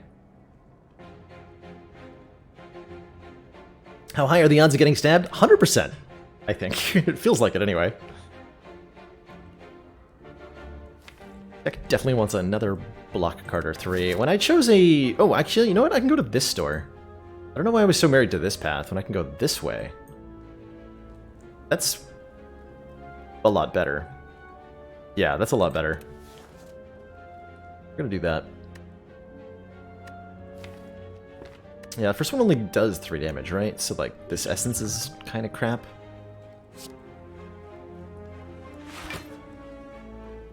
Fortunate.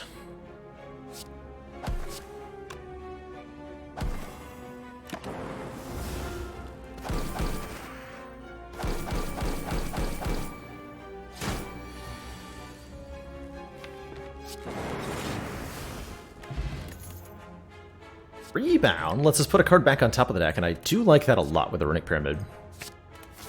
It's like a hologram, but different.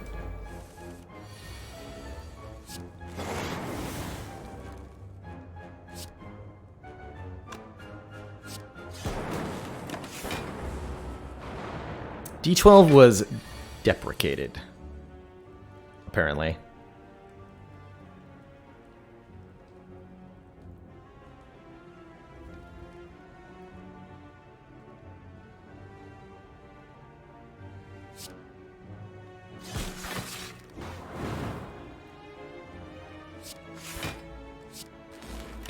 At least that's what they told me.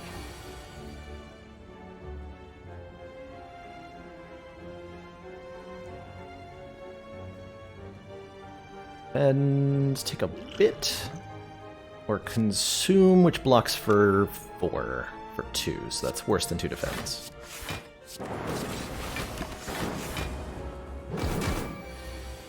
Okay, slowly but surely losing all of our hit points, like you do.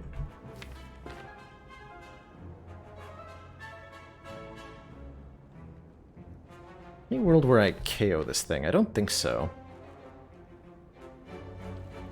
Really can't get Echo Form into play very often.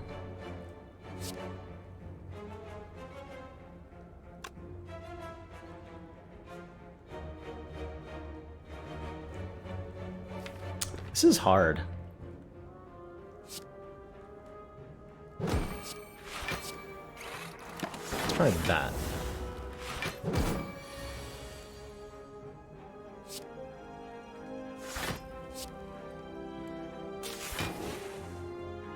Good.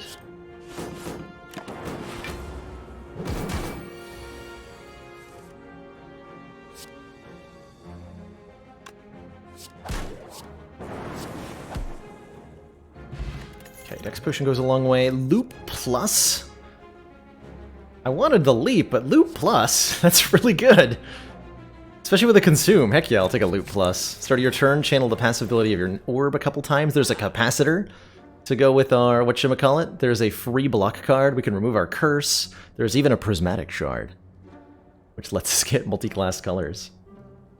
Could buy Ice Cream to conserve energy between turns.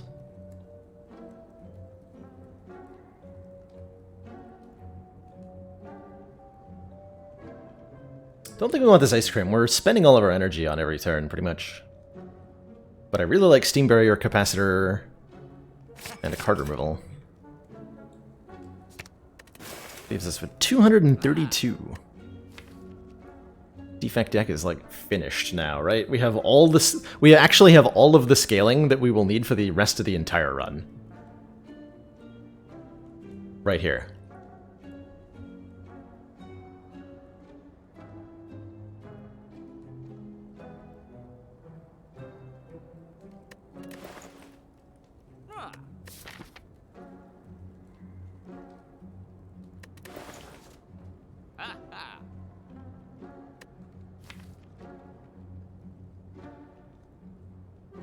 have only one viewer on your YouTube channel. That viewer is you. Glad you're enjoying it, Zinit. YouTube is a acceptable stream archive at the moment. I would like to revamp the YouTube channel at some point with something like edited videos, but that's far in the future of the channel at the moment. I have no experience with that and no spare time to learn. But it's nice to have a way to archive the stream permanently. Because Twitch VODs only last a few months, and then they're gone for all time. Yeah, this deck just needs some more energy now. I'm contemplating. Really just want to upgrade, like, Consume, Capacitor, Echo Form.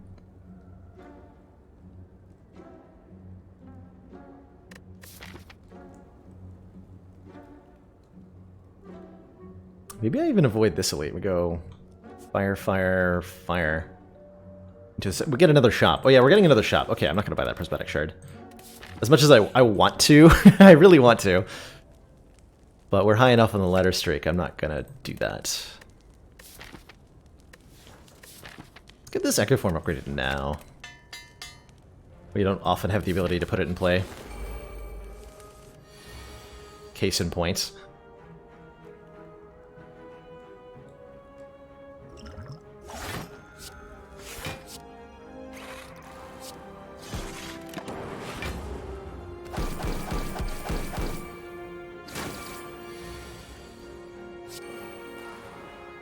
Sometimes we do.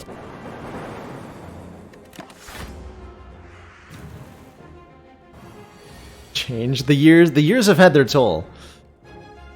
They have done a number on me. It's true.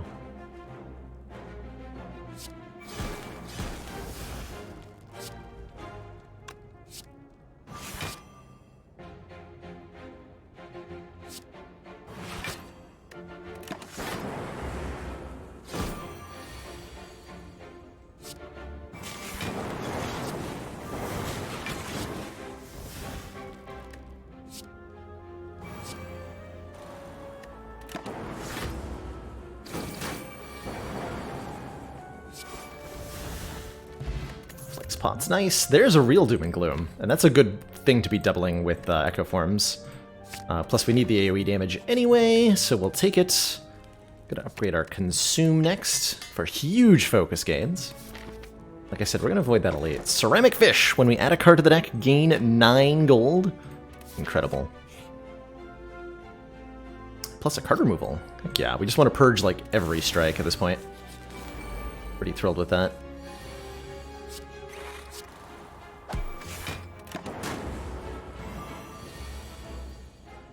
Not thrilled with this turn, though.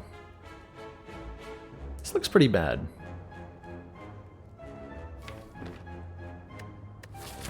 Well, I mean, this turn doesn't look that bad. Next turn looks atrocious. Maybe it'll debuff me again. It can do that on this difficulty level. Please? Oh. Oh no. Oh no. Ouch.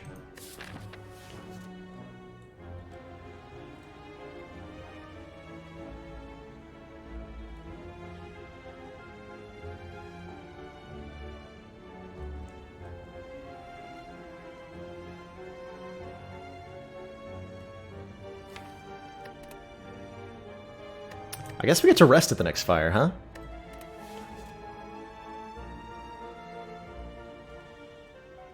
The best block I can generate is a +3 focus Frost Orb for 5, and then we take 19.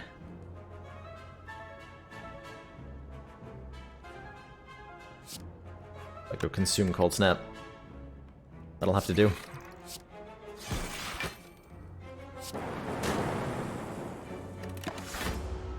Or 7. Excuse me. Math is, as previously mentioned, not my strong suit. Apparently.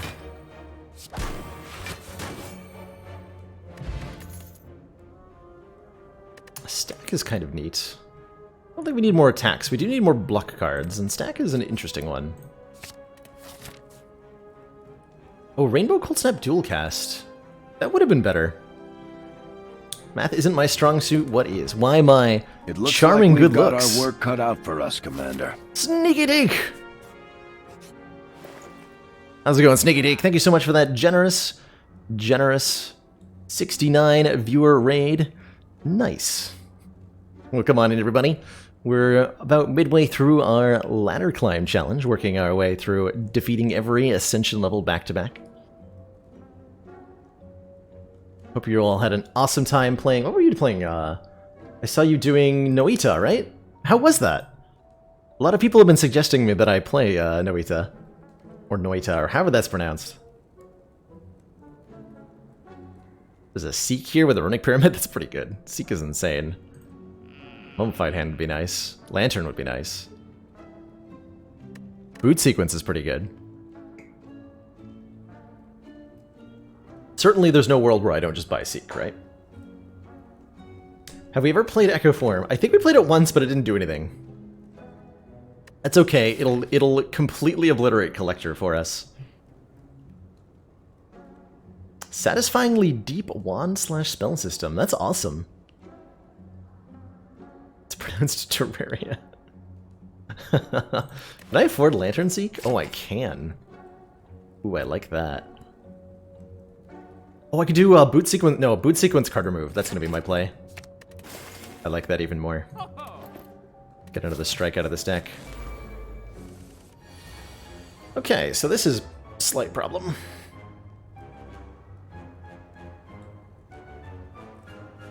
Slight problem.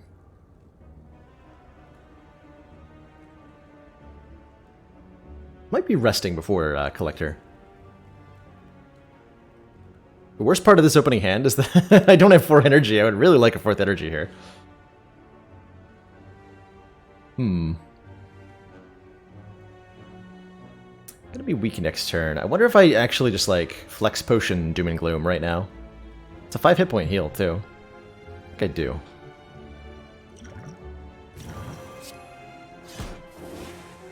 It's a bit unfortunate. I was maybe supposed to use Essence of Darkness. I was definitely supposed to use Essence of Darkness. I'm still going to. But I feel like I have to. And we kill the blue fellow. Interesting. Not what I would describe as going particularly well. But I think we've got a handle on it now. Yeah.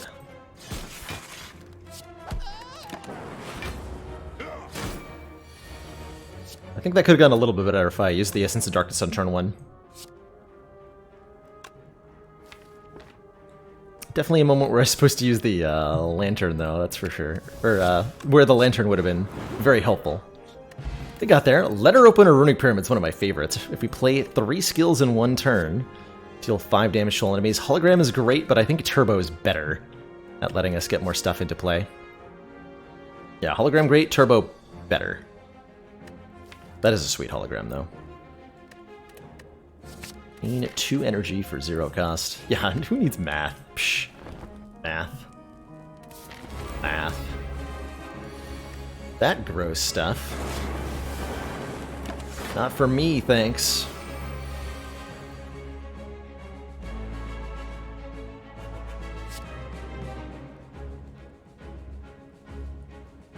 Okay, we're just gonna bite the bullet and play this.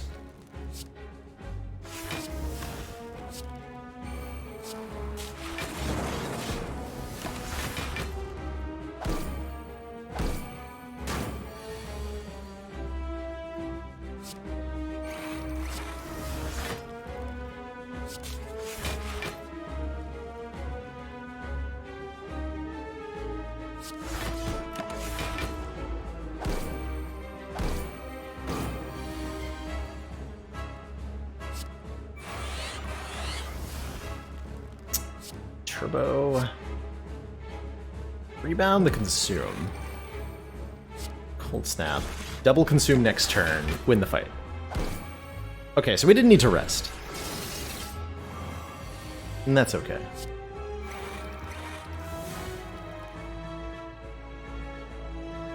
I forgive me.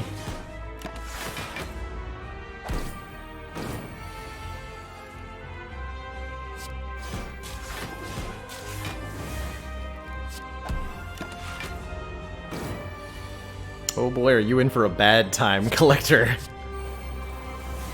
Oh boy, are you in for a bad time here.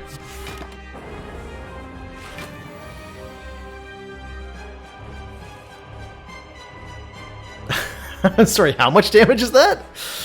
So Dark Orb does 158 times 1.5 times 2 is the front one does 474, and then the back one does an additional 132. For a total of 606 damage. Okay, bye. Oh, we only get one off. Well, fine then. Be that way. Be that way.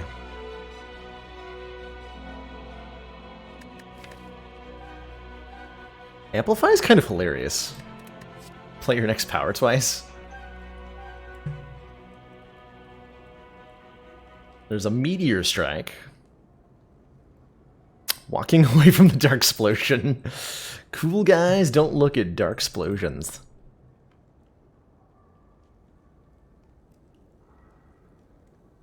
Do I have an emote combo that'll work for this?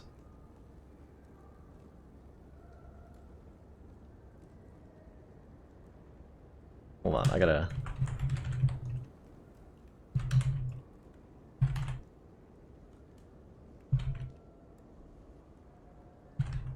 Damn it. Never mind. Do I want any of these is the real question. So you must look at Dark Explosions all the time. Ooh, savage. Savage.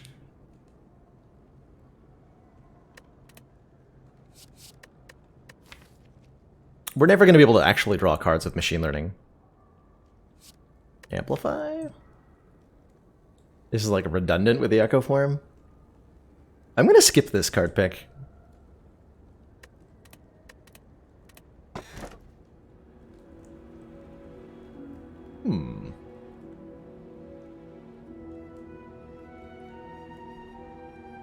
Interesting. So our options. Runic Dome. Gain an energy at the start of our turn, but we can no longer see enemy intents. Frozen Core. If we end our turn with any empty orb slots, channel a Frost Orb. Or start combat with a Plasma Orb in play. Which gives us 1 energy per turn, and when we evoke it, we gain 2 more. Do we even need to see the intent? We need to know when it's safe to play the Echo form. This might have to be a Runic Dome. I do appreciate the additional energy generation in a big way. Frozen Core does some interesting stuff. Free Frost Orbs is a big deal in a deck that doesn't generate them very easily on its own. And we can gain more orb slots, so like we can get a lot of free Frost Orbs.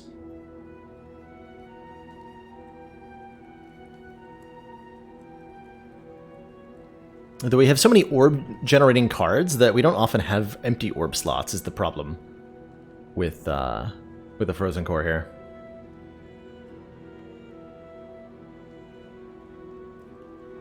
I have no idea if this would be a good Frozen Core or not.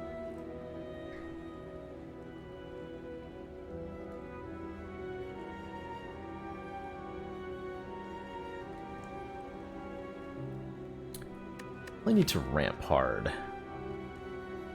Neat thing with the Frozen Core is it's kind of like extra energy in that it lets us spend more energy on scaling because we're getting the block for free.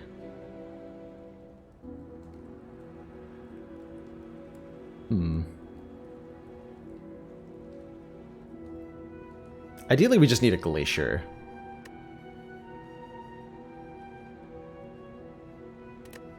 Yeah, it's also a block that you can theoretically gain on turn 1. I'm gonna take the Plasma.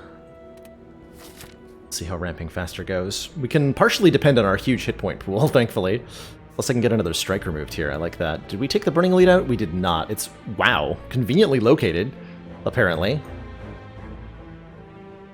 as late as possible. The 48th floor Burning Elite in a convenient routing. That's generous, Spire. Spire did not need to be so generous to us. We can take any route we want through the start of the act, too. Nice. Go back in time, pick the floor 1 storm. It's true. We've been regretting that choice ever since. Third relic from the right. Toy Ornithopter heals us for 5 every time we use a potion. Oh, gory. Or wait, or you might be looking at the ceramic fish, actually, because I can't do left and right. Your left, my right. Whenever you add a card to the deck, gain 9 gold. Sorry, I'm playing you probably can't see this from my end, but OBS is mirrored, so everything is actually reversed left and right in Spire on my end of things. It makes it really hard. Like, we're being attacked for 61 damage here, and that's really challenging to deal with. I think I just play the rainbow.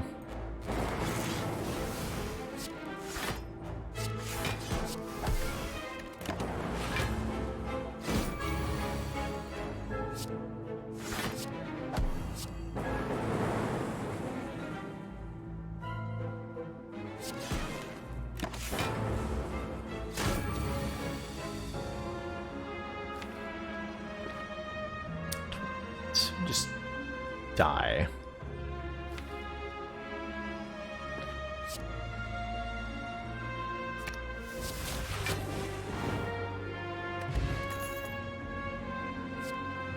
Storm is back, as is Doom and Gloom. We did take the actual Doom and Gloom. I think I want that. I think this is a skip, even though these are all upgraded. How many powers do we actually have? 1, 2, 3, 4? Do I like lightning orbs? Not really. I'm gonna skip these. Give me a glacier. Not too late for a membership card. I think a charge battery and a defragment are both excellent as well. I can afford both of them. Do it. How about a gambler's brew? That's also excellent. Cool. Almost 5 years, good lord, that is a long time. Holy moly, hit people guy. That is a long time.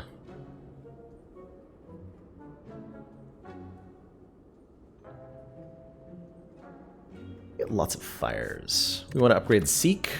Probably Turbo, too. Defragments. Yeah, we have a lot of upgrades we want. I go low relics on this run. Give me a relic. Tori! When we receive 5 or less unblocked attack damage reduces to 1, that'll help a lot going into the heart fight. I've been on Twitch longer than you've been alive.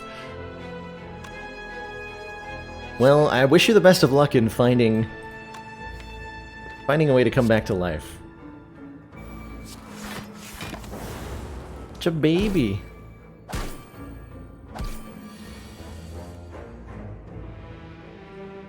Baby Teakster. Ow. I block any of this? Hello?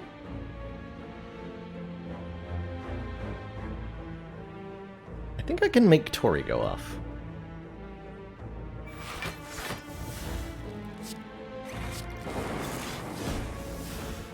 Yeah, just barely.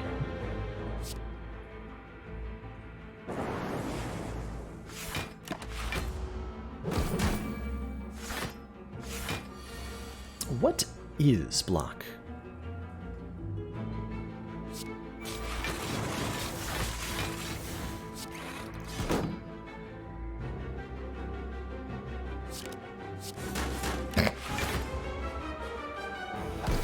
I should have seen that coming.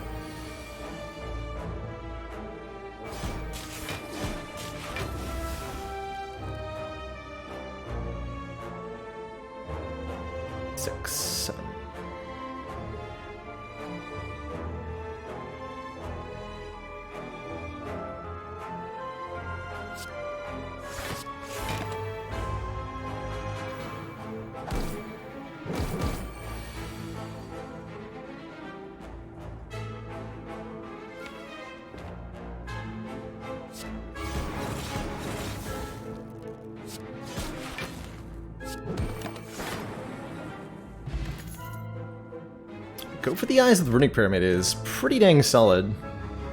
We do have artifact removal in the form of Bullseye, so I do like it. We'll grab it. Especially the way it combos with Tori is nice. This fight might actually just kill me. Transient sticks around for 5 turns. During each of those 5 turns, it does immense damage. The end of them. Oh, this is spooky. Bullseye on top. We do get to 4/16, so we're 1 off. We have to play that too. Need some orbs, and we need them now. That is definitely one way to do it. Do I just, like, die, though, if I play Rainbow Bullseye? Pretty sure I have to Gambler's Brew. That's a little bit better.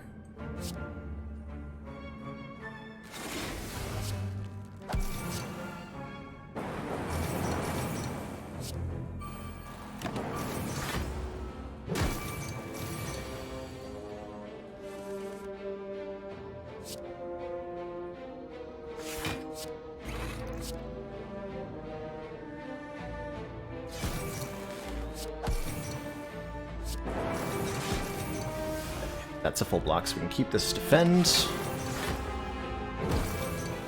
Save me, Loop. Darkness, Doom and Gloom will do enough damage that we're okay. And then hopefully Loop Lightning Orb does a lot here. This does not look like a transient kill. It does not, but it does look like a transient survived, which is fine with me. Wait, is it? We don't actually get to evoke this Dark Orb. Stack is here to save the day. Alright. That went okay. That could have been much worse. Duplication Potion is very strong, and so is a Reinforced Body. So is a Static Discharge, too, but I think we want the Reinforced, as we are struggling to block a lot of the time, and that'll do wonders for us. So that's the hope. I think I go this way? Yeah, let's take the Reinforced. And we need to upgrade Seek immediately. Okay, Giant Head should give us enough time to, like, be okay here. I'm even gonna hold on to this boot sequence, and just take one with Tori here.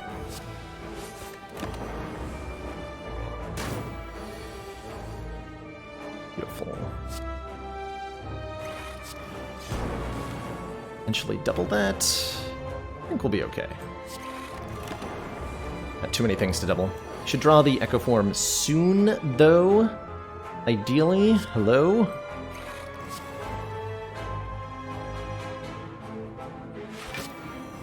Room in hand here.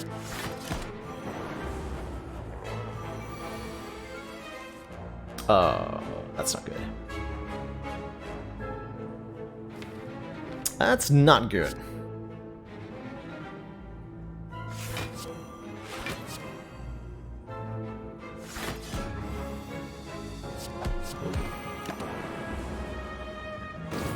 So we're on to the big hits already, and we have not seen either Seek or Echo form. I might actually die to this guy.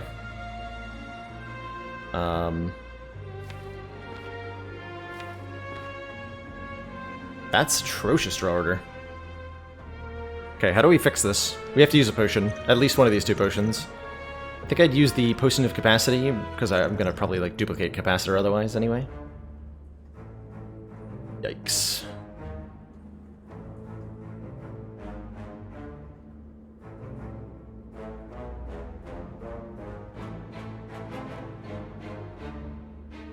I think I want to evoke this Plasma Orb this turn. Ideally, I want to get a Frost Orb in front, so we can do better blocking. So that would be what? Cold Snap first? Then...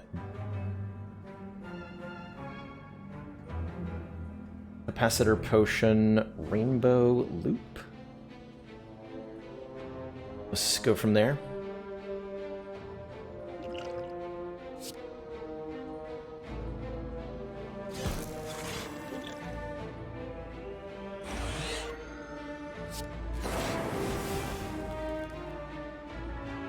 So we're blocking for 16. We need to block for 24 more.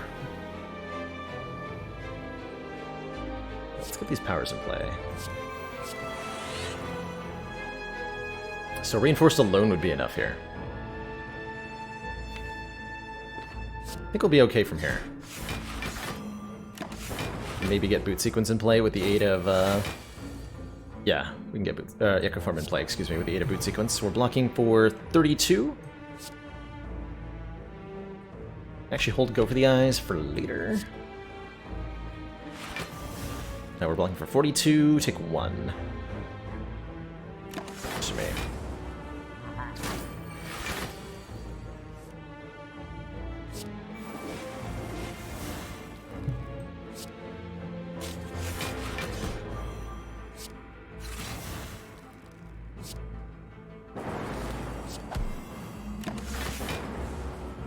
Okay, we're fine.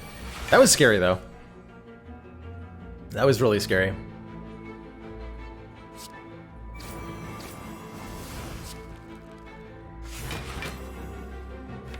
Want to seek for...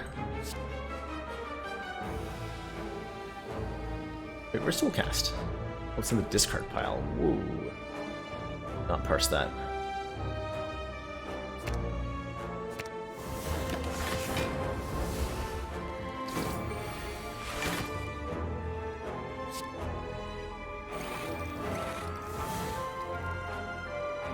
Block.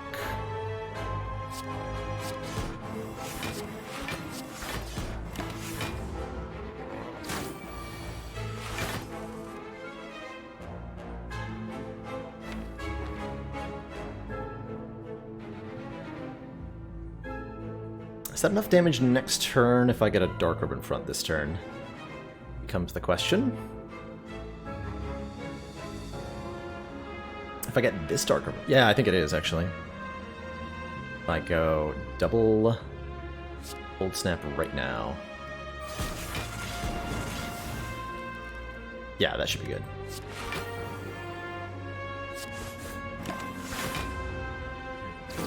Start 26, we go Ball Lightning twice. Oh, dual cast, even better. Got him! Okay, kept most of our health, and we get the Eternal Feather, healing us when we enter rest sites, which is going to mean we're probably going to be at full health for Donu Adeka, and that's really good. Take the Defrag Plus, because it's offered to me. Mind Bloom got nerfed recently, a little bit. If you take the Fight a Boss option, you now only get 50 gold, 25 if you're above Ascension 14, 13, whatever Poor Bosses is. So a bit of a nerf to the gold here. Upgrade all with the... If I hadn't just found the Eternal Feather, I might legit consider upgrade all here. And I don't need a full heal because we just got the Eternal Feathers, so we'll fight a boss, get a rare relic. It's going to be Guardian, who will hopefully not kill me.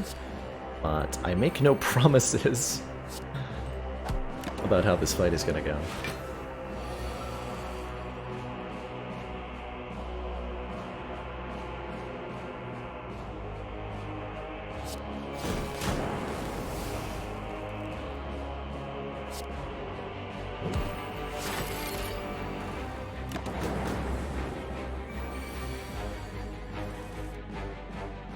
Behold the orb! For it is the source of my power.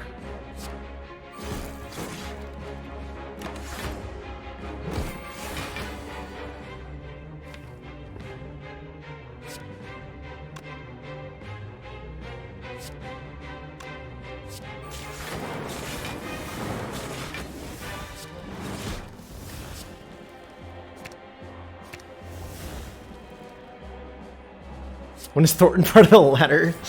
Thornton's always been part of the ladder, in our hearts.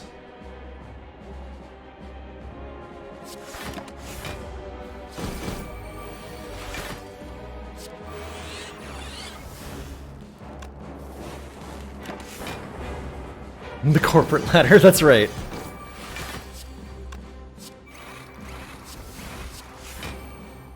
Am I supposed to damage my opponent? That feels like cheating. How would I do that? I could just do this instead.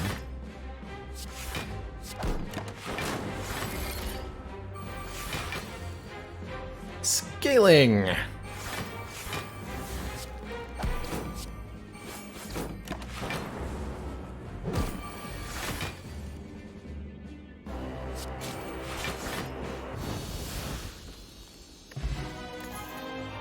Has calipers would be good here been called yet? Because we now have calipers. Sort of our turn losing 15 block rather than all of it. I do kind of like another go for the eyes, TBH.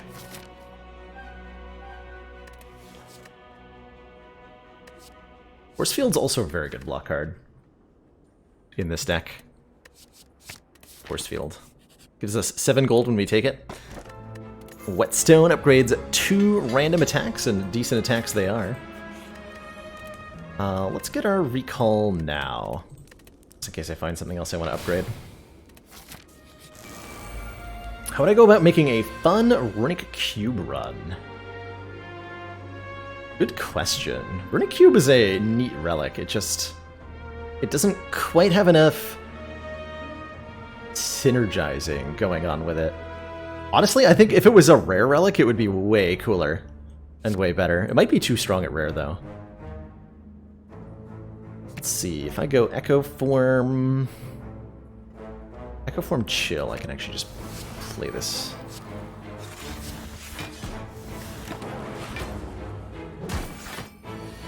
Ironclad could use, like, either a couple more cards that inflict self-damage. Although with existing mechanics, without changing anything, a really cool way to make Runic Cube good would be start with Runic Cube, start with Tungsten Rod, and start with like 2 copies of Bloodletting, which is a card that doesn't get a lot of play normally on Ironclad, but is extremely good with the aforementioned things. This looks like a bad turn for us.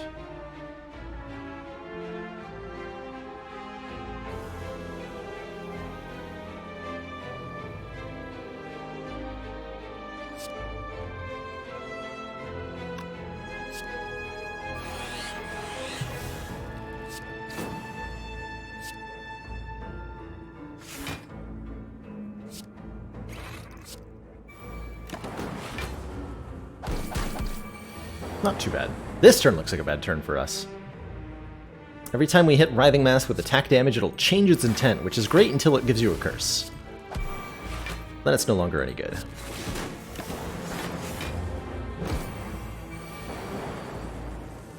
Oh, did I do a status run? I did not.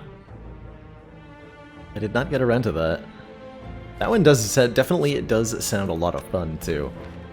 So we're gonna just change your intent. It'll be fine. It'll be fine. Yeah, that's perfect.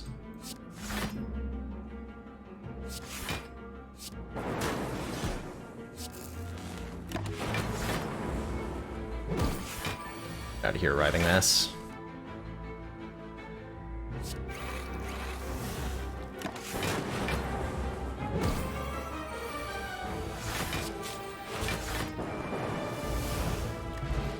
Blessing of the Forge. Upgrade all cards in your hand for the rest of combat. We could use that to get something important upgraded if we find ourselves in a situation where it's not. Ooh, Cool-Headed versus Loop? My 2 children. You forced me to choose here?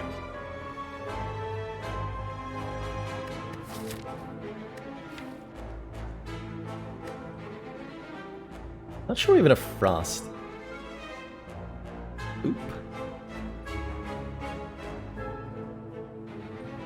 So many powers to duplicate. We're fighting Awakened one, right? No, we're fighting Donudeka, okay.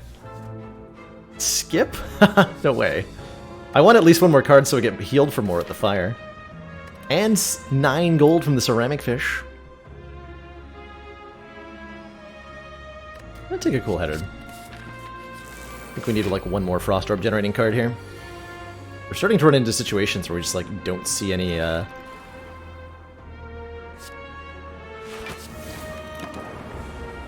orb gen in turn 1 or 2.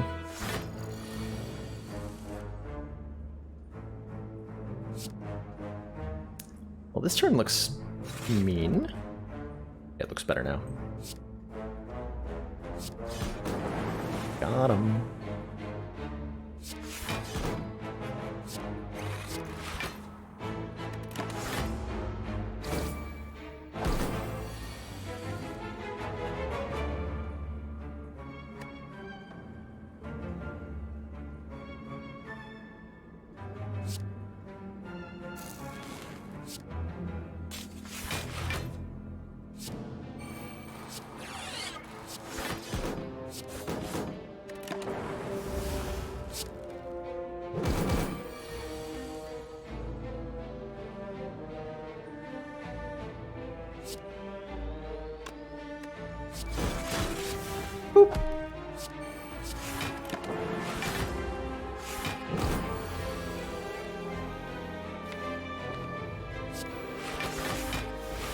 Did we find that new Watcher Relic? We haven't. I did get it.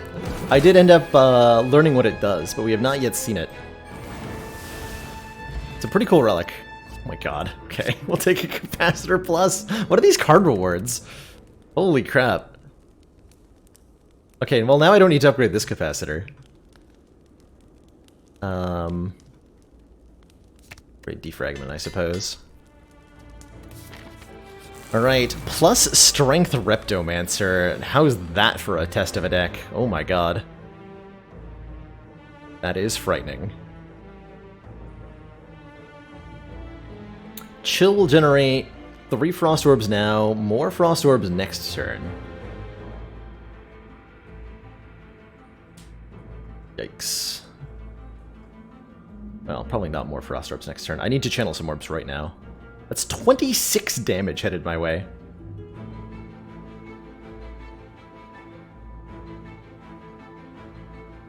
Wouldn't Upgraded Chill be good? Upgraded Chill is innate, so it'll start in our opening hand. At this point, it doesn't do anything different. And we got it in the, we got it in our hand on turn 1 anyway, in the fight where it would have mattered most. I think we go Rainbow first. Dual cast this Lightning Orb. And then we can full block with Boot Squeakwance. 1. Next turn I'll chill for 3 more Frost Orbs, and that'll guaranteed kill this dagger. And we're fine. Oh yeah, we're fine. We are so fine. I don't even know how fine we are. Oh, rip auto shields, though. Wonkas? Kill that digger.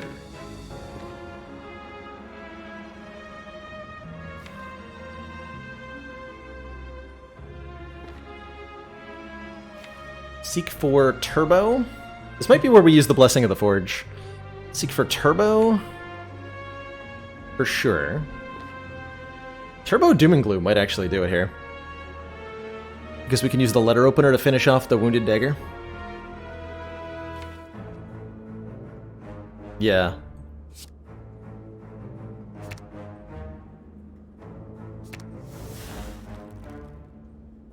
But I think we need the extra energy, so I'm gonna Blessing of the Forge here.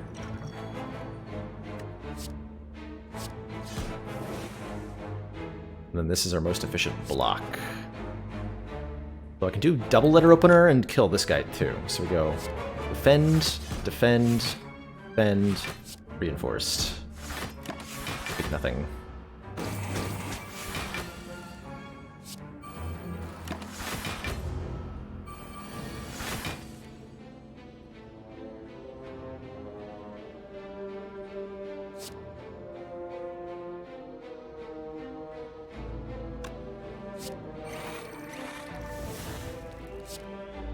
Ascension 18, yeah, that's where she gets nasty. And starts doing 2 daggers per turn instead of 1.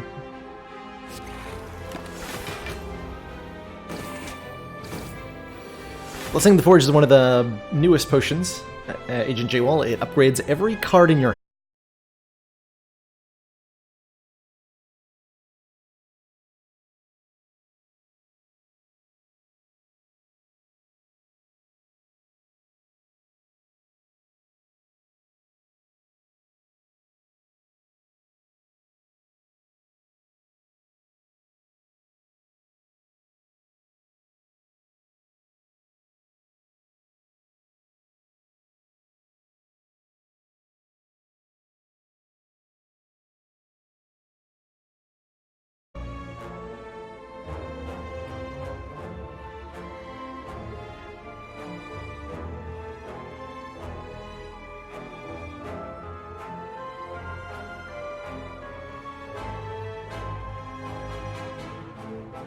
we're back. Definitely didn't just see me checking my phone during the outage. I'm like, well, I might as well take a break, right?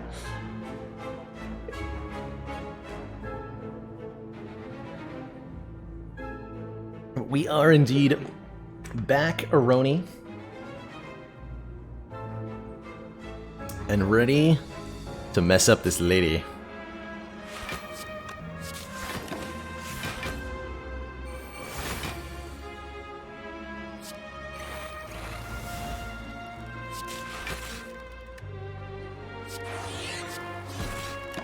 I don't think she can hurt me anymore. Oh, we have calipers. Oh god, yeah, we start to get into degenerate places. Don't we?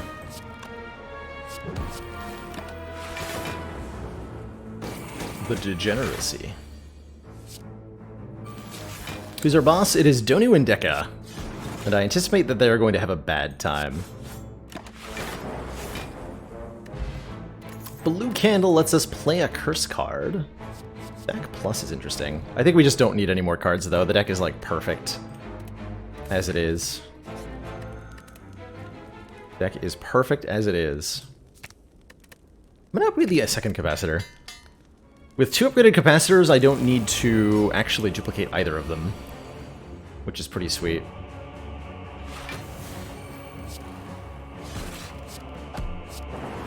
The energy from that little thingy. We can take a lot of damage here against Onuneka. Eternal Feather will heal us to full after this combat, no matter what. So there's not a lot of loss to taking some damage here, which is good because I don't have the ability to duplicate anything. Anyway. We sure have a lot of orbs, though. Sure have a lot of orbs.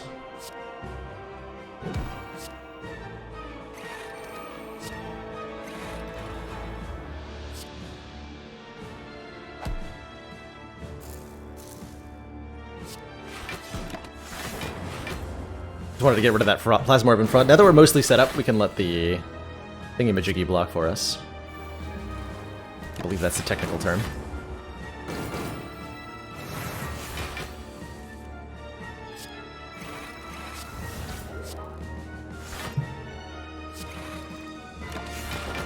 Yeah, we're pretty fine now.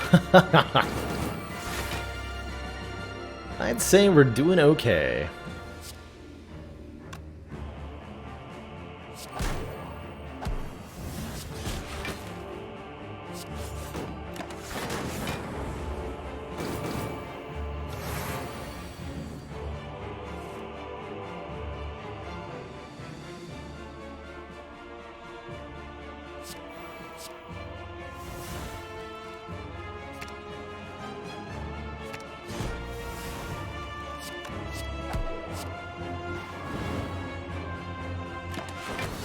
Say we're doing okay. GG. To thump a deep pulsing dread can be felt throughout the room is this. The heart of the Spire is this. The source of this evil is this, where we will finally drink the fruit juice. No one truly knows.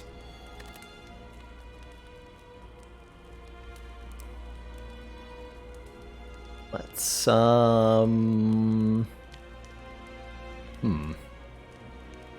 Wait, turbo.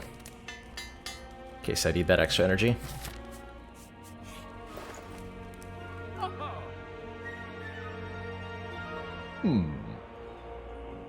There's another loop here. What does Strange Spoon let me get back?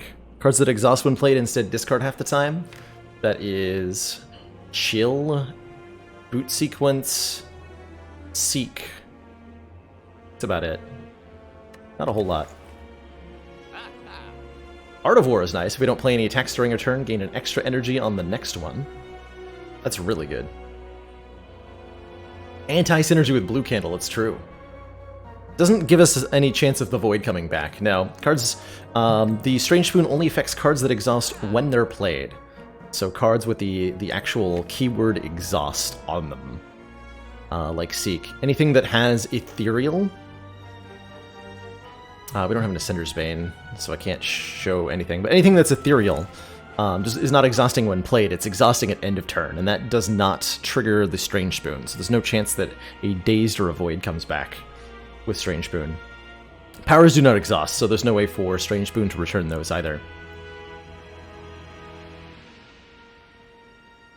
You got Strange Spoon, 50% chance for the stream to come back up immediately. I like that. I'll take 2. Do I want a Dex Potion or do I want to remove a Strike? I want to remove a Strike.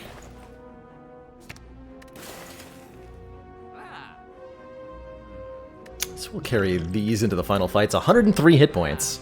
That's a lot of hit points. But how does this fight go? Poorly? Poorly feels like the answer.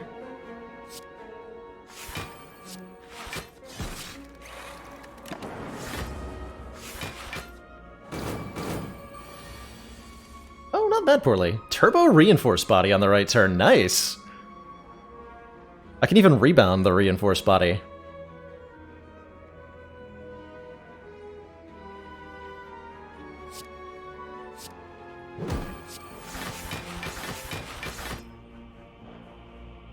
Pretty good.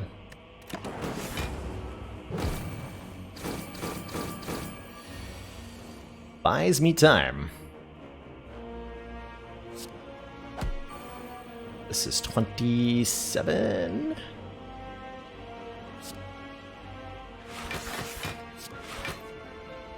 One?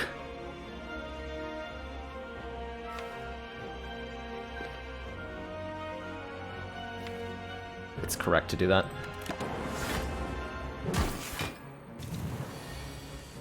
Can you guys, like, let up for just a moment? Just very briefly, please, so that I can set up here. Please? Hello?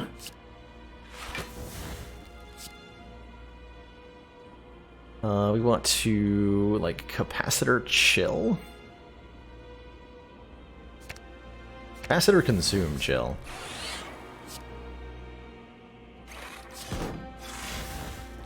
We're looking at how much block?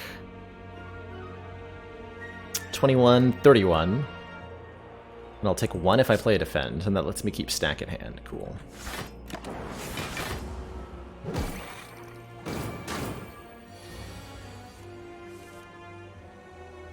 Beautiful, in fact. Look at this auto shield's value. What is that?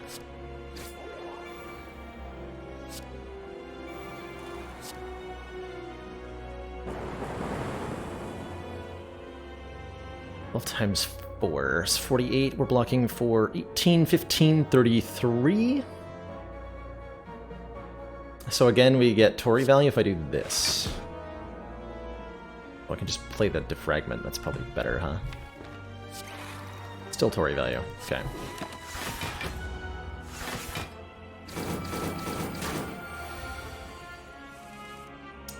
Help! Help, I'm dying.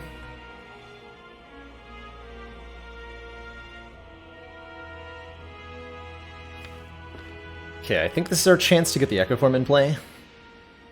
We defragment and then Rainbow. Get the energy from Rainbow back. So we have 5 energy, then I can Echo Form Stack. Stack is a lot of block right now. This is 20 currently. And none of these cards go to the discard pile, so it's going to stay at 20. Rude. So we go defragment first, Rainbow second.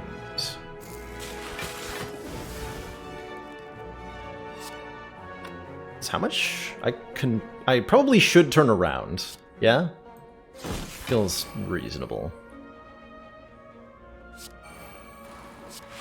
Okay. We should be good now.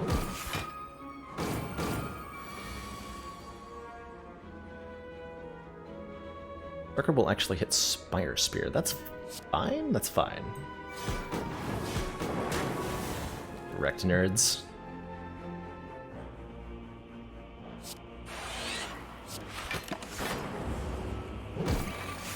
Fight.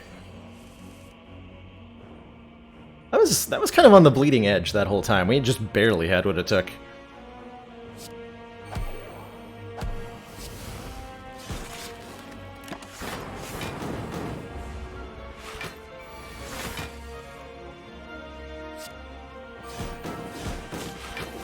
Any counters I want to line up? No. Okay.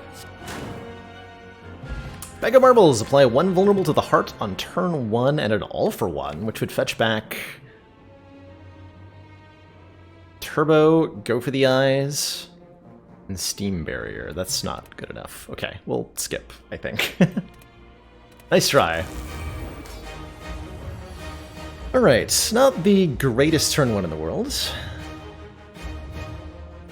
Turbo is nice. Auto shields is nice. I'm just gonna like lead with defend and defragment. And then next turn could be really scary, but the good news is we have 100 hit points.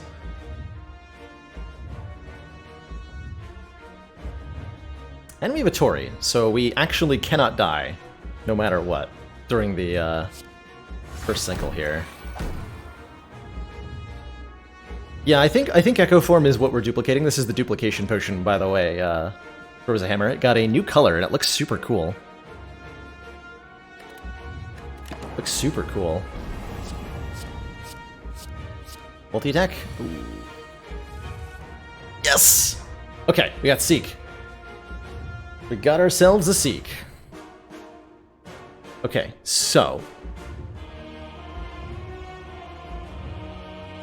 we're gonna take a ton of damage on this turn, but that's okay. Because we're gonna win. Basically, immediately afterwards. I will auto-shields first. Play boot sequence 2. I already have Turbo in hand, so I'm going to seek for... what am I seeking for? Definitely Echo Form. And then whatever I want to duplicate with the Echo Form, going to be Consume.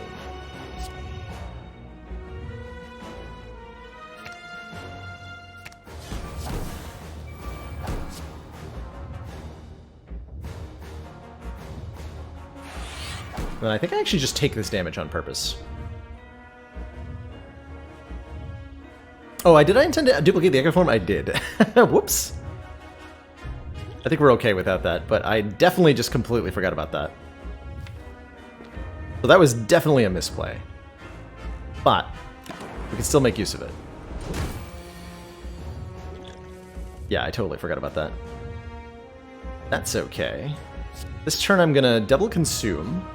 And then double Capacitor with the potion. I should have been able to just play them both doubled. We'll be alright. I'm just gonna let this hit me, because we have Tori.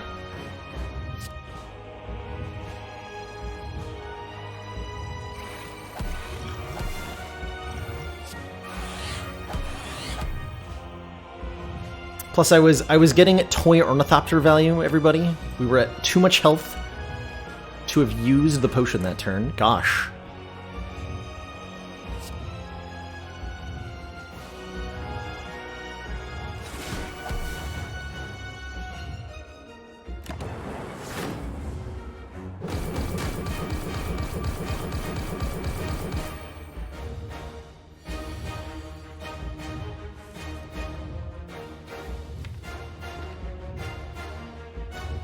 Okay, things are getting a little sketchy from here, though.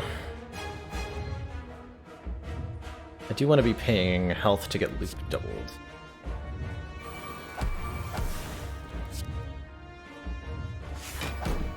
This needs to leave my hand. I don't think I want to double this. Or we're not going to have the opportunity to.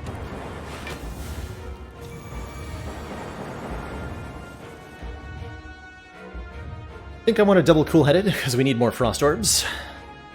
That costs us 2 hit points to Beat of Death, but that's fine.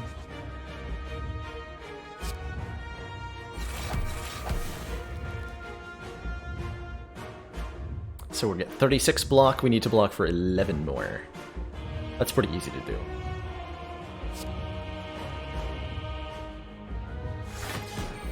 Next turn's actually not scary because of Tori. Strip these artifacts. Let's actually just turbo. Get some real stuff going here.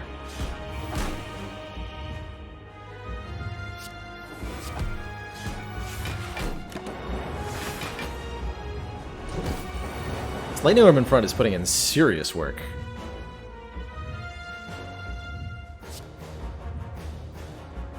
I'll double that. Not even the most efficient, but it doesn't matter anymore.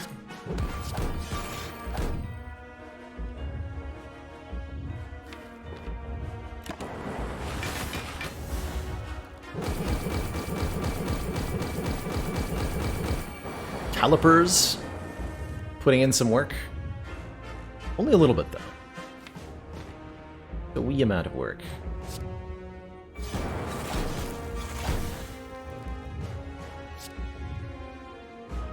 This will hit the damage cap. That's fine.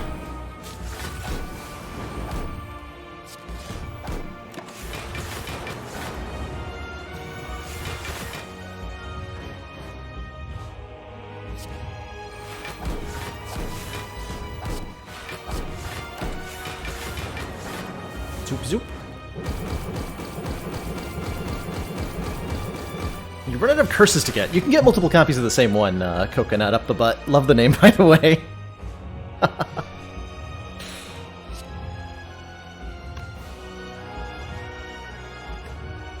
I just kill this thing with thorns. Not quite, right? We'll have that one lightning orb in the back.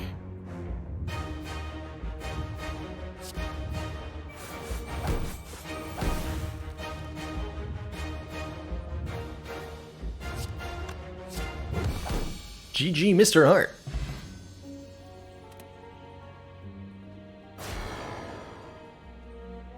A good win.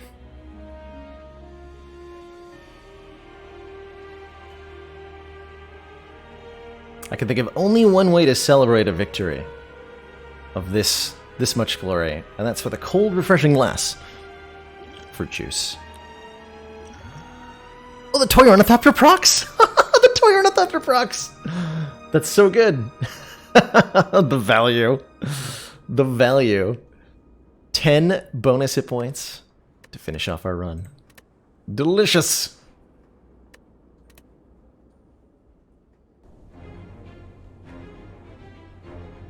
I think it's because we're still in a battle?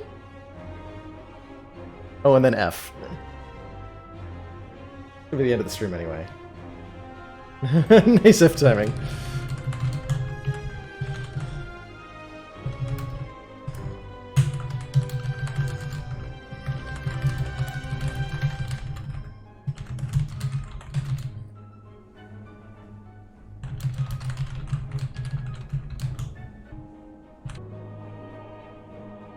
The aliens are 5 months of Twitch Prime support.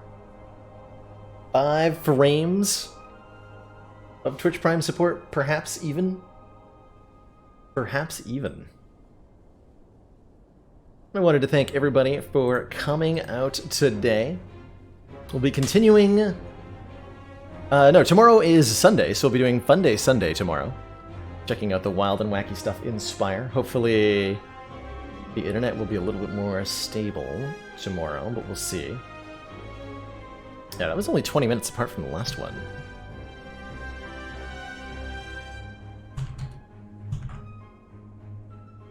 See if I can get some solutions going. But thank you everybody for tuning in. I'm going to throw a host on over to Billy Kirby, who's playing some Spire today. And I hope you all have a good time hanging out with him. Ta-ta everybody. Thanks for watching. I'll see you all next time. Bye for now.